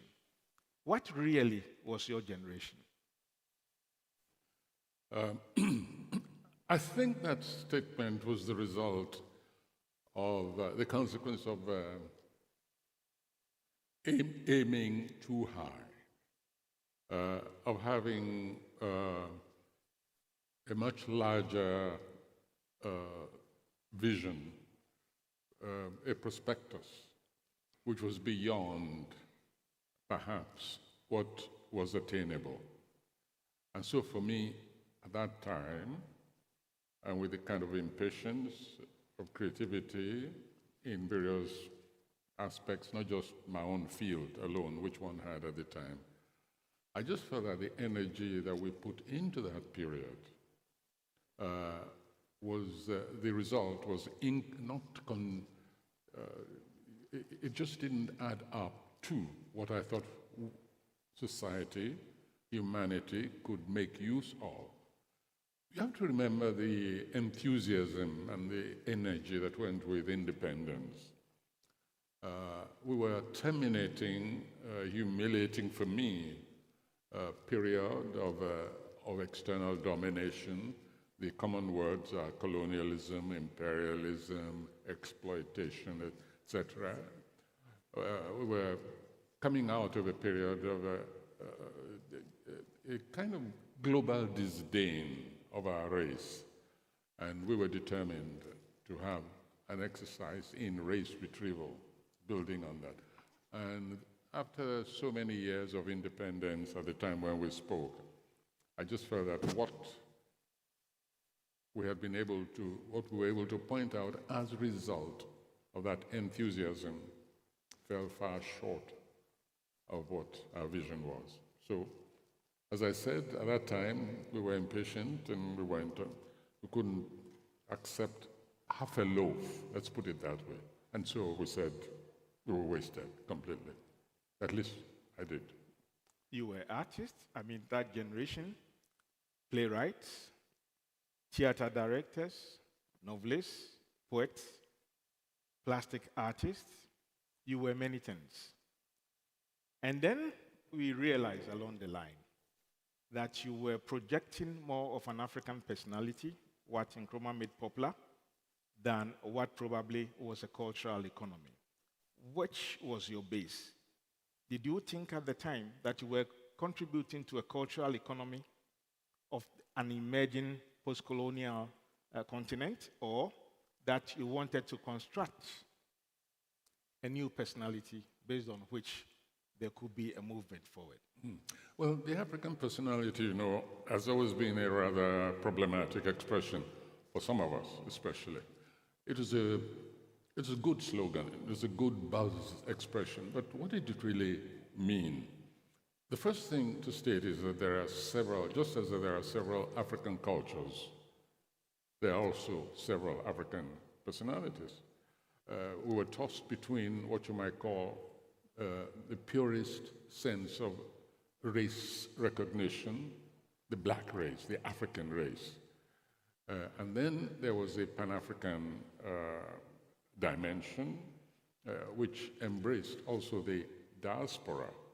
Now, on the continent itself, of course, we had sections like the Arab world, which in our estimate was already fulfilling itself in terms of self-identity.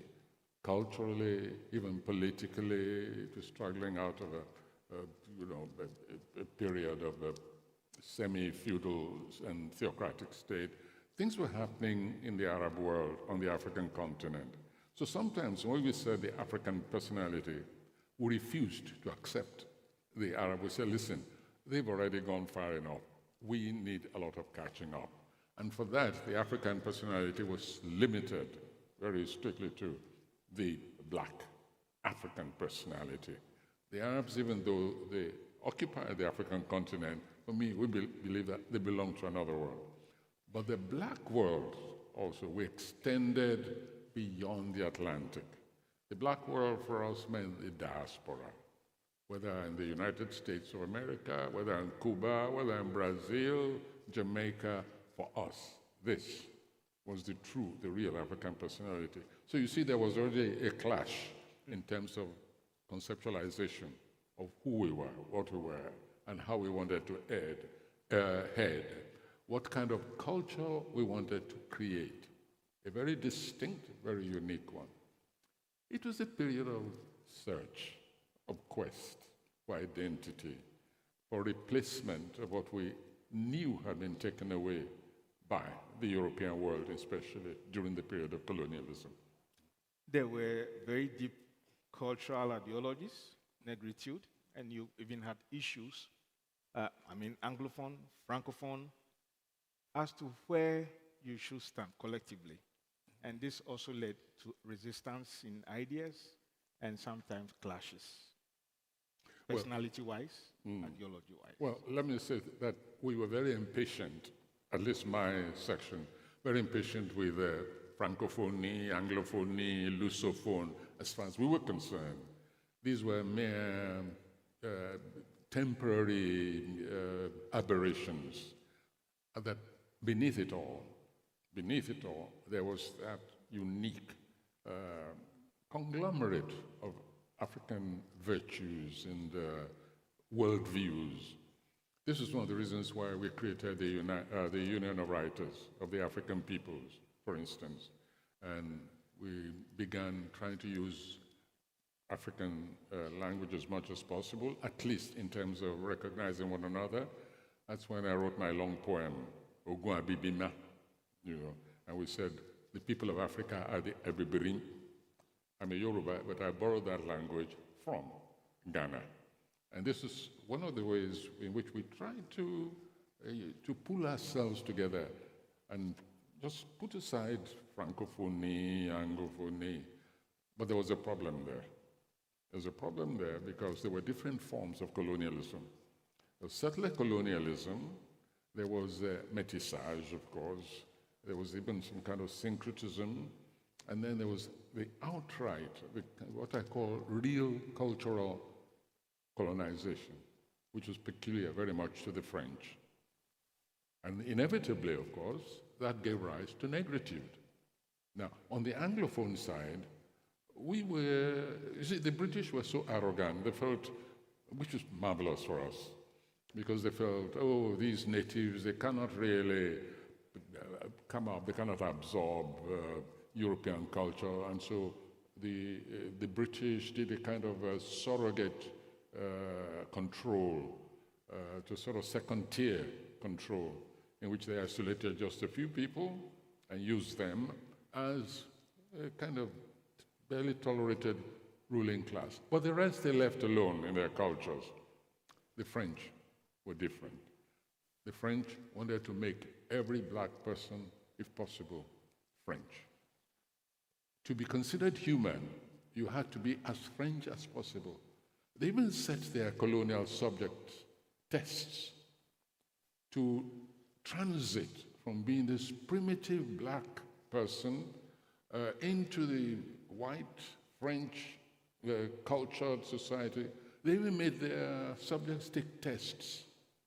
Not just, I'm not talking academic tests alone. I mean, your French had to be impeccable.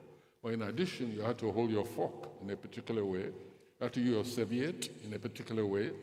And your district officer who did the test then wrote a report and said, this one is ready to be French. And so you pass, and you left the others behind. We, on the other hand, we didn't undergo that. So we were very impatient with this thing called negritude. We said, negritude? I never lost my negritude, so why am I to go looking for it? I'm more interested in what's happening right here now between my rulers and myself. That was the difference.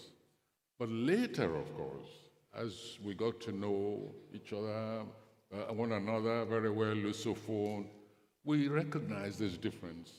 And so negritude and that word, tigritude, came closer together to form what I eventually call the black beatitude. That's the one you haven't heard before. This brings me to the tools of your business. The tools? The tools of culture, languages. When the Institute of African Studies was set up in Accra, at Legon, and the Institute of African Studies was set up in Ibadan, the idea was that these will be institutes that will help with the preservation of African languages. And then the School of Oriental and African Studies, which had been long-standing, was the best place to study African languages. And now, Harvard University teaches more African languages than any other university in the world. Does it surprise you? Was there anything in the air that at your time prompted you to this possibility? Oh, this was very much on the horizon. As writers, of course, language is our tool. Then the question is, what language? Then also, what purpose is that language supposed to serve?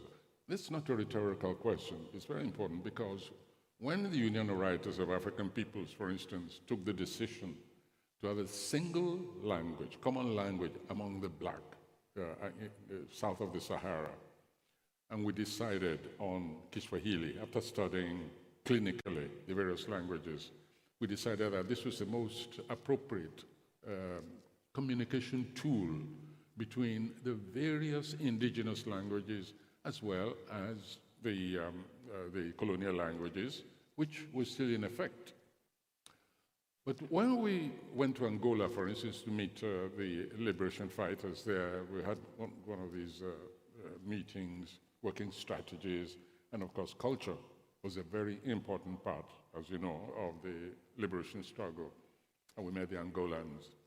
I remember distinctly, they looked at us and we came very proudly, you know, we'd done our work, our research, and we said, Kiswahili.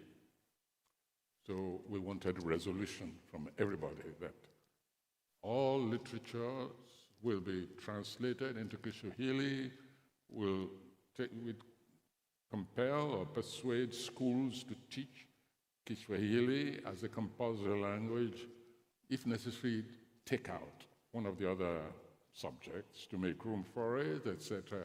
We had the whole schedule all worked out. So they said, listen, we are involved in the liberation struggle.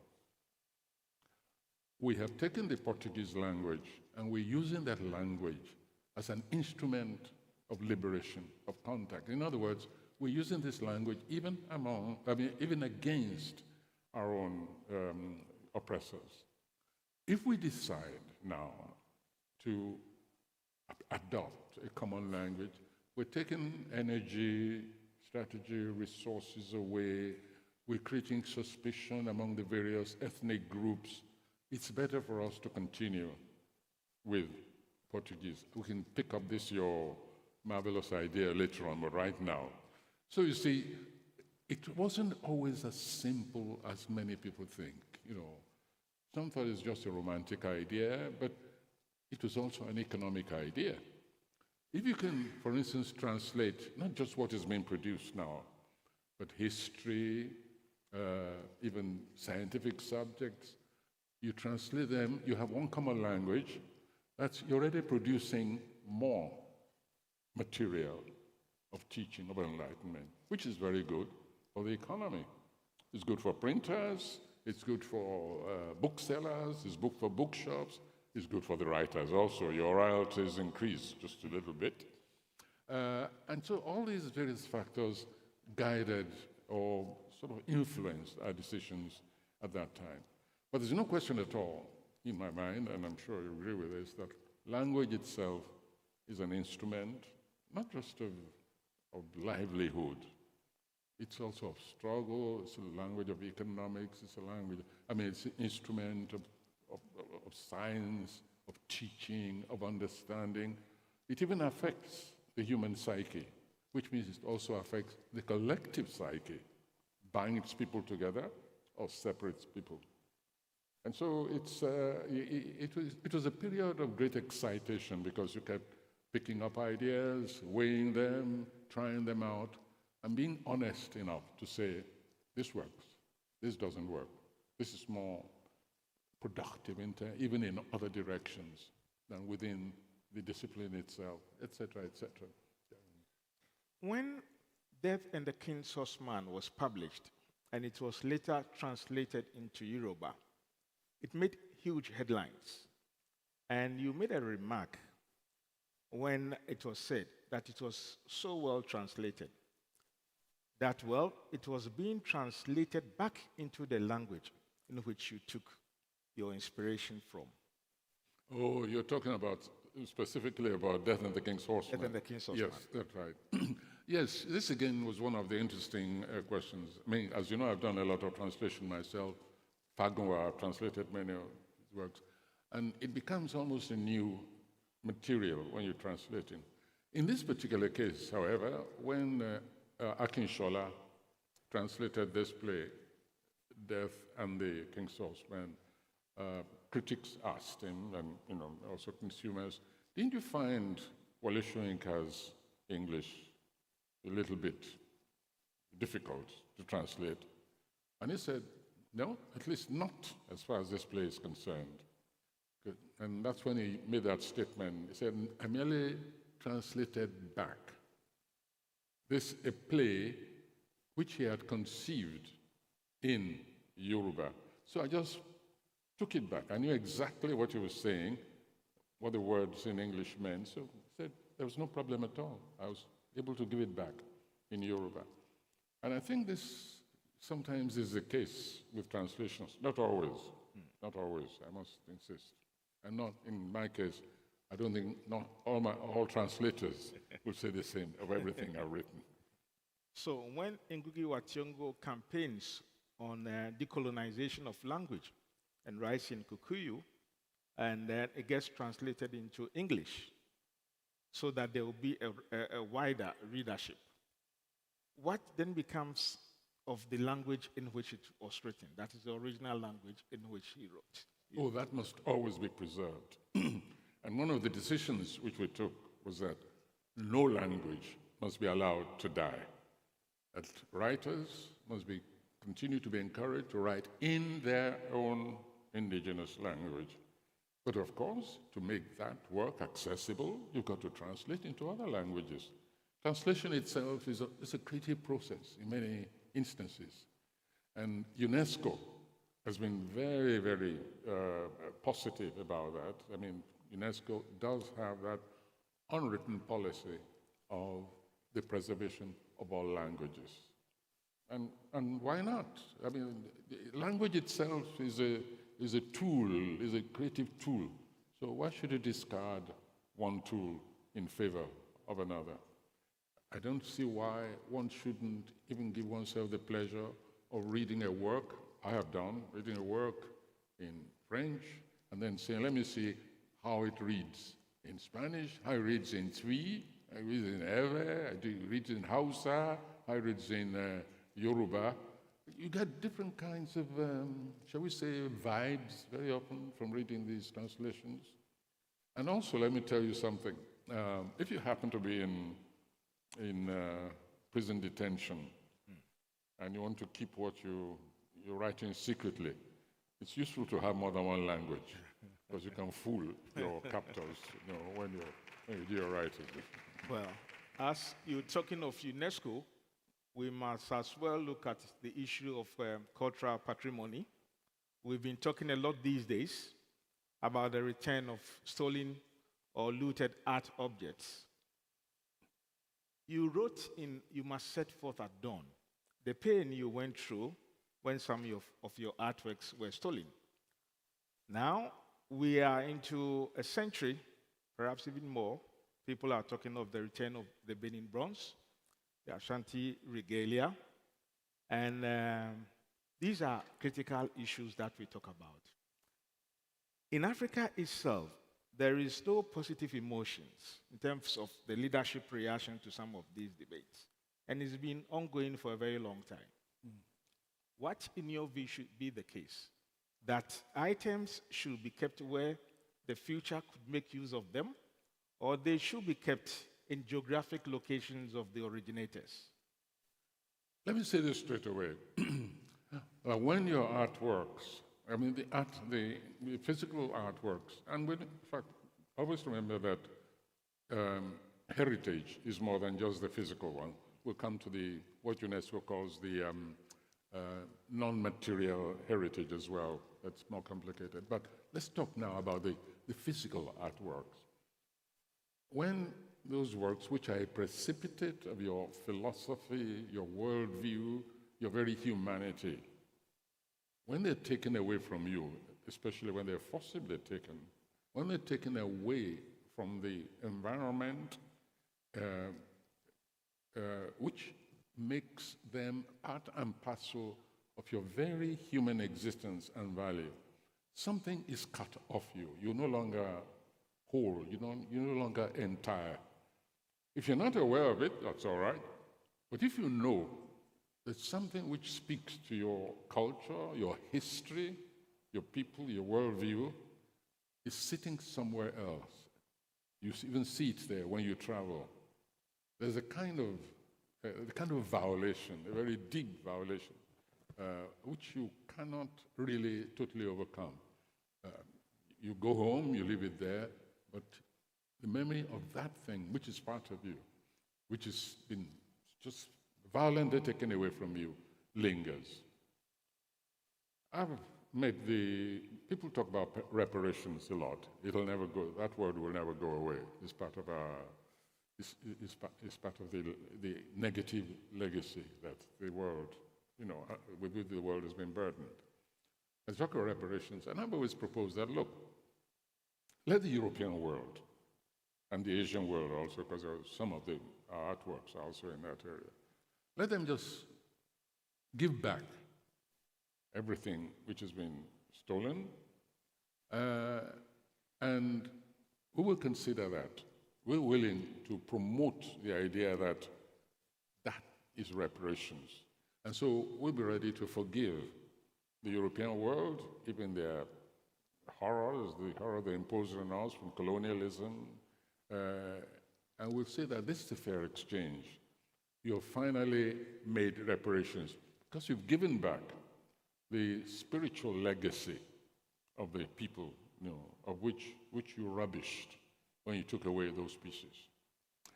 And we have envisioned, okay, this is part and parcel of what we sometimes have described as the grand voyage of return, in which the diaspora, especially those of them who have never accepted the fact that outside is home, outside Africa is home, in which will launch a ritual kind of return, a kind of return voyage home along the slave routes. And we've spoken about, and in fact we have had one or two trial runs, very short runs, along this line, a boat in which this teaching is both leisure and teaching seminars, exhibitions, workshops, performances of all kinds, music, cuisine, African body art during that voyage. And prominent among the exhibitions on this kind of vessel that we're talking about would be an exhibition of works on their return journey home, where they belong.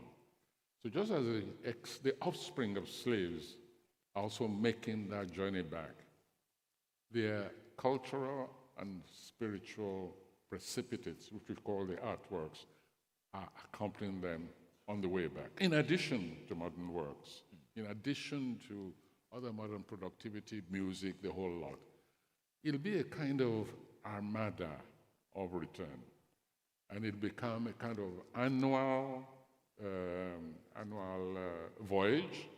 Each time, maybe this year, Netherlands will return, we'll have a special gallery displaying the works which Netherlands, and then next maybe Britain, maybe families, you'd be surprised what exists in terms of family collection. I mean, they really robbed that continent blind. Yes, and they're glorying in it. Yeah. That is true, but we'll come back to this again, Prof. But before then, it fell on your generation when the Organization of African Unity, again, entrusted this project to some of your colleagues. The late historian Edu Boahin, Ali Mazuri, Jacob Ajay, and others were funded by Chief Abiola to look into the issue of reparation. These days it's called restitution, but to look into the issue of reparation and what will come back. The verdict of this eminent committee of scholars of your generation was that the leadership of Africa itself wasn't very keen. Their reports were not critically looked at, and the logistics that they were supposed to put into this project were never put into the project. So at the end, it died naturally. This is something that has to be campaigned on. And if you want objects that were stolen, that were looted, there must be some level of seriousness, some level of positive emotions from the cortex that these were taken from. If not, the other side sees it as just an argument. Is that not the case? There were many complications, there still are, over the issue of reparations. You have people asking, and not rhetorically, saying, when you say reparations, are you saying payment? I mean, for me, that's just a crude concept of reparations. And this is why, for instance, my emphasis has been on returning all stolen artifacts, in outside African continent, sending them back where they belong. Because for me, reparations it's not about money. I mean, how do you pay back? How do you compensate the millions of lives that were taken away, minds that were taken away from this continent? How to quantify it? Okay, within the United States, they had this ridiculous thing when abolition took place. Was it 4 acres or 10 acres and a mule? You give that to somebody and you say, that's what you take for an entire life, which has been just destroyed, an entire generation, an entire sense of being. You just cannot quantify it. And so all you can do is take the symbolic route. And the symbolic route for me has always been the return. I mean, other people will have other ideas, but the symbolic route is that the return of those artworks and doing it in a way which engages the productive energies, the innovation capabilities of the people themselves. Now, that is one of the problems of reparations. Next, there was an attempt to dichotomize the shall we say, the looting nations. Those who took away black Africans were not just Europeans. You had a prior slave culture going on between the Arab world and the black world. That history is a very bleak one. And even after the European world abolished slavery, slavery still went on across the Sahara to some of the Arab nations. Till today, you still have slavery. You have slave markets. Many people don't know this. You have actual slave markets in countries like Libya. Our Minister for the Diaspora has done a lot of work rescuing some of our people from slavery in many other parts of the African continent. So there was a problem, a kind of what I call the dubious solidarity issue, in which people like Abiola, for instance, let's get down to brass tacks, said, oh, we don't have to worry about Arab reparations from the Arab world. And another school of thought said, wait a minute. Anybody who has violated the humanity of the black people as a race has got to make reparations, otherwise forget it. So they had that problem also. The other issues were minor, like, for instance, the European world having the arrogance to say, oh, if we send those things back, how do we know you will be able to preserve them? I mean, that's very condescending and a ridiculous one. So that could be ignored. The Axum obelisk has been returned. We haven't heard that termites ate the obelisk.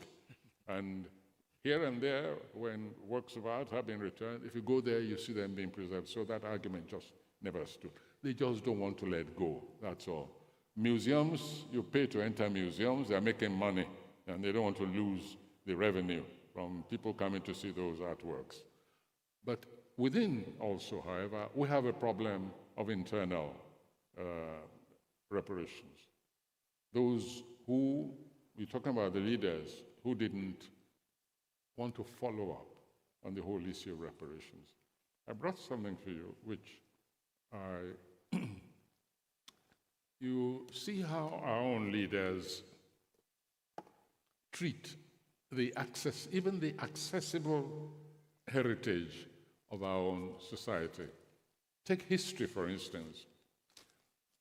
Would you be surprised to learn that in Nigeria, for about 10 years, history was banned in the schools? Many of us didn't know. We just, by accident, I think it was the governor who said he was going to put back history in the school curriculum. And we said, putting back history, it never left it. They left it. There was a military regime which, for its own very warped interest, actually banned the teaching of history in schools. Let me just read this portion to you. I remarked earlier that some of the culture suppressors, whom I have cited above, has made a blatant effort to suppress history. And of course, I refer to history itself as a crucial component of art and culture, be this in the literary, musical, or iconographic art. And then I cite the Eva Valley massacre by the British colonial powers. I cite the transformation of such history at the hands of musicians, theater goers. I speak about the history of Queen Amina,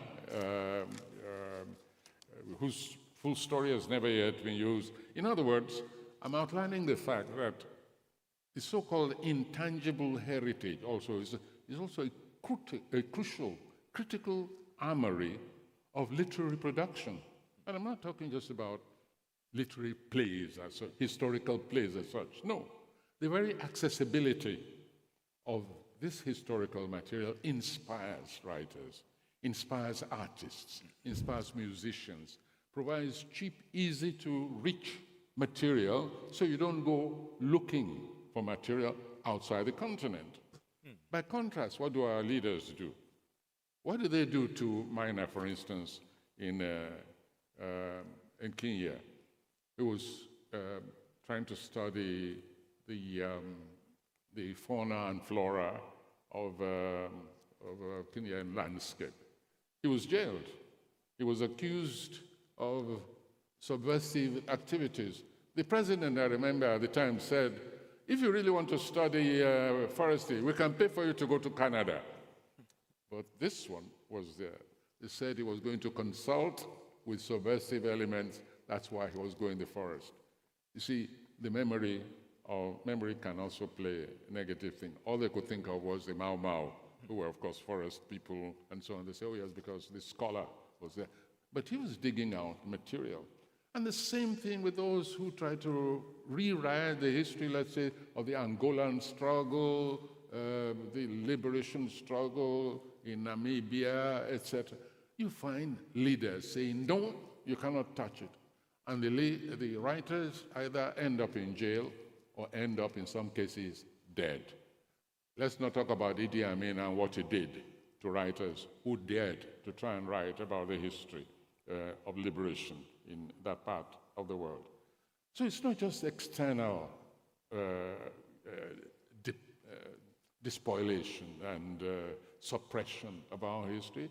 Our own leaders themselves, they have contributed negatively to the preservation of our heritage.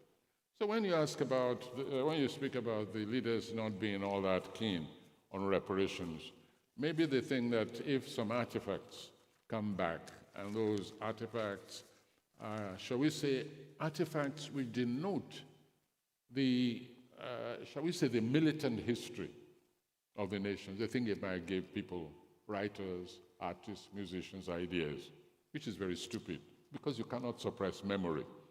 You cannot suppress oral history anyway, any more than you can suppress the existence of those artifacts which actually narrate the history of Black Africans. Yes, we will come to heritage again shortly. But if we go back and look at cultural data, for instance, and we look at what we have at the School of Oriental and African Studies in London, we're talking about over 70 pre-publication manuscripts. Pre-publication manuscripts of your generation, of typesets, of octorial corrections of some of the early manuscripts that were done in the 50s and 60s. Talking of Chuno Achebe's Bewell Soul Brother. We're talking of papers by Ali Mazuri.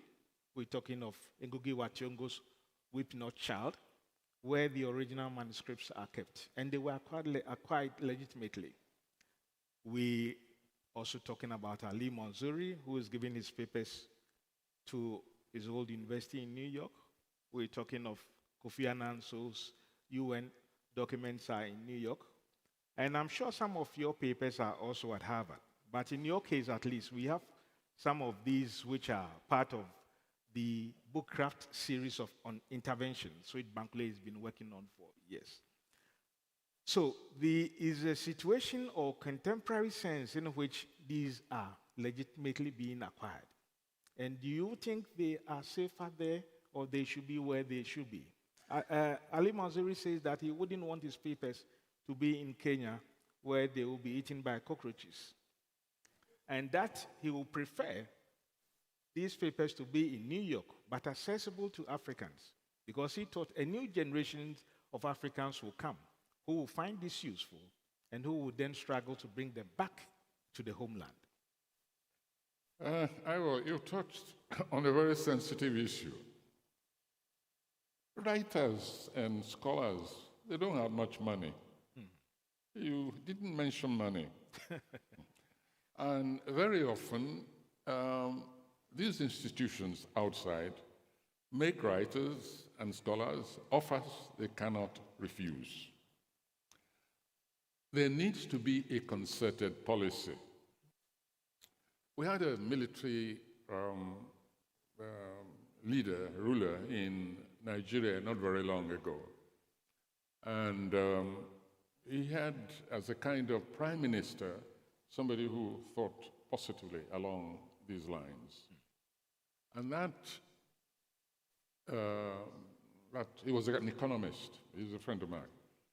He managed to persuade this leader, this ruler, that he should set aside some fund for the acquisition of papers of Nigerian writers. And in fairness to that ruler, he agreed and he did set aside this fund. Top on the list, of course, were Chinua Achebe, myself, a few others. And we'd agreed. These papers were to be brought, Nigerian stored there, the museum was to be invited, the curators, etc. Everything was in place. One day, I found myself, and we were even told, he went so far, we were told to give our bank accounts so that the money could be paid. And I did. I was then teaching in the United States. And one day, I found myself sending a letter to the bank. I said, in case some money is comes in at any time from Nigeria, please send it back immediately. Now, what happened? It just so happened that at that time, a journalist was bombed out of existence, and the finger of guilt pointed to a force within that military regime, and I wasn't satisfied with the measures being taken. There was guilt all over the place, fingerprints of guilt all over the place, and I did not want to be associated with that regime in that way. I didn't want to take any money from them, so I immediately stopped it. And told that his right-hand person that I no longer wanted to sell my papers to the Nigerian government, not as long as there's a military government anyway. I can tell you that that is what killed that particular scheme, because the moment I pulled out, then everything, they said, well, if I wasn't going to agree. So it isn't that there have been efforts, it's just that our dealings with leadership are so rocky that one, from time to time, we just feel even dishonored to be associated with some of them. But if a holistic process were to be launched, where there is a policy of acquisition, including even papers which have been sold already outside, I think most of us would be most readily accept. And I mean, why should I want my papers, for instance, outside, if they could be kept here and I should be compensated for them? I mean, I sweated to produce those papers. I'm not about to dash them to anyone. These are practical issues, at least not while politicians are going abroad for their health trips, you know, health tourism and so on, and hospitals are not being built. Why should I give my papers away to a government like that? So it's more complicated than anything else.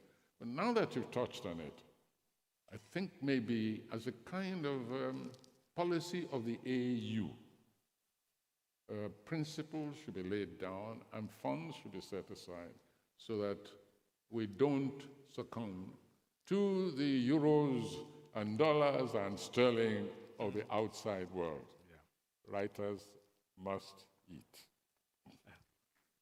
Good. Let's come back to the issue of heritage again. Of what? Of heritage. Yes. You've been traveling. In the last a month or so, you've been in Morocco, you've been in Egypt, you've been in Brazil, talking about issues to do with Africans who found themselves there centuries ago, the diaspora. And you've been engaged in projects of big dimensions, of trying to unite Africans on the mainland and those with ancestry across the Americas. Can you tell us what this really is about, and at this time? Well, for me, it's the most logical kind of sensibility. I come from a society, like you do also, which has been subjected to centuries of racial disdain. I think we're the only, well, apart from the Slavs, from which the word slave is supposed to have emanated, but in actual, you know, in what you might call the mundane, day-to-day conception, sensation, the word slave, that is the diminution of humanism, of one's humanity, is one which sticks, whether we like it or not, to the black world, to the black population, the black race. That is a fact. We had the internal slavery, even in South Africa, in which the South African majority was considered a fraction of the normal human being. In the United States, they even had taken it down during the slave era to a mathematical proportion. A black man is so and so percentage of an ordinary person. So you grew up, if you have any sense of history, and you are within the culture, and you see the product of your own society, of your own history, you know that civilizations have existed on this continent. Never mind if some parts have been inundated as a result of hydroelectric installations like the Aswan Dam, for instance. And so you become very aggressive, very obsessed about a recovery of the totality of what has been stolen away from your heritage. I have never looked at the outside world, the blacks in the outside world, as lost. Each time I go to the Caribbean or the United States of America and I meet black people, I feel that these belong to me. These are part and parcel of me. And any kind of mechanism which makes it possible for them to feel also a part of this society, I believe should be pursued. I always refer, for instance, look at when the Haitian, that horrendous earthquake of Haiti. I mean, one of the greatest moments of African leadership for me was when President Wade opened the gates of Senegal to get Haitian refugees and used the expression, he said, "You are not strangers, you're family. Those of you who want to return to the African continent, we're going to give you portions of land. It's not that we're doing you a favor. No, no, no. You're merely reclaiming your heritage." That's the kind of sensibility which I like to see in leadership. And we have so much also to claim as our own. One of my people ask me sometimes, what is your favorite poem? What is your this? And one recent one which I wrote, which is now my favorite, is La Ferrière, which is a poem to the citadel of King Christophe, the slave, the leader, who defeated the French when the French wanted to re-enslave Haiti, the Haitians, and he humiliated the French. And he built this incredible citadel in, what's the name of the little place? Anyway, this is incredible, which the whole world goes to study. It's not just a tourist place. Scientists, mathematicians, architects, they go to study what King Christophe built. And so that link, pride in what they achieved over there, I consider part of my heritage.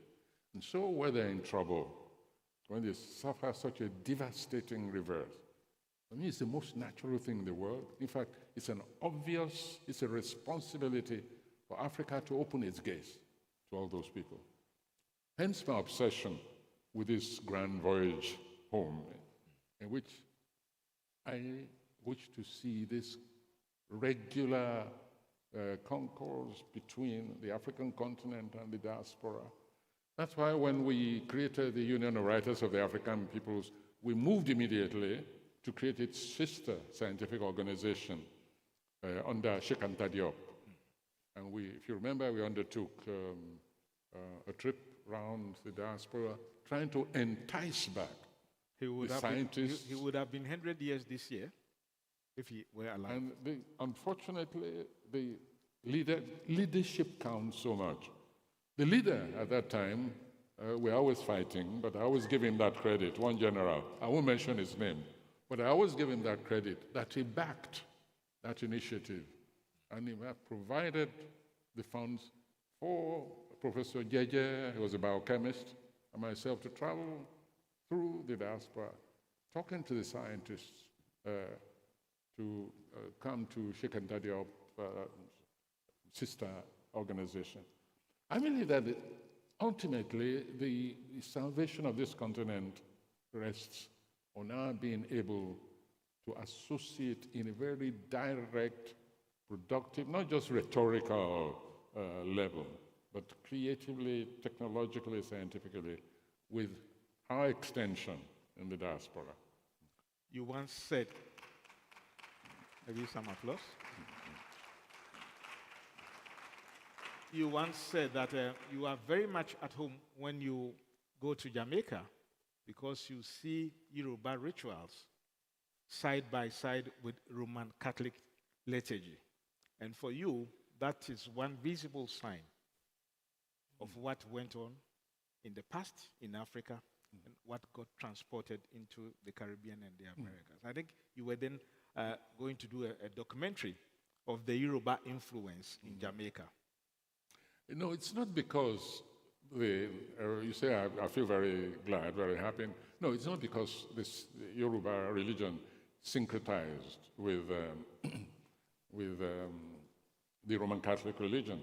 No, it's because the Yoruba culture proves itself as one of the most resilient cultures in the world. Traveled across the Atlantic and triumphed over the tyranny of Roman Catholicism through the syncretic way, fused in so many instances. But in addition, established communities which are recognizably, till today, African, that is Yoruba. There are also Congolese sections and so on, but the most vibrant and the most artistically productive just happens to be, not my fault that I'm Yoruba, so it's not that I'm being chauvinistic, but clinically, scientifically, cut it any way you want. The Yoruba culture in the Caribbean, both Latin America, South America, Brazil, Cuba, Colombia, even in Colombia, you find Yoruba culture there, both in the syncretic form and also in its pure form. And it's something, I think, which belongs to all of the African continent. It just happens to be Yoruba, that's all. I make a point of pointing to the world, of remarking to the world, that among all the religions that we know, one among a few others, but most prominently, the spirituality of the Yoruba, the religion of the Yoruba, is one religion which has never fought a war, attempted to conquer any people, convert forcibly any people, and yet, despite that repudiation of violence, it has managed to survive and even to convert others in the New World. It's a lesson for these much vaunted, quote-unquote, world religions, Christianity and Islam, to take from the Yoruba. We don't have jihadists, we don't have crusaders, we don't have violent fundamentalists. It's just there. It's a spirituality which appeals, interestingly enough, even to non-Africans. And of course, the culture which has come from that, the artworks, music, even the architecture. But if I go on, they'll say it's because I'm Yoruba now. But we will close this conversation, but we will do so on the note of the role of women in the arts. Last week, Amatiedu passed on in Accra, joining such distinguished ancestors like Flora Nwapa, Ifwa Sutherland, Maria Mamba, and others. You have said that the future of Africa literature is in the hands of contemporary African women. Do you still think it's the case? yes, yes. I don't know what they're giving these women to eat these days. We have to look out. They really are overtaken fast. And believe me, there are some really delightful and very accomplished literature is coming from the women, which is a good thing. Which is about time that it makes me very proud. Very proud. It's good. On that note, Professor Shoyinka, I would like to thank you on behalf of the bank for honoring this conversation. It's been good talking to you. Great. I think we're done. Once more, ladies and gentlemen, the great Wole Soyinka. Thank you very much, Prof, for that. Yeah, you can come this way, Prof. Thank you. Now, before we go into the final panel session, Delivering the Vision, Corporate Perspectives, to set the scene, we have a very short speech from the Minister of Commerce, SMEs, Entrepreneurship of the great nation of Gabon. He's also the chair of the Council of Ministers for the AFCFTA. So would you please welcome to the podium His Excellency Yves Fernand Mamfoubi.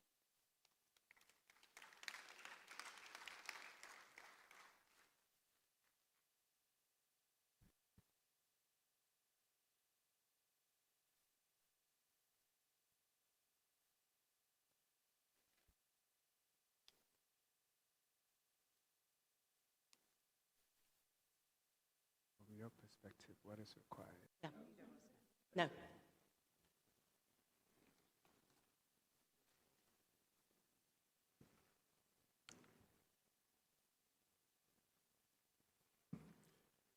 Excellences, Mesdames et Messieurs les chefs de gouvernement, Mesdames et Messieurs les membres du gouvernement, Monsieur le Président Mamadou Issoufou, champion de la ZLECAf, Monsieur le Secrétaire général de la ZLECAf, Monsieur le Président de l'Afrexim Bank, distingués invités à vos rangs, qualités respectifs, Mesdames et Messieurs. Il m'est particulièrement agréable de me retrouver parmi vous ce jour, à l'occasion de la 30e anniversaire de l'Afrexim Bank, et de partager avec vous ces instants privilégiés.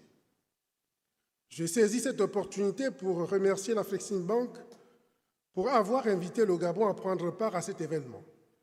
Aussi, me ferai-je le devoir d'adresser toutes mes félicitations à Afriexim Bank au nom des États membres de la ZLECAf pour son rôle essentiel dans le processus d'accompagnement de l'accélération de la mise en œuvre de la ZLECAf. Permettez-moi également de remercier les autorités du Ghana pour avoir facilité l'organisation de cette importante rencontre. Mesdames et Messieurs, il m'a été demandé d'évoquer avec vous les attentes des gouvernements africains du secteur privé pour une croissance soutenue et inclusive. Je demeure convaincu que c'est le secteur privé qui crée la richesse, qui crée les emplois et donc la croissance. En ma qualité de président du Conseil des ministres de la ZLECAf, nous avons convenu de l'adoption des protocoles d'accord essentiels à l'accélération de la mise en œuvre de la ZLECAf, à savoir les protocoles d'investissement, les protocoles sur la propriété intellectuelle et le protocole sur la concurrence. En ce qui concerne particulièrement le protocole sur les investissements, nous attendons une forte implication du secteur privé qui devrait s'approprier ces outils et créer des chaînes de valeur à travers la transformation et l'industrialisation. Dans ce cadre, par exemple, le secteur agroalimentaire, le secteur privé est très attendu dans la production agricole pour la substitution des importations. La récente situation en Ukraine en est la parfaite illustration. Il en est de même du secteur pharmaceutique. Le secteur privé devrait s'engager dans la production des médicaments et autres dispositifs médicaux nécessaires au bien-être des populations africaines. Pour le secteur des services, la crise actuelle a révélé l'importance de développer le numérique et de ce fait, le secteur privé est invité à s'impliquer davantage dans ce secteur par la création et le développement des start-up, véritables catalyseurs de l'ensemble des initiatives privées. Il en est de même du transport. Le secteur des transports est essentiel pour garantir l'approvisionnement et la libre circulation des biens et des personnes aussi au sein du continent, avec son corollaire, le développement des corridors. Pour assurer un développement global et inclusif, les structures de financement telles qu'Afrexim Bank devraient pouvoir s'engager à accompagner un écosystème entrepreneurial des petites et moyennes entreprises africaines dans le développement de l'ensemble de ces secteurs. Mesdames et Messieurs, il nous appartient à tous de conjuguer efficacement nos efforts afin de déplacer les lignes qui vont nous permettre un atterrissage réussi. Et le chemin est déjà balisé à travers l'initiative du commerce guidé où 7 pays ont commencé à commercer entre eux. Avec l'implication du secteur privé, il est attendu une impulsion forte pour développer les échanges afin de parvenir à une croissance durable et inclusive interafricaine. C'est aussi l'opportunité d'engager Afriexim Bank, la Banque africaine de développement et bien d'autres partenaires techniques et financiers à continuer à soutenir les actions de la zone de libre-échange continentale africaine, mais également des pays à promouvoir ce commerce panafricain à travers le développement des programmes nationaux. C'est donc convaincu de cette forte implication de toutes et de tous et du génie créateur africain que je pense que le secteur privé pourrait aisément se développer. Et effectivement, mesdames et messieurs, nous attendons de ce secteur privé une implication. Une implication parce qu'elle crée effectivement la richesse, une implication parce que c'est elle aussi qui est source de la croissance économique entendue par nos pays. Et pour que le secteur privé s'engage, il est tout à fait important que les gouvernements puissent mettre en place un écosystème et un cadre institutionnel adapté et faire en sorte que ce que nous attendons d'eux se fasse. Voici ce que je tenais à partager avec vous. Je vous remercie.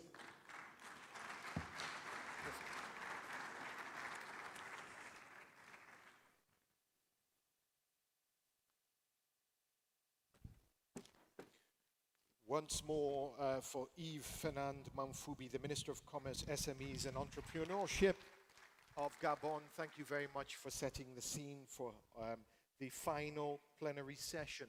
It is called Delivering the Vision, Corporate Perspectives. And this session starts with a simple truth. Africa's companies have the power to transform Africa's economies. They can boost prosperity, create millions of jobs, enable our citizens to thrive. Just look at China. Over the past decade, as the economy grew, so too did the corporations. Millions moved from small and medium-sized enterprises, SMEs, to being multinationals. So this session, as I said, is called Delivering the Vision, and we're going to get the perspectives from leaders and thinkers in business on everything from the state of play of African corporates today to the ambitions of the AFCFTA. We have a great anchor too. I'm going to welcome to the stage your moderator for this session. She'll be a face you'll know if you watch BBC News. She's BBC News anchor Lukwesa Borak. Give her a round of applause, please. I have a clip, I just put it inside. No, what I mean is, this just goes inside. No. Is that fine? Thank you very much. I don't know if can you hear me? Am I clear? Ah, there we are. Hello, and thank you for staying. It's been a busy day. We've heard some fascinating insights and reflections today. Sure. Okay. I would like to crack on with this final session because we have wonderful access here to some of the greatest and inspiring people within the private sector, but they've also worked in the public sector as well. So joining me up here on the stage, I have Mr. Nyi John Olajide, who is the founder and CEO of Access Group. We also have Mr. Adam Malloy, who is the chairman of TRT Investment, Mrs. Rosa Whitaker, the president and CEO of the Whitaker Group, Gabiasare Otochere Darko, the chairman of the Africa Prosperity Network, and also Ms. Arunma Ote, who is the chairperson of Veritas and also a scholar of the University of Oxford. And you will have come across Ms. Ote in various international financial institutions, national as well. So let us crack on. Welcome, panelists, welcome. Some of you are familiar faces, we are old friends. And a warm hello to new acquaintances. First thing I'm going to do, and I'm going to start with yourself and we'll work across. When I first started working, I was 10 years old. And my first job, my first moment of entrepreneurship was to get our gardener to collect baobab when he went out. And I cracked them and I repackaged them and I took them to school, 20 cents a bag. I then went on to become a newspaper delivery girl, and I peeled and chopped potatoes for that great British institution, Fish and Chips. What was your first job? What did you learn from it, and what did you spend your first salary and paycheck on? Well, that is a very good question. Thank you, and happy anniversary, Afriexim Bank. My first job was when I was 14 years old, and I actually worked in a senior citizens home. And I'm not trying to be cheeky, but I learned that it was one of my best jobs, because my job was to provide recreational assistance to people who were in the twilight of their lives. And honestly, I learned more that summer from largely women, old women, some that knew they were close to even death. In one summer, I got more lessons than a year or two in college. Thank you for the question. And first of all, I want to congratulate Afriexim Bank, President Orama, and the board and everyone else for 30 years of incredible work and just bringing such an esteemed group of people together. Great question. My response will be more nuanced. And the reason is my parents owned their own business growing up, so it was more of some child labor in my case. They were distributors for Unilever, and every day, you know, it was all cash at the time, and so they'll bring cash home. And after doing all my homework every night, one of the things that I had to do was, you know, they'll dump all the cash on the floor in the room, and our job was to bundle it up, tally it up, and then the next morning on my way to school, I had to stop by the bank, make a deposit, and then move on. So I did that growing up. And at some point, as I would go to the stores with my parents, I decided that I wanted to start making my own money, and I had them give me an opportunity to run a storefront. And so, for example, if my parents told me here, this item is 1,000 naira at the time, and their markup was 10%. My job was to return 1,000 naira and 10%. So what I would do is mark it up 15, 20%.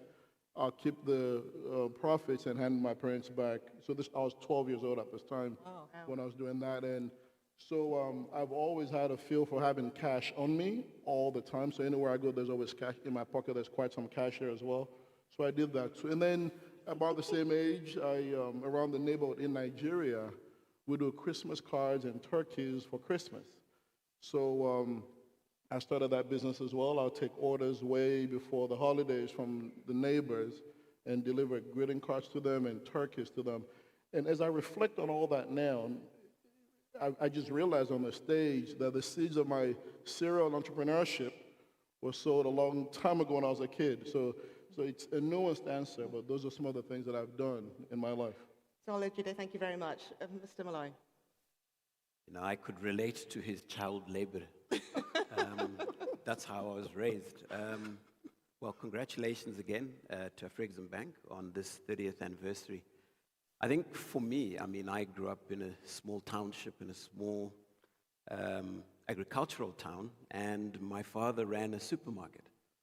And in Zimbabwe at that time, you know, there were shortages of various commodities, and I remember one particular one. I was still 10. I had to work, but I didn't get paid. But if I wanted anything in my father's shop, I had to pay. So I didn't know how that would work, and I had to make a plan. And the first one was there was a shortage of matches. And back then, the Lion matches were marked 5 cents. And there was a regional bus stop that was about 1 kilometer away. So I'd have a big box of matches rung through the till because you would not walk out of my father's shop without paying. And then we'd go and sell them to each one at 20 cents a piece because they were in short supply. So that's when I learned the whole concept of arbitrage. And from where I come from, arbitrage has turned out to be a very important concept. And I think that is what forced me into entrepreneurship because I had to find a way to survive and enjoy what the other young people enjoyed when they got pocket money, but I had to work for mine. Mr. Malloy, thank you very much. I wonder if I could move on to Mr. Ochere Danko now. Well, thank you. Mine is actually a funny story. I needed money to have fun. And there was a particular young lady I was interested in. I was a teenager. And my mother would not subsidize it. So I went to work at McDonald's. Okay? And on my second day, a teenager came to McDonald's with their friends, and she saw me serving. And they laughed at her so much that I lost her. Now, it actually, I got embarrassed at the beginning, but I thought, wait a minute, I can make some money here. So I stayed at work and lost her. And eventually, after a month or so, because I was also a student, after a month or so, a post came in through the door. And I think those were the days that Margaret Thatcher had started privatization. And I think it was the British Telecom. There was a post that I could subscribe to hold shares in it. And the money that I made from working at McDonald's, I put in there. Wow. And that's how it started. You know, so, but the interesting thing is that you can see the difference between students in maybe UK and students here in Ghana. It is actually very difficult for a student, because I did my O-levels here in Ghana. There's no way I could have gotten a part-time job to subsidize whatever I wanted to do that my parents couldn't do for me. But I noticed that when I went back to the UK, I could do so. I could work part-time and still be a student. So it goes back to how we industrialize, diversify the economy so we can create more job opportunities for the young people of Africa. Thank you very much. Wow. I know why I was placed right after him. But first of all, to Professor Rama, Dr. Fulfak, and the Afriexim Bank team, congratulations on 30 years of just being innovative of how you bring Africa together. So I have two jobs that I had to be able to earn my pocket money. My father, I grew up in Kano in Nigeria, and my father is an engineer, but worked for the civil service. So to complement my parents, to complement their income, my mother was a nurse. They had a block molding factory, and they also invested in the Nigerian stock market. So I had two jobs that would help me earn my pocket money. One was to go and man the block molding site and be able to write down what customers were looking for and all of that. And the other was basically to read the annual reports of the companies that my parents had invested in and make summaries. And my father was looking for the third child. He tried on my oldest sister, my immediate oldest sister, to become an engineer. And so I was the one he was banking on. But after spending time in a block molding site, I decided that finance was more interesting and exciting, and of course spent most of my career in finance. You also wanted to be an inventor, didn't you? You know that, yes, you know that. Do you want to hear that story?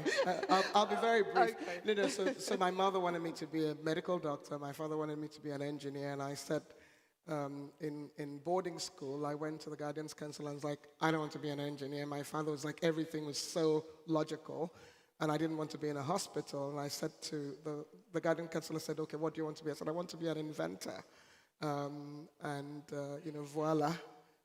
Almost 50 years on, I haven't been an inventor. My sister says I'm working for development banks. I used to invent papers. So. Never too late. Never too late. Okay, Mr. Olajide, obviously your main area is software engineering. Now, it's interesting because this is a notoriously young sector. You draw from a young pool. And yet there is this misconception, isn't there, that when you look at GDP and growth on the African continent, many countries will say, well, we can't do it because we've got a population that is skewed to an overly young, growing population. I mean, how true is that? And is that really the cause of hindering growth in a country? I mean, how key are the young, and what role will they play in delivering the AFCFTA? It's a great question. You know, having such a youthful population on the African continent is a tremendous, tremendous advantage globally. There are lots of countries in the West and other places where it's an Asian population and you have a lot more young people working to support larger, older people. So in that case, there's a distortion. And they're not seeing the growth that they need, and they're very concerned about their futures. In Africa, we're gifted with this blessing of an incredibly young, vibrant, expressive youthful population, and what we need to do is take advantage of that opportunity that we have. So I don't want to talk in abstract terms or policies. I want to talk about what I'm doing, what others are doing, in real tangible terms that we can all understand. You're right. One of the companies that I'm mostly known for is Access, the global healthcare technology company, the leader in the world in technology for healthcare at home. And as part of that global healthcare delivery infrastructure, we have operations all over the world, including Nigeria, large business in India, in the Philippines, Canada, and we're the leader in the world at what we do. Now, as we've done more work on the African continent, I've learned so much. And as we engage the youth in Africa, I was telling someone else over lunch that the young engineers that we work with in Nigeria are so talented, and because building technology on mobile devices is native to them, it's what they know how to do.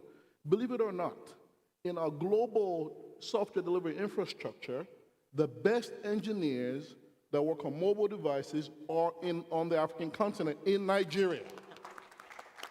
And when our clients are using our technology and they're amazed at what we're doing, it's because it's coming from here, from this place, because they're really good at doing that.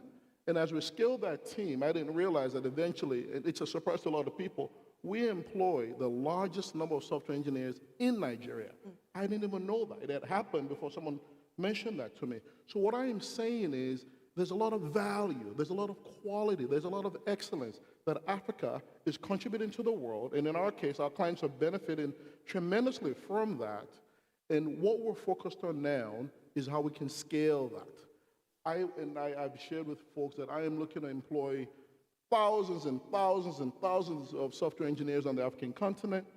We don't need them just for what we need to do. I want to make sure they're trained, they're upskilled, and want to make sure they can work and go do work for lots of other organizations and strengthen that ecosystem. Because the future, this digital future for the African continent and the rest of the world that we're envisioning needs to be built by software engineers. And these are young people that have a natural affinity for that, so they need to be supported, we need to invest in them. And I think what you see matters. They need to see visions of success of people that have done similar work, that have gone on to great success, and realize that if he can do it, I can do it too. And I'll close on one very important point about how Africa contributes to the world. I left to go to college in the US at 16. I am proudly, very proudly African. I'm a product of the African continent, and the work that we've done in the technology space leads the world. You know, so there are lots of similar success stories about people that are from this continent, are world class about what they've done. And this has been an organization built in the US. We lead the market in the US and other parts of the world. So it's important that stories like this get out, so others like me and the millions and the hundreds of millions of the African continent know that if that guy can do it, certainly they can do it too. Okay. Just think ahead. I'm hopefully going to have time to ask you, if you talk about this entrepreneurial ecosystem and how to do it, I'd like you to think about whether the AFCFTA in its current form provides that, and how do we actually turbo boost it? Because that's what we heard this morning. Not yet. Just to think about it. That'll be our next question. In the meantime, I'm going to turn to Mrs. Whitaker here. Now, you're recognized a leading expert when it comes to African trade, but also investment and business. You were one of the architects of AGOA, which comes to an end in 2025. What are the lessons learned so far from that time dealing with duty-free treatment of goods? Because that is part of you know, the AFCFTA, you want less friction, you want rules of origin, you know, this is movement of goods. What have you learned where you think, you know what, low-hanging fruit, you do this now and you'll see quick returns? What I've learned is that the most important lesson I learned is that you don't need a lot of people to shift things. When we look at AGOA and that removed tariffs and quotas at the time, we were only 5 people that started this movement, 5 in the US and 5 in Africa, and we decided we wanted to do something.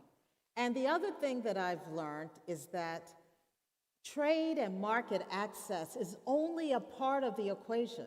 We got some good results, but we did not get the kind of transformation that we wanted. Because the truth of the matter is that Africa has, like you've said, an incredible demographic dividend.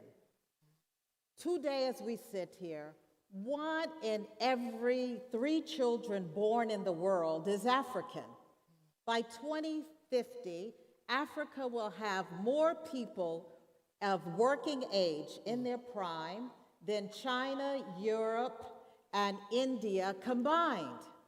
So will this be a demographic dividend or will it be a demographic disaster? That is the question today.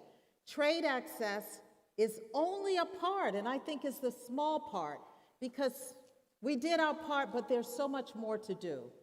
Where the genius of transformation will come from is what Afriexim Bank is doing, is what you are doing. What you're doing is working, and what you're doing, combining demography with productivity. If we do not combine demography with productivity, we will not get the kind of transformation, we will not unlock the genius.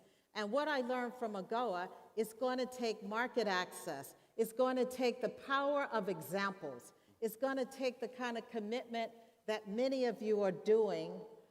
It's going to take connections, it's going to take the global approach, it's going to take mobilizing resources.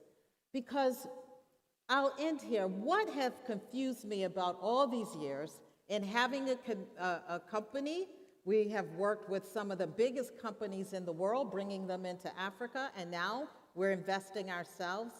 The thing that troubles me probably the most, I don't think that we have a money problem in Africa. When I look at, according to the African Development Bank, Africa loses $150 billion a year due to corruption. When I look at illicit financial flows from corporations, it's costing $14 billion a year. When I look at, there's about $500 million left on the table from just inefficiencies. When I look at the fact that you have subsoil assets, the African Development Bank puts it at $6.2 trillion. Paul Collier says it's $28 trillion. The truth is we don't know because those assets have not been surveyed, and you cannot trust. I mean, commodity prices are not constant, but what we know for sure, we have a lot of capital. I am not even as concerned about African debt as some people are, because as long as the debt is used for productivity, the continent will be fine. So I think we need to mobilize all these strategies, all these ideas. Afriexim Bank has been an excellent catalyst for that. Thank you very much. Thank you. Mr. Malai, lovely to have you on stage. I spent some time in Triangle, in the Low Veld in Zimbabwe. Yes. I'm really interested to know, you've been investing for around 20 years in African companies. Yeah. Why African companies? Wouldn't you have got quicker returns going away from the continent? What is it about Africa that excites you? Look, I mean, when you look at the numbers, between now and 2030, 140 million new African consumers. By 2050, 800 million Africans are entering the workspace. Within the next 27 years, 500 million people moving from the countryside into urban areas. I mean, there's nothing that provides an opportunity as big as that. And as you look at all the other markets, America is only going to have 25 million new people coming to the market. The West, in terms of Europe, has got a declining market. China has only got 6 million people entering the market in the next 17 years. So if you look at the demographics, a quarter of the world's population will be in Africa by 2050. So where do you want to be investing in declining markets or in markets that are showing growth? Also, if you look at industrialization, there's such a dearth of industrialization. So the opportunity to beneficiate is significant. I'll look at just one product in which we invested, which was tobacco. It was a highly racialized industry in Zimbabwe. There were 5,000 white farmers growing 200 million kgs of tobacco, and it was all exported raw. We came in, we approached government to try and get to do contract farming of tobacco. It was 2 years, being labeled everything under the sun, but at the end of it, we got contracting, which now migrates 1,000 farmers into 150,000 farmers of mixed race. And the quantity of tobacco produced has grown 35%. But for me, what was the important part was that we're now able to work down the value chain and start manufacturing the end products.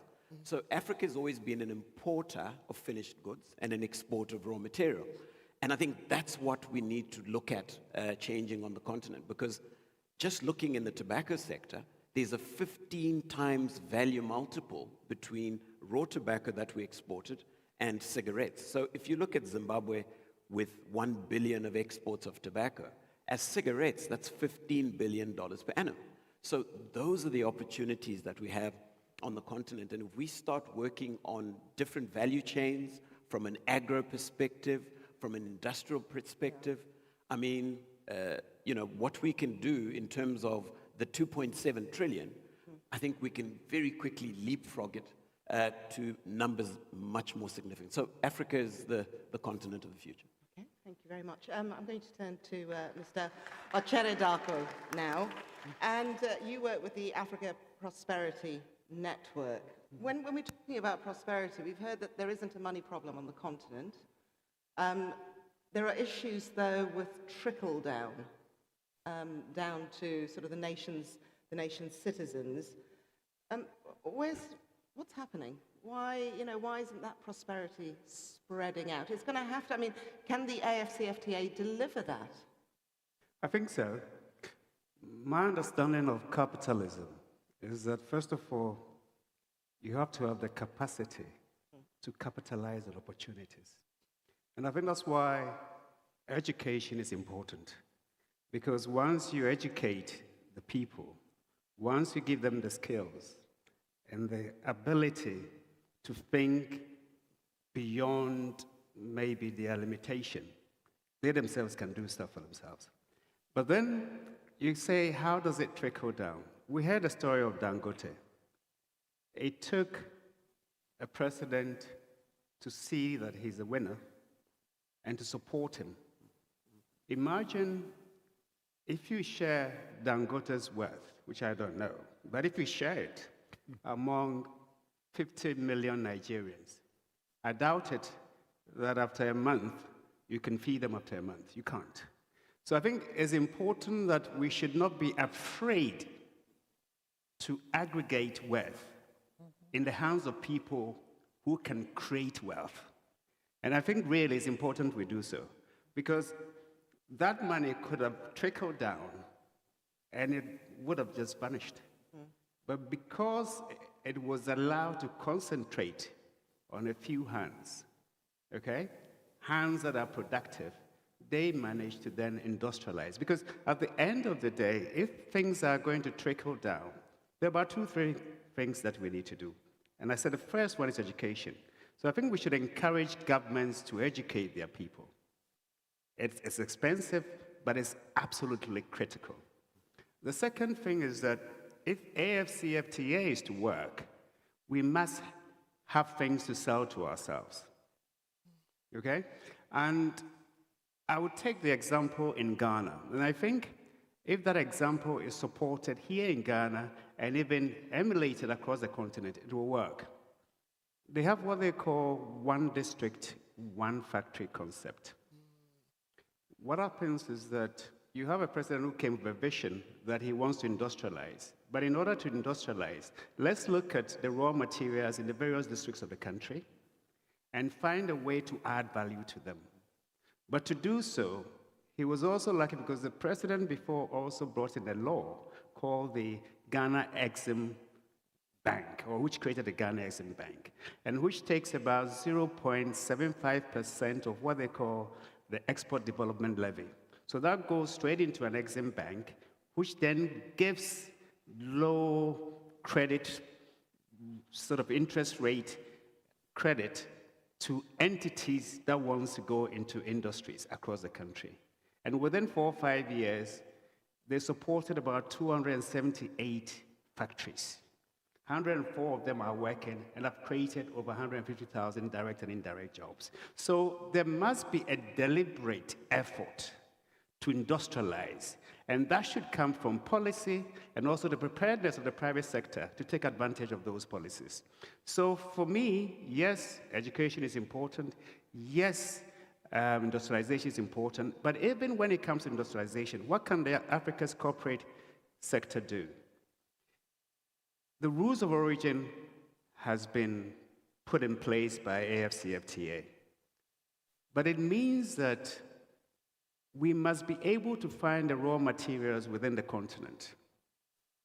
And if we find a way for industries in various countries across the continent to find out what they are good at, what you have, and start talking to each other, okay? So for instance, I can get oil from Ghana. There's a refinery in Nigeria that I can send it to refine. Then we find a way to keep the value within the continent. So we must, and for me, I don't buy the argument that free trade within the continent can also hurt smaller economies. The smaller economies must find where their strengths are and then take advantage of the broader market. That's really where I think the focus should be. But don't think that, because I remember I was in one country, I won't mention it, in Central Africa, and they were skeptical about a single continental market concept. Because even though they have a large market or population, they haven't industrialized fast enough. But then I was saying to them, focus on the things that you have advantage in, or potentially you have advantage in, and then go that. So I believe that, look, the AFCFTA is the way to go, but in order for it to work for us, the private sector in Africa must own it. We cannot leave it to the politicians. Correct. They have done their work. But even in order for their work to work, we must own it. We must sit on the table, think together, plan together, work with them together to make it work. Because at the end of the day, if the rules say that you can set up a bank in Ethiopia, okay?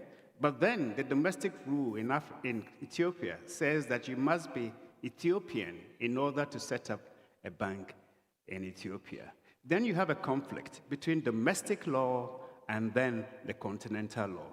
How do we ensure that we harmonize our rules of engagement so that businesses can trade across borders and not face different rules and conflicting rules? Those are things that, but I think if we start talking as business, we'd let the politicians know that, look, we see the single continental market as the way to go for prosperity on our continent. And we engage them. I think it will work. And that is why we set up the Africa Prosperity Network. And the idea is that every year we have dialogues where we bring political leaders with business leaders to review what has been done in, if you like, implementing the AFCFTA project and what should be done to take it to the next level. And I think it's very important. That'll be our next point of this session. So I wonder if you could all just bear that in mind. I know we're pushed for time, but Masoto, you heard what was said there. So you have got the background of the World Bank, the AFDB. You've traveled extensively, the Exchange Commission for Nigeria. You're hearing what the entrepreneurs are saying. You're hearing what the academics are saying. Is that achievable? Oh, absolutely, but only if we focus on doing and not talking. I think there's still a lot of talking Do you know on what? the continent. Sorry, I'm going to interrupt. I know it's rude, but I don't know how many, I was part of the launch of the AFCFTA back in 2021 with my delightful colleague there, Mark. And I remember saying, you know, we've got to go past the talk and the action. And we're still saying it now. In order to turbocharge, to deliver, what are the actions? Is there too much risk on the public side? Is there too much risk on the private side? How do we do it? Well, so I think we need to look at what has worked. And one of my colleagues on the panel, I think it may have been Rose, or somebody talked about just looking at our examples. And if you think about what African corporates achieve, I mean, you can quote me anywhere. What they're able to achieve is phenomenal by any standards. I think it was McKinsey that said more than 300 companies today make $1 billion of revenue in Africa. And in 7 years' time, they can all add $500 billion to the wealth of this continent. What I'm looking to see is that the ambition that we've seen of people like Aliko, all of the large companies, that we can see them do what the Asian companies have done, which is advantage home base, springboard globally.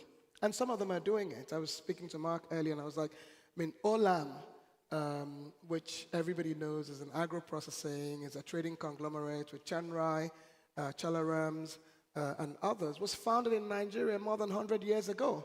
But it's listed in Singapore and people don't know that. Fast forward, Flutterwave, which started in Nigeria in 2016, has bought into 2 UK fintech companies. So we need to leverage the ambition that we've seen of many of these private sector leaders and see how we can do better with them. That's one. Second, they understand risk-taking on the continent. And when you understand risk-taking, you understand where people see risk, you see opportunity.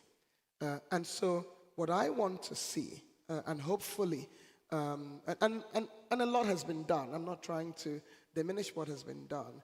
The AFCFTA can focus on truly breaking those boundaries. We need people to move more easily across the continent. We need people to work across the continent. I don't know how many people have an African Union passport. Can you raise your hands? The reason I ask is because that's the only way you can get around the continent without requiring either being part of a smaller free trade area or something. If we can just solve the problem of people being able to move and work everywhere, goods being able to move and work everywhere, services being able to move, we will accelerate what is going on the continent. I need to bring it home, you know. I speak finance all the time. Africa's wealth needs to be deployed in Africa. We're finding, thank you, you know, whether it's pension wealth, whether it's individual wealth, whether it's other institutional wealth, there's lots of wealth, but we're deploying it, buying very low return instruments around the world when the opportunities are on the continent. We don't have long-term financing because what keeps you as an entrepreneur, as big business, as a government, feeling comfort while you're investing is when you can get long-term finance. Long-term finance is still absent on the continent. All right, thank you very, very much. I wonder, and I hate doing this because this is where it's getting really, really interesting. Could I have answers to 1 minute, 1 minute 30? Okay, so Mr. Olajide, I gave you a heads up. We're going to talk about ecosystems. You've traveled extensively. You've studied abroad. Is an entrepreneurial ecosystem currently here on the African continent, where did you see the most exciting and inspirational ecosystem for entrepreneurs? And from what you heard earlier, this is 1 minute 30, from what you heard earlier, can the AFCFTA deliver? Great question. Two things that I want to talk about in response to your question is the need for more entrepreneurship, and you talked about that as well. So I am also chairman of a holding company on the African continent, and we invest in agriculture, hospitality, technology, fintech, and all that. And there's just so much opportunity in Africa, so much, because it's incredibly underserved. Africa is underserved in every category. Africa is an entrepreneur's dream. Africa is an entrepreneur's haven. And I've said this publicly, I wish I had been investing on the African continent a long time ago. That's my regret. I'm doing that actively now. And in the past year, we've deployed tens of millions of dollars of our own capital, all cash. You know, not even anything leveraged. I'm sure there'll be lots of things I will do much later on. Our own capital, and I cannot deploy them fast enough. The opportunities are there. It's there. But one thing that's important is this. You know, you talk about corporates and entrepreneurs. I guess an advantage that we have is we have the infrastructure of a global organization already, and the discipline and the rigor of deploying capital in an efficient manner and making it work. So that system exists already, and there's a pool of talent globally. So there are massive, massive opportunities in Africa. Africa is underserved in every category. If you know the terrain and you want to bring your capital, this is the place to be. And as far as people saying, well, what are all the government issues there? Look, any serious corporate or entrepreneur, you get involved in public policy issues because you want to help protect the investments that you're making. That's just prudent ways of doing business. That's basic. So that's how I think about it. And then the last point that I'll make is this. There's a sense of pride that entrepreneurs need to have. Entrepreneurs are the ones that will build Africa. It's entrepreneurs that will build, entrepreneurs build societies. And I tell people all the time, yes, I'm an entrepreneur. I want massive returns on my investment at all times. But I'll make one point. Look, if the return on my investment will be 10%, just put the capital in and pull it out.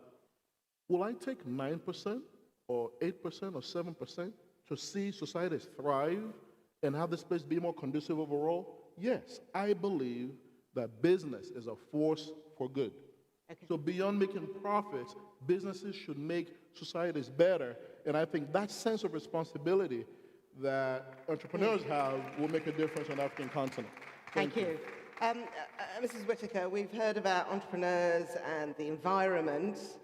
So I was looking through an index and ranking, and obviously I want to draw on the US experience. US came as number one for entrepreneurial support. Second was Rwanda in terms of the African continent. Globally, it was the US. Then we had, South Africa on the African continent, Rwanda, Morocco, Kenya, Nigeria, and Ghana was 7th. What is it? Those figures may have changed, depends where you are looking, and I'm open to that discussion. But what is it about the US that allows, in terms of policy, is there anything that can be taken there that could be applied to the African continent? We want to deliver the AFCFTA. Well, let me just be brief with that. I think one of the most important things that we did in the U.S., we delivered on the security front. We are a large integrated market, so when you talk about integrated market, our states were integrated, we're connected, but also we invested in research and development based on our comparative and competitive advantage. And we did it in agriculture. And I think that is where Africa's comparative and competitive advantage is in agriculture, value addition agriculture, and also seizing opportunities from this new green economy. Okay, just very quickly, just to follow up on that. So obviously that's a country. We're now talking a continent. You know, we have ASEAN, we have the EU. Is that where things become unstuck, when you're bringing all 52 plus countries together? Because I think you have to be organized internally in order to connect externally. Okay. So we were organized, and that's why we were able then to have a North American free trade area and connect with Canada, connect Mexico, and we're doing it globally. We have a lot of work to do, but Africa has more natural advantages and opportunities than America has ever had, in my view. Thank you very much. Mr. Malloy, obviously entrepreneurship, private sector, we heard earlier that it's entrepreneurs and the private sector should own the space. That is key to delivering on the AFCFTA. But according to you, Africa has the wrong sort of entrepreneurs. What do you mean by that? Well, you know, we've developed a necessity entrepreneur, which is an entrepreneur who has to sell tomatoes on the sides of the street, cola on the side of the street. But we haven't created opportunity entrepreneurs who are intentional about what they're investing in, who are intentional about building value chains, who are intentional about building digitization, who are intentional about building, agriculture.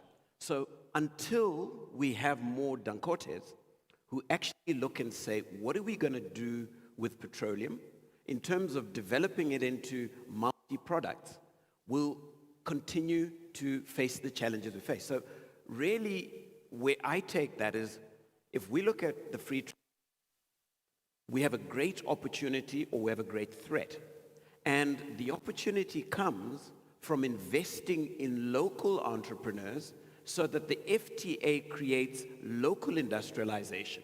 Because the risk we have is we're going to have foreigners invest in Africa, and Africa will remain the chattels. They will remain the laborers, and they will not actually benefit from the FTA. So it's important that it's entrepreneurial-led, and institutions like Afriexim Bank intentionally invest in champions in various sectors to make sure that AFCA-FTA is a success. Thank you very much indeed. Moving on to Mr. Archere Darko, I want to go back to policy very quick. I know it's a huge subject, but why does it take so long to get policy changes, to get things in place? You know, could you just give us a very brief insight? Well, I think if it's owned by politicians alone, they're not necessarily in a hurry. So, of course, I mean, elections sometimes force them to be in a hurry. But I think, but I think a typical example is the Malabo Declaration of 2014. They committed to 10% of their expenditure going into agriculture. So by 2025, we can triple intra-Africa trade in agriculture and services. I have a little think tank called Danko Institute. We did some analysis. First of all, only by 3 years ago, I don't know about now, only 7 countries had actually, if you like, domesticated the declaration. 2, majority of the countries were using less than 5%. In most cases, around 1% of the expenditure on agric. You know, so it's really about the lack of commitment. And if the lack of commitment is not there, who will ensure that that commitment is there? And I think really a big chunk of it, yes, policies will speak. Because at the end of the day, if we say we are going to have free movement of people, goods, and services, and yet Ghanaian traders will cry foul if Nigerians come and establish shops here, then we have a problem. Of course, we see that in South Africa as well. You know, so really, yes, there's policy, but also there's also a mindset. How do we see ourselves?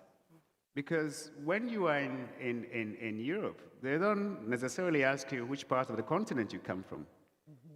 You know, and when you're black, wherever you are, so long as the continent remains where it is, you will not be respected. I'm sorry, but that's how it is. So we should begin to see the whole as a big chunk of ours.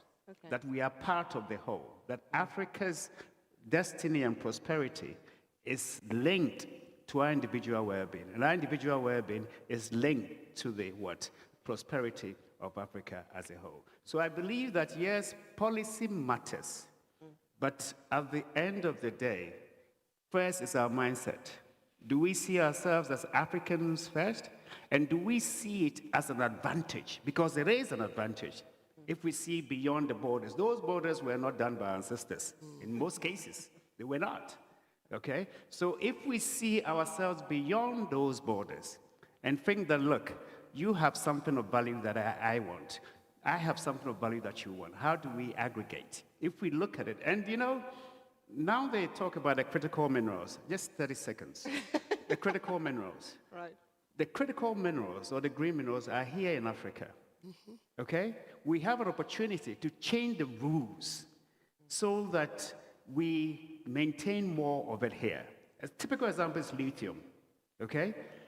It costs about 120 million to set up a lithium and start production. Yet the 10 billion that we calculate that one concession will earn in 10 years. Ask yourself how much of that will be in Ghana. So those are the things that I think we have to look at. Well, I'm going to put that question to your colleague sitting beside you, looking ahead. You know, how do the figures stack up for the AfCFTA? How long do you think realistically it will take? We've heard that people are being impatient. You know, this is not something... Impatience is good. Yeah. Oh, okay. Carry on. No, I was just going to, as he was speaking, I was just reflecting on policy is extremely important because knowing how you're doing and everybody understanding and engaging is important. But, you know, execution eats everything for breakfast. So my own sense of where we should be is to say, we'll take a few things, promise to deliver them in a year, in 5 years, in 10 years, and deliver them. Rosa talked about the connectivity of the United States. If we deliver connectivity of this continent, whether digitally, by the way, I think that one of the things we've done and entrepreneurs have led is really leveraging technology. But on the public side, we haven't provided the anchor, the foundation, to make sure that we can truly leverage technology. So some logistics and just moving things. If we can take some major projects as AFCFTA projects, that would be amazing. If we can focus on R&D as well, and I feel like I'm echoing Rosa, so that things are actually homegrown, things are the things that focus on the needs of the continent. So policy, yes, engagement, bring us all together is good, but execution, let's have some examples that we can celebrate in a year's time, in 5 years' time, in 10 years' time. Okay, well, there's a promise. Hopefully I'll be with you in a year's time or 5 years' time to go through those examples. I want to thank my panel hugely for this event. Hang on. Now, I know some of you reinvested your first paycheck. Can I just have a show of hands? Who reinvested their first salary, age 10, 11 to 14? Hands up. Was that candy tasty? Yeah. It's more entrepreneurship in Africa. But I didn't reinvest it because I wanted to. My parents insisted. Oh, fantastic. There you go. So Mr. Niyi-John Olajide, Mr. Adam Molai, Mrs. Rosa Whitaker, and Gabby Asare Oteche Darko, and Mr. Ruma Ote. It's been a huge pleasure. Can I have a round of applause, please? Thank you very much. Thank you. Thank you.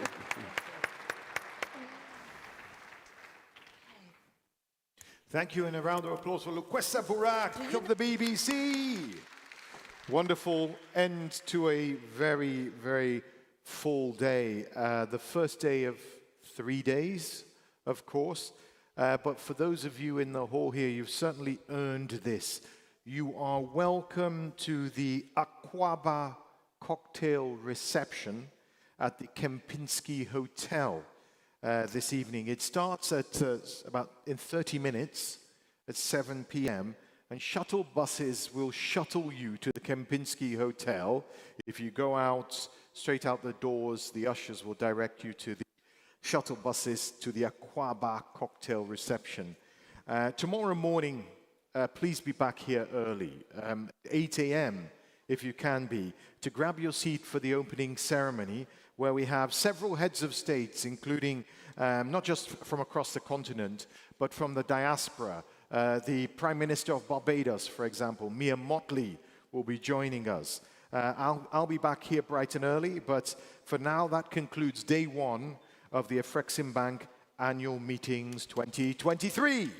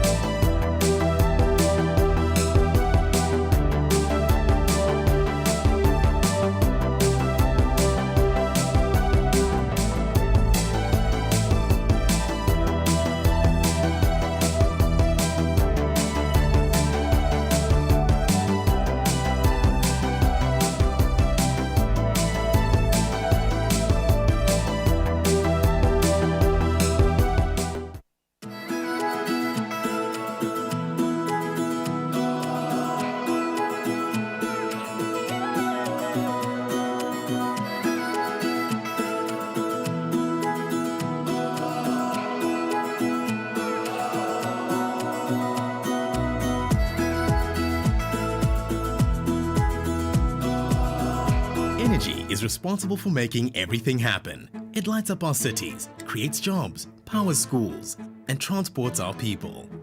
It drives factories and industry and empowers innovation. It keeps us connected and enables science and exploration. With it, we give and receive better healthcare, and our standard of living in every aspect of life improves.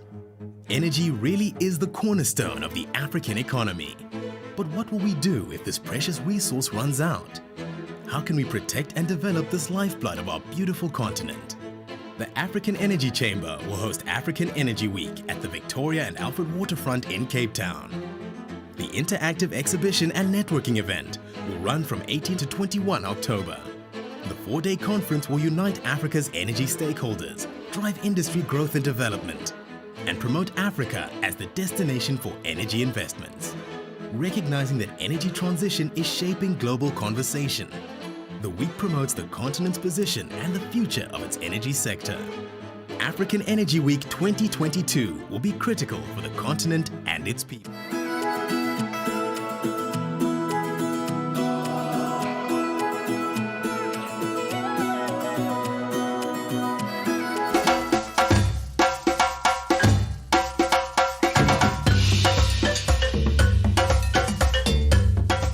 The vision of the government of Ghana is to develop a modern integrated railway system to boost economic development through the Ministry of Railways Development. As a result, the innovative Ghana Western Railway Corridor project will deliver a 299-kilometer railway. Ghana Railway Company Limited has appointed the Thilo DB Consortium as railway manager, which combines international expertise with local knowledge. Afriexim Bank, as the mandated lead arranger, will arrange the financing towards project preparation and implementation, and support project structuring through advisory and syndication services. The project will create more than 5,000 direct and 50,000 indirect local jobs. It will lower transport costs by 30% and reduce pollution, enable efficient transport of minerals and commodities, boosting Ghana's foreign exchange revenues by at least $950 million per annum. Enhance the safety and reliability of transport. improve regional connectivity, exemplifying how innovative financing and partnerships can reshape trade infrastructure in Africa.